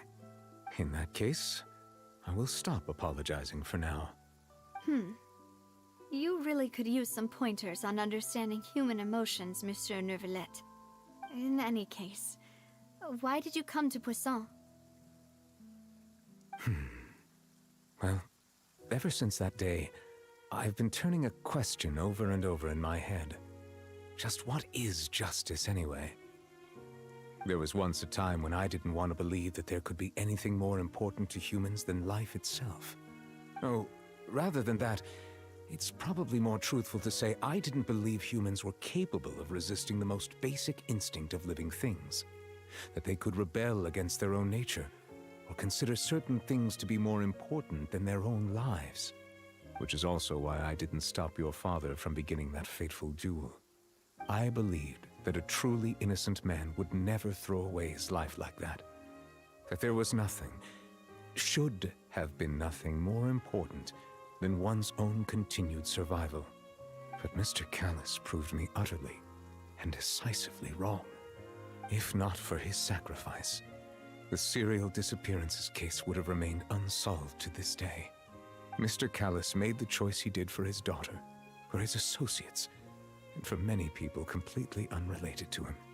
And in the end, from a certain perspective, one could say that he did it all for the sake of justice. A justice that's higher than life itself. So, you asked me why I came here. I just wanted to say my apologies to Mr. Callis in person. I should have noticed all of this much sooner. This regret has filled me with a sadness that has haunted me for days. That high and mighty chair in the opera Epiclese indeed insulates one from many important things. Spina di Rosula, thank you so much for your hard work and perseverance. I'm sorry for being mad at you before. So, you're actually one of those types that's cold on the outside, but pretty thoughtful on the inside, huh? That reminds me of Silver, one of my guys. Sorry about that. Self-expression is not one of my strong suits. Didn't I just say you don't need to apologize? So Navia and Neuvillette seem to have made their peace as well.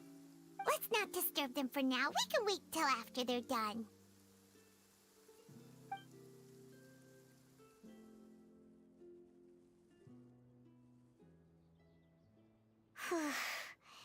Paimon's never paid respects at someone's grave before. Did Paimon do anything rude there? Huh? Oh, Paimon didn't know that was a thing. But Paimon doesn't know what she would do if she can't fly. Oh no. Paimon hopes Miss Navia won't be too mad. Look at my character's face. Just look at it. It's just like, yeah, I made her believe that. I guess let her good. Anyway, Neuvillette is still standing around there. It's not often that we can catch him alone like this, so why don't we go talk to him for a bit? If we can't talk to Lady Farina, we can at least talk to him, right?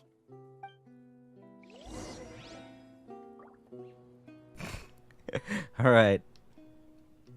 Yeah, start walking on the ground more, Paimon.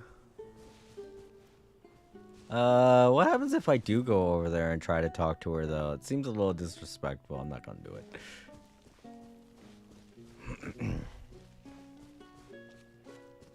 Just push him off. Let's go down the hill. Woo!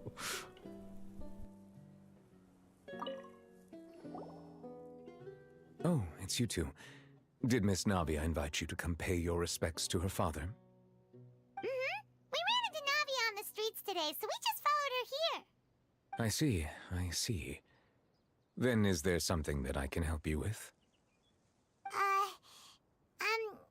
Well, it's pretty hard to run into you like this since you're usually super busy. So we figured we could try to ask you a few questions, if that's okay. Please feel free. Though outsiders, you helped us solve one of the greatest mysteries in Fontaine, and it would be my pleasure to return the favor.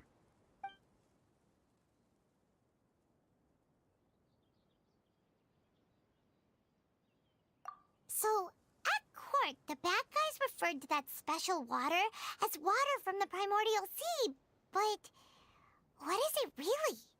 Truthfully, that name is already quite accurate. I can only surmise that Vacher and his ilk only learned of its nature and existence after extensive research. There used to be a special sea on the surface of this planet. The nature of its seawater was rather different from that of the sea we know today. Most of Tevat's life forms were first born in that special sea. You could say it nurtured much of the life on this planet. Huh. So it really was where everything began. It makes sense to call it primordial then. But today, the primordial sea no longer exists on the planet's surface. What Vacher discovered must have been some kind of special case, or a remnant from a truly ancient age. Huh. So that's how it is. Oh, you really know everything, Monsieur Neuvillette. But if that's the case, then why would people, at least people from Fontaine, dissolve in that kind of water? Indeed. Why would the primordial sea, which was known to engender and nurture life, suddenly reverse itself and devour life instead? To be frank, that also doesn't match my understanding of this world and its laws. There must still be some unknown secrets around the people of this land. Is there anything else you'd like to ask me about?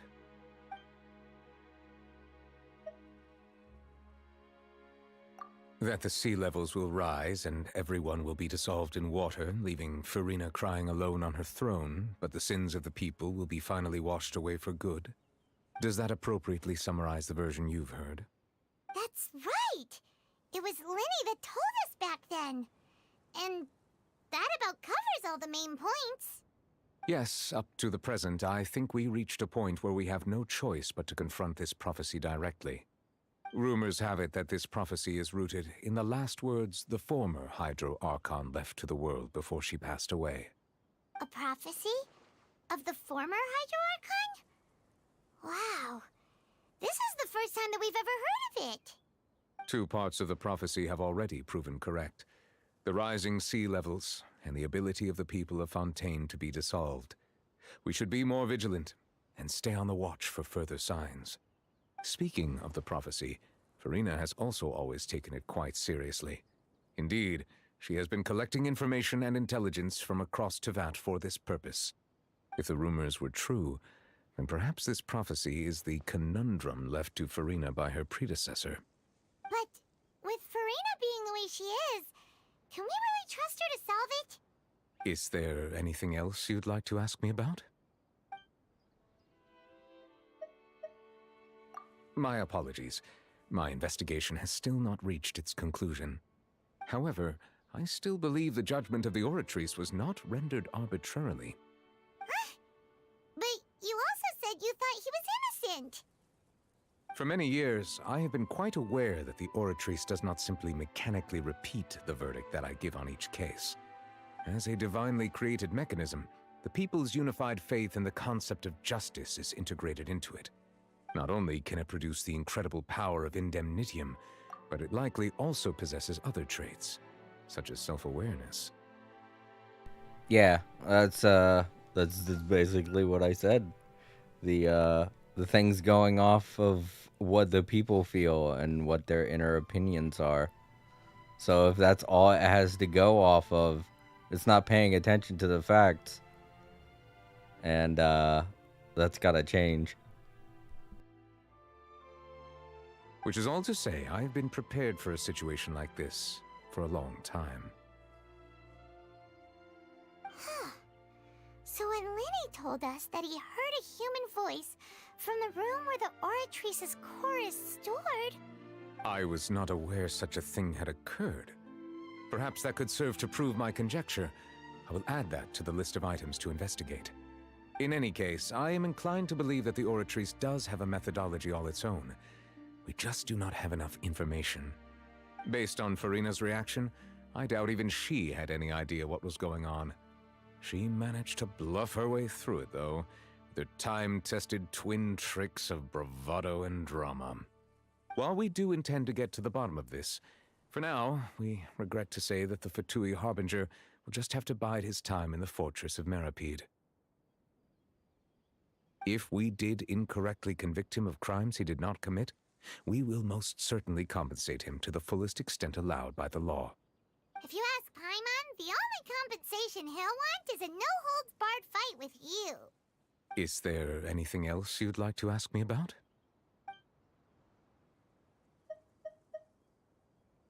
Your sibling, another blonde-haired traveler. I'm sorry, but I've never seen anyone who matches that description. If she ever stepped foot in Fontaine, I'm sure she followed our laws to the letter, and had no reason to appear on the stage of the opera Epiclese. Is there anything else you'd like to ask me about?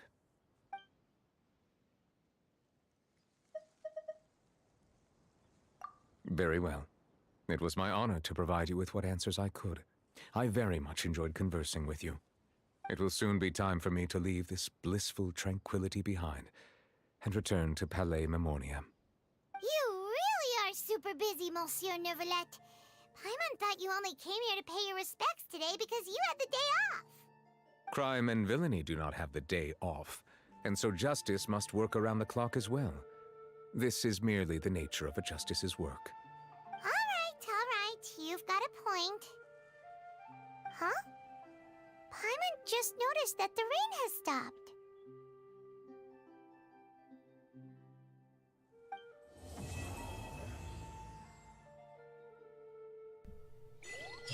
Alright, that's Act 2. And I got my first thing that's supposed to help me out with my abilities. I'm going to use it in a minute. I see a sparkly over there. I want the sparkly. There's another one of those weird black orb things. Cool, I got it. I don't know what it does, but I got it. Didn't mean to do that. Oh, look at that. They're making music. The Angry Birds are making music. Oh my god, they do look like Angry Birds. The little blue ones. Your beaks like the Angry Birds. They're gonna fly away now. Yo, man! Ah. Oh no. I can't tell what's going on. I'm trying to get the... Trying to get the sparkly. I'm stuck in a wall. I'm stuck in a wall. I'm stuck in the wall. I climbed out of the wall. Oh my god, this is so hard to get. I kept seeing it during the cutscene and my brain was like, I gotta get that. It's right over there. Almost got it. Gotta be careful.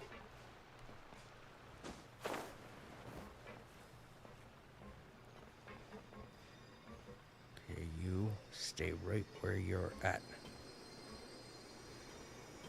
No! Damn it! Son of a... Let's try that again.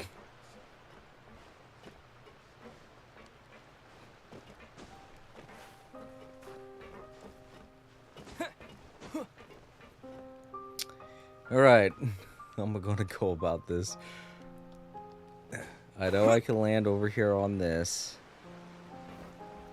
Alright. Okay. There we go. Alright, so I'm just gonna jump for it and hope I don't miss. Alright, yeah. Got it.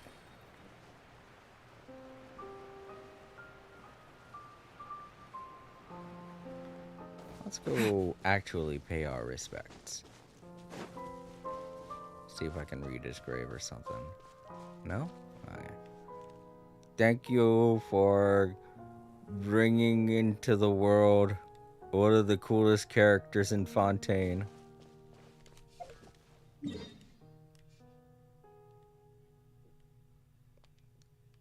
Right, so... Oh. The other part of the map is over there. I could try and go over there and get it. But I think I'll save that for next time. Since Act 2 is done, I think that doesn't... Yeah, that leaves me with... Oh, we got these two. These are side quests, though. These are probably related to the fact that I've completed the Act 1 and 2. So that's it for the Archon quests until... You know... Oh yeah, I also have to... myself my first constellation. Picking up source water droplets will restore 2 energy to the traveler. Oh. Requires it. Oh, yeah. Oh, I got new voiceovers too. Probably dealing with Fontaine and everything that just happened. I'll look over them some other time. Maybe during a chill stream or something.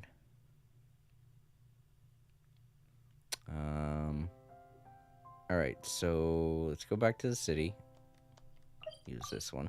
Get over to my resting place a lot faster. Oh, night really fell pretty fast. Hey, Catherine. Oh, it's Catherine again. This one must be a puppet too. Now we're acknowledging this? Okay. Perhaps. There shouldn't be... There shouldn't be another possibility that it's Nahida in there. No, I don't think so. Is there something I can help you with? Are you looking to take on a commission or send one out? I'm just taking a look. I see. If you've run into any guild-related issues, you can... Oh, damn it. I don't know. I will provide the utmost service for you and answer all answerable questions.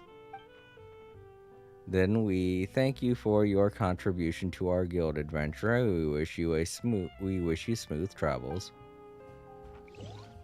Okay. Another horizon of adventure. Ad Astra Abyssosk. Welcome to the Adventurers Guild. Alright, it's not Nahida. She's done teasing us with Catherine.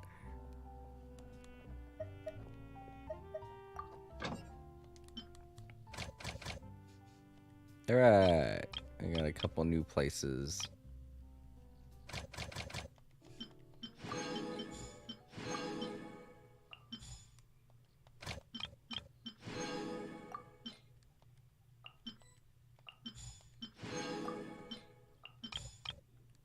I'm not doing that. Whenever that happens, that's not me.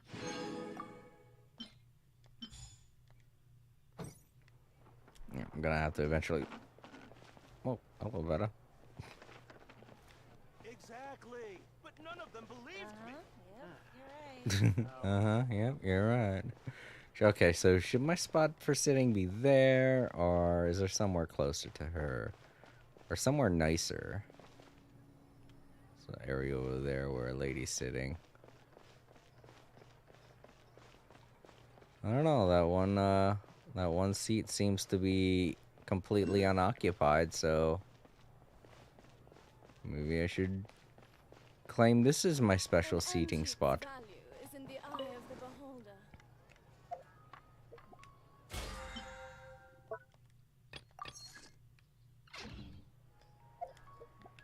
And since I completed that other Archon mission, I'm going to get another wish. Got something in Fontaine.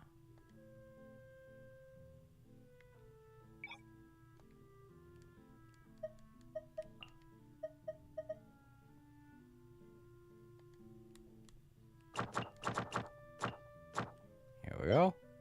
Yep. And a wish. Woohoo! Got wishes out the wazoo. Alright.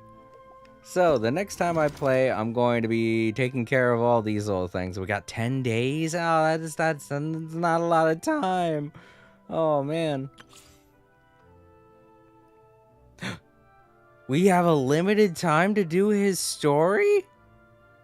Usually the story quests aren't limited. Oh my gosh, I gotta get some keys.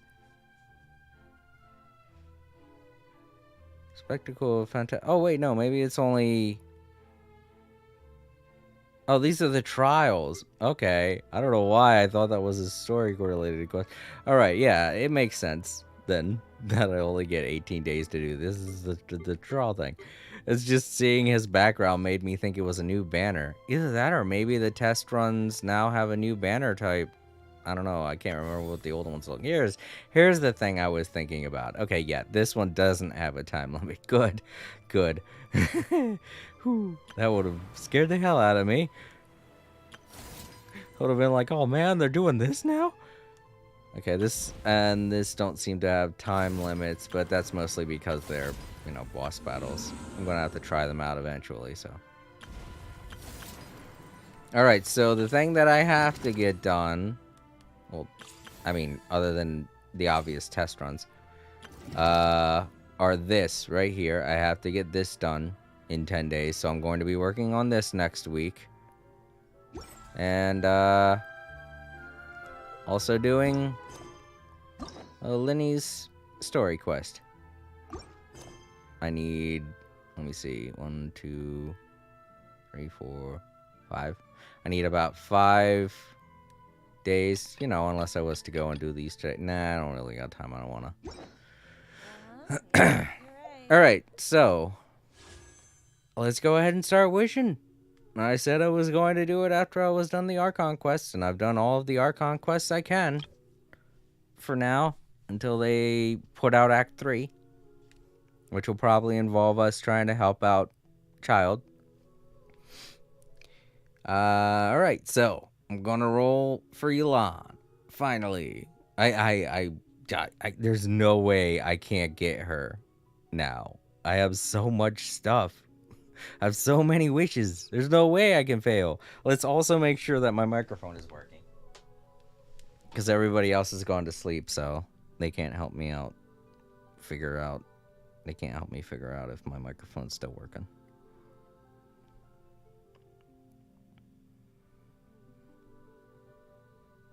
Hello, microphone. Are you working?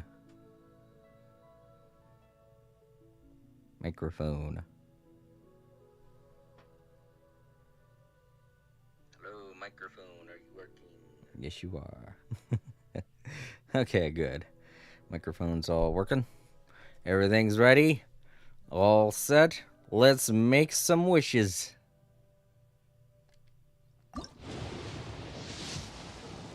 Oh boy, what did I tell you? What did I tell you? Yeah, this is exactly what I wanted.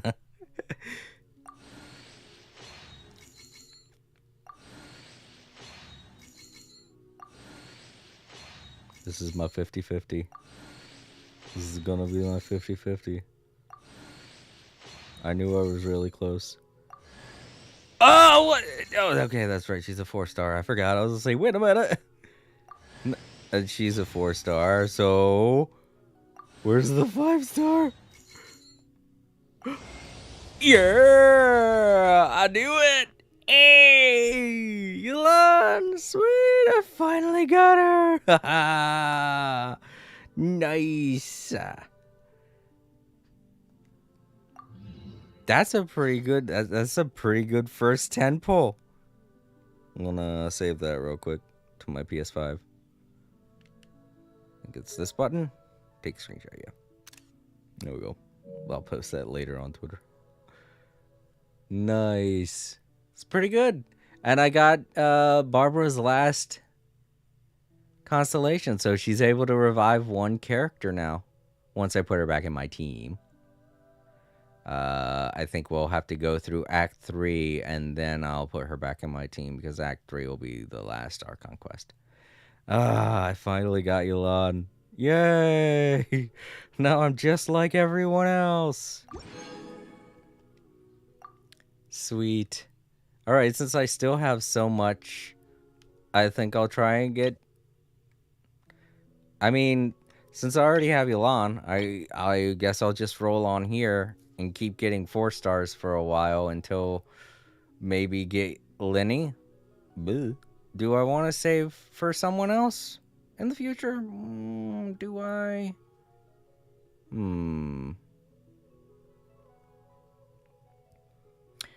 I don't know. Oh, darn, we still have so many characters, and I know that Navia will be one of the characters that I'll be able to roll for. She does look like fun. Nah, I'm gonna let's try and get Lenny. We're gonna have both of them, Lenny and Lynette.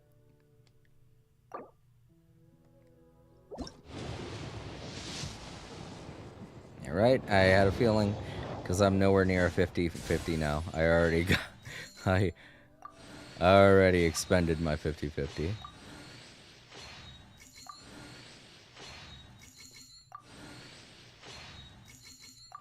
Oh no, another Barbara. I'm just going to get constellation stuff. Constellation stuff now. This is like, yeah, they gave me the, ugh. Yeah. Oof. Alright, well, let's go ahead and give out the constellations. It seems like a bad idea because I already have Barbara. It doesn't seem like a good idea to do 10 pulls on these banners now. Because Barbara is already at max. There's a strong possibility I'll keep getting Barbara over and over. And that won't be good because I'm just going to get used to stuff if that's the case. Alright, her last constellation. I gotta go down to it. And there you go. There you are, Barbara. You're C6. And now you can bring someone back to life. Fully restores and revives characters' HP to 100%. That's great. And this effect can only occur once every 15 seconds, which is basically... Oh no, 15 minutes. Okay, yeah, I was about to say. 15 seconds, so that's like basically nothing. No time that I have to wait. But no, 15 minutes. Oof, yeah, I'd have to wait quite a bit to bring someone back to life. I'd have to definitely use that as a last resort, you know, if it came to reviving someone.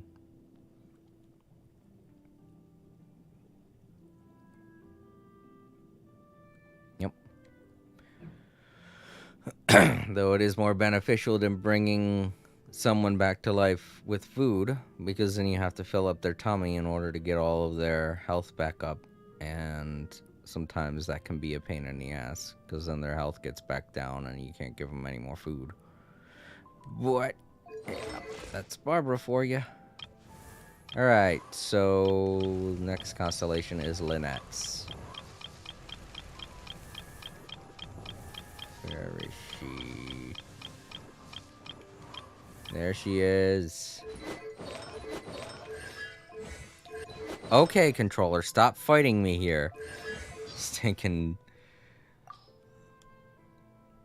drift. Alright, her first constellation. Thrust hits. Running with a shadow sign of vortex will be created at the opponent position that will pull nearby opponents in. Oh, okay.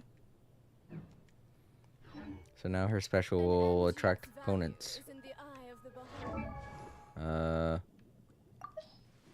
And we have Yelan. Yes. Awesome. Finally. Everybody else had her and I didn't.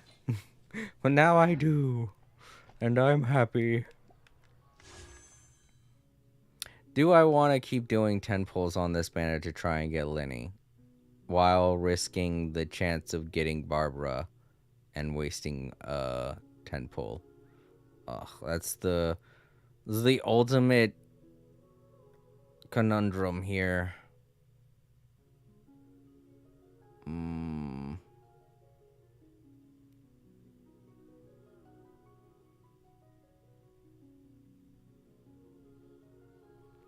I'll do...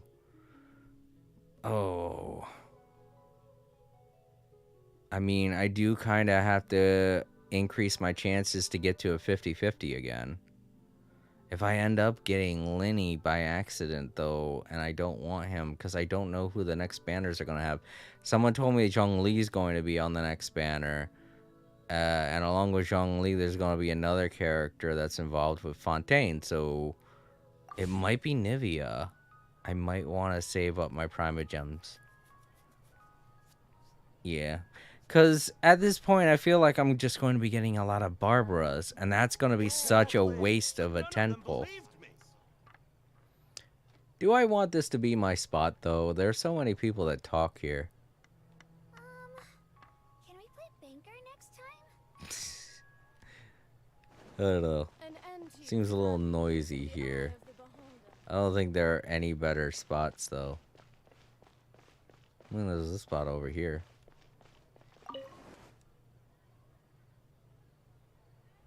Yeah, this is pretty far away from a lot of people. Not very nice views, though, but that don't really matter.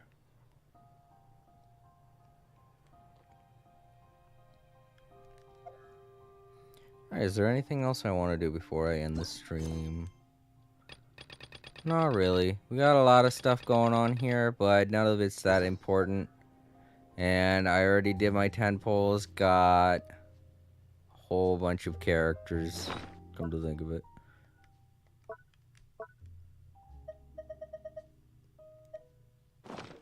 So yeah. Next time I play, I'm gonna take care of Lenny's story quest, or at least try to get some keys towards it. And if that's the case, then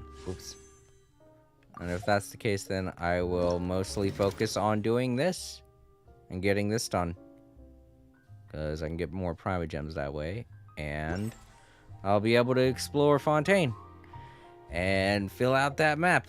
This is the other thing that I need to do. Need to open that and find all of the rest of the waypoints. And some of them are underwater, so there's going to be a lot of swimming next time I stream. I'm just curious how they're going to fill out the map for Fontaine too. Like, is it going to go this way? Is it going to go this way? Is it going to go up more? I don't know. That's the thing. I don't know. We have no clue. So if it is going to go, we've got to be able to fill in this spot here, you know, this whole area here. What's going to go in there, you know? I'm so curious. I have no clue. This is just like a huge ass hole in the middle of the map now. It feels like, you know? We gotta fill in some space here. I mean, we did quite a bit of that with Samaru. It just started out as like over here, but then as the year went on, we got all this stuff up here. So hopefully we'll get all of this stuff over here. Hopefully. And finally put like something in here, whatever the heck that's gonna be. I don't even know what that would be. It's probably just gonna be nothing. Or it could be something, who knows. So many mysteries to uncover next time I play Genshin. Alright, so I won't be streaming anything this weekend because I'm going back to work. My vacation's over with. Everything's all done. No more vacation. Lynn and Mooney gave me messages yesterday. So nice. Love them. And Zio. Oh no, that was a while ago. Alright. So everyone, I will talk to you later. Let's get back to the menu so I can give out my thank yous and all of that. Gotta go into work tomorrow, so I won't be streaming tomorrow.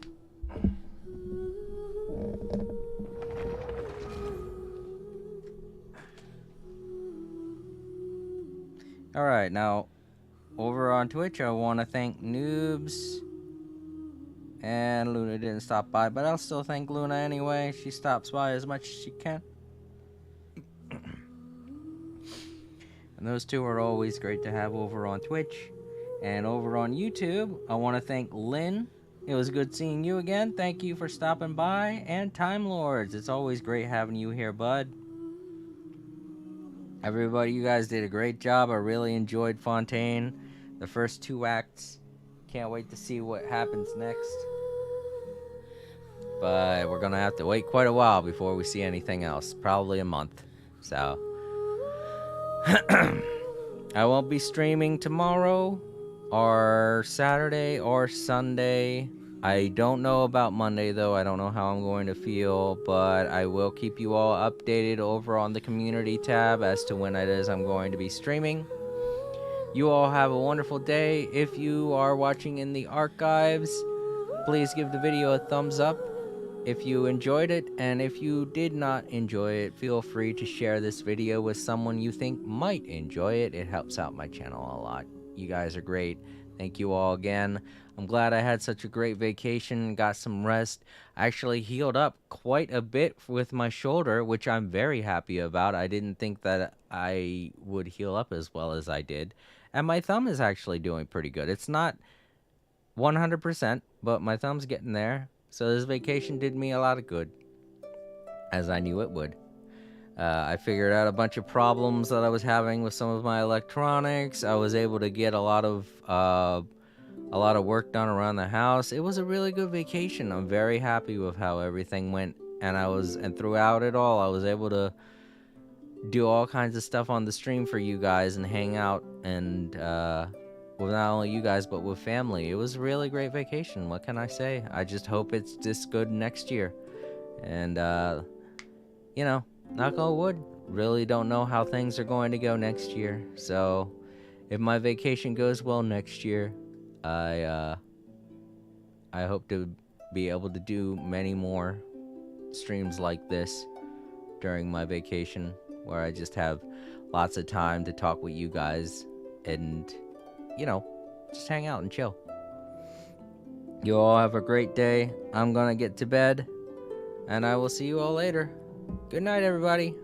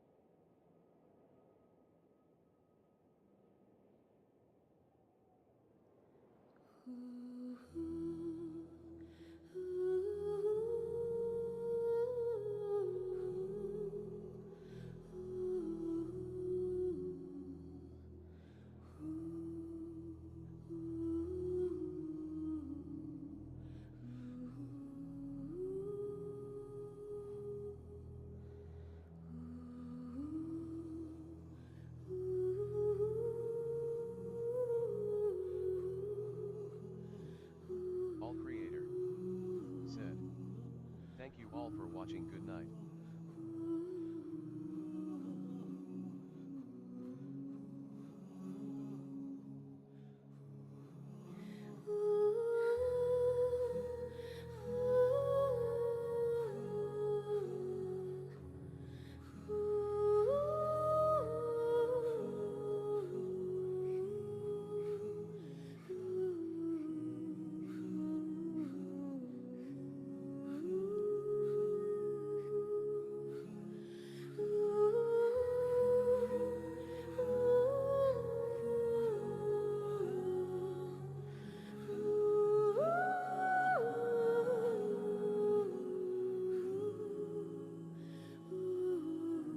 All Creator said, "I hope you all had fun. Good night, everyone."